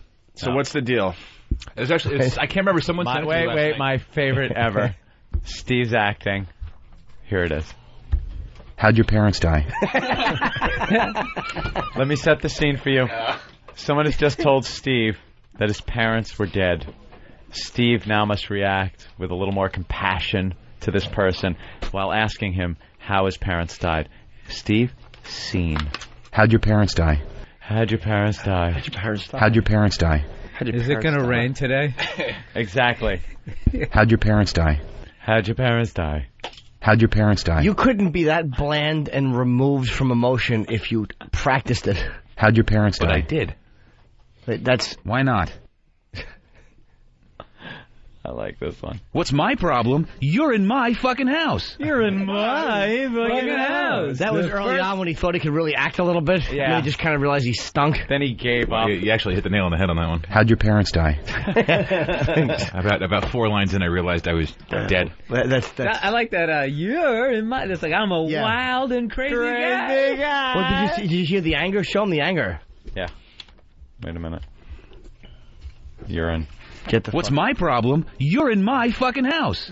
And then here's That's exasperation. Get the fuck out now. Clinch teeth. Get the fuck out now. And then that's what Steve says to any good idea. And then sheer sadness. We laughed a little too much on that one, didn't we? How'd your parents die? How'd your parents die? More shitty ideas coming up, Jim. How'd your parents die? I'll make sure to do 11 new shitty promos today. Wait. No.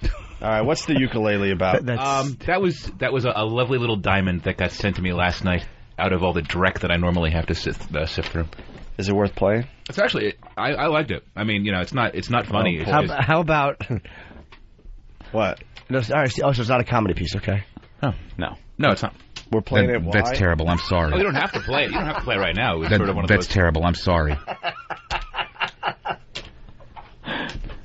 Should we play it? That's terrible. I'm sorry. I'm not talking. We're playing it because he plays the ukulele really, really good. You don't have to play it today. Really? Now go home and get your fucking shine box. What would the difference be if we play it today or a week? Well, it's not really. I mean, if there was like a Beatles conversation what is this, going fucking on. unsigned bands channel? Ooh, that's a good idea. Ukulele. What you're saying is wait for a really shitty show and then play it? Yeah. I mean, what would the difference be? I say we play it, and if it's bad, now we have to play it. It's not going to be bad, though. It's not bad. It's just a really good version that's of the how song. good we are. We make things into a thing, and then you got to hear it. See? That's how it works. If we just played it without any build-up, who cares? Here's a ukulele. Yeah. Being played real good. Since we're in Central Park, near the strawberry fields, I thought is that you doing the voiceover? But the song entitled "While My Guitar Gently Weeps." Something like this.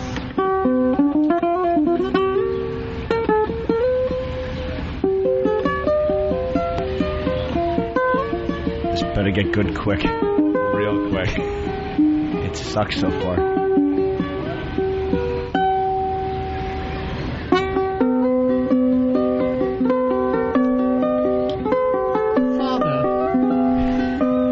Nobody make eye contact with him. It's the part where everybody looks at the desk. Maybe he'll just leave. Exactly. I actually had work to do. That's terrible. I'm sorry. Maybe he'll just walk out uncomfortably. You're riding around in that fucking awful hybrid car, listening to this, getting choked up. Yes, I was. Dropping a tear, pretending you were playing the ukulele. I was actually walking around with his legs crossed, because I walk in the car tapping. Yeah. Give a little social message first. We just have to be good to each other. Song sucks. It stinks, and I don't like it. You piece of shit. Yeah. You know, really, war is not the answer. He lapses into this stupid hillbilly song. Yeah, just give peace a chance. This might be the most heinous 30 seconds in radio right here. It's so bad. This isn't bad. It stinks. Why do you hate it? Could listen to it. It's awful. Oh, my God. Shock jocks. Yeah. Oh, my God. That's such a fucking cliche. Some closet homosexual playing a ukulele. What's my problem? You're in my fucking house. Wait a minute. Damn, Skippy. I gotta tear down a wall Why? here. You just said that's so cliche. I mean, shit. It was supposed to be cliche. I know it was. Dummy. That's why I said that. Oh, shit. Here he goes. Shit's rocking. How'd your parents die? It's actually quite fitting. Steve just hanging out with the hippies. Yes. Goddamn rich cunts. Hanging out with the hippies. Yeah. At Strawberry Fields. Standing there with a lit candle. So when did you discover the Beatles, man? Well, I first found them at my lowest time as a teenager. It's when I saw only one set of footprints, and I realized I wasn't on the beach. I was trying my sister's clothing on in a closet alone by myself. Wearing my rings. They're lovely. If you weren't so much bigger than me, I would break this CD on your teeth. It really is an advantage. Awful. The fact that I could kill everyone in the fucking room is really an advantage. It makes my heartbeat not rise above 85 beats per minute. It's actually preferred to listening to the rest of this audio. Wow. Yeah, you're a humanitarian. Kill us. This guy does play the ukulele well. Does he? Exactly. He does. Yeah. I mean, why would you dedicate this amount of time to learning to play this fucking instrument? Exactly. This is awful. I guarantee you play this over and over in your car. I do. Pretending that it was you. Strumming the ukulele. I bet he even makes the little hand motions, but he puts the hands closer than the guitar would be because that's the way it is with the ukulele. Because it's exactly. Pretends he's an REM. Fucking put an air gun to your mouth and pull the air trigger. Okay. That was a good joke, though. I didn't. Sorry, man. Bravo. That's actually a mandolin, I believe. So. Yeah, but it's close enough. You play the ukulele, they always request like tiptoe through the tulips. Yeah, you never get a Beatles song. That's their stairway to heaven. No, I don't play tiptoe through the tulips. Oh, it's not over? I thought that was a big ending. Oh, no. This is awful. He's going to bring it down now so you can say something about the world. That's right. You know, I just think that there's so much violence and you have to just stop it. It's awful. Easy social messages. Imagine, if you will. There's so much violence, and that's just against women in my promos. Well, exactly. Imagine there's no heaven. This is the sound food makes when it dribbles into his belly. Well, no shit. All right, that was really good, wasn't it? Oh, you little maggot! You make me want to vomit. That was awful. What? Why? Let me see it. It just was. It's like, who cares? It's like I going down to the subway and listening to some fucking guy play a saxophone version of it. And then going up the street and watching a guy play a spackle bucket version. I don't like the way the guy fucking talked it up first. Yeah. This is a little ditty. Little thing I do. All right. That's right. All right. Well, horrible. That's right. I thought the show was going pretty good up until then. Yeah. Yeah, right up until that point. We can now all having fun. I just derailed it. Oh, well. All right, we're going to get out of here. Thank you, Yep. Steve. Yeah, now I'm in a really good mood to go do my... okay. Decided when the show was ending today. Yeah. Well, it's about time. The terrorist act. When my ukulele weeps. That's actually what it's called. Is it? Of course it is. While our audience vomits. Ron in Jersey. This is pretty good. Ron. Hey, it kind of ties together that you played that George Harrison song. Yeah. Because that line by Steve about "you're in my fucking house," isn't that what he said right before he got stabbed? George Harrison. Yeah. Shit. Forgot about that. Punch it out, guys. All right, let's say hi to Ann in New York. Get Ann. the fuck out now.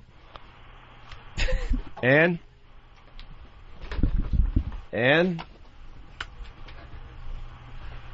And? What's my problem? You're in my fucking house. And? How'd your parents die? Hello? And? Hello? Hey. You're Ann? No, that was... Hey, dude that just said hey. Hey. You. Everyone on the phone, just say hello. Dan. Hey, Dan. Hello. Oh. Where hell were have you been? Who? You. We've been talking to you for 5 minutes. Oh, my God. You have not been talking to me. My name's Yes, not we Ann, have. it's Leanne. What? Whoever answers your phone Leanne. You didn't answer she didn't because answer it's 'cause Leanne it's instead of Leanne. Ann? Oh, my God. I can't believe I'm talking to you guys. Okay, so I'm one of the What? Go ahead. I want to tell you guys, I'm one of the people who actually bought XM because you got on it. Oh, did you? See, so we don't need we don't need you people anymore. Thank you, Ann. We're back on regular radio. It was nice that you did that for us, but we don't really care anymore.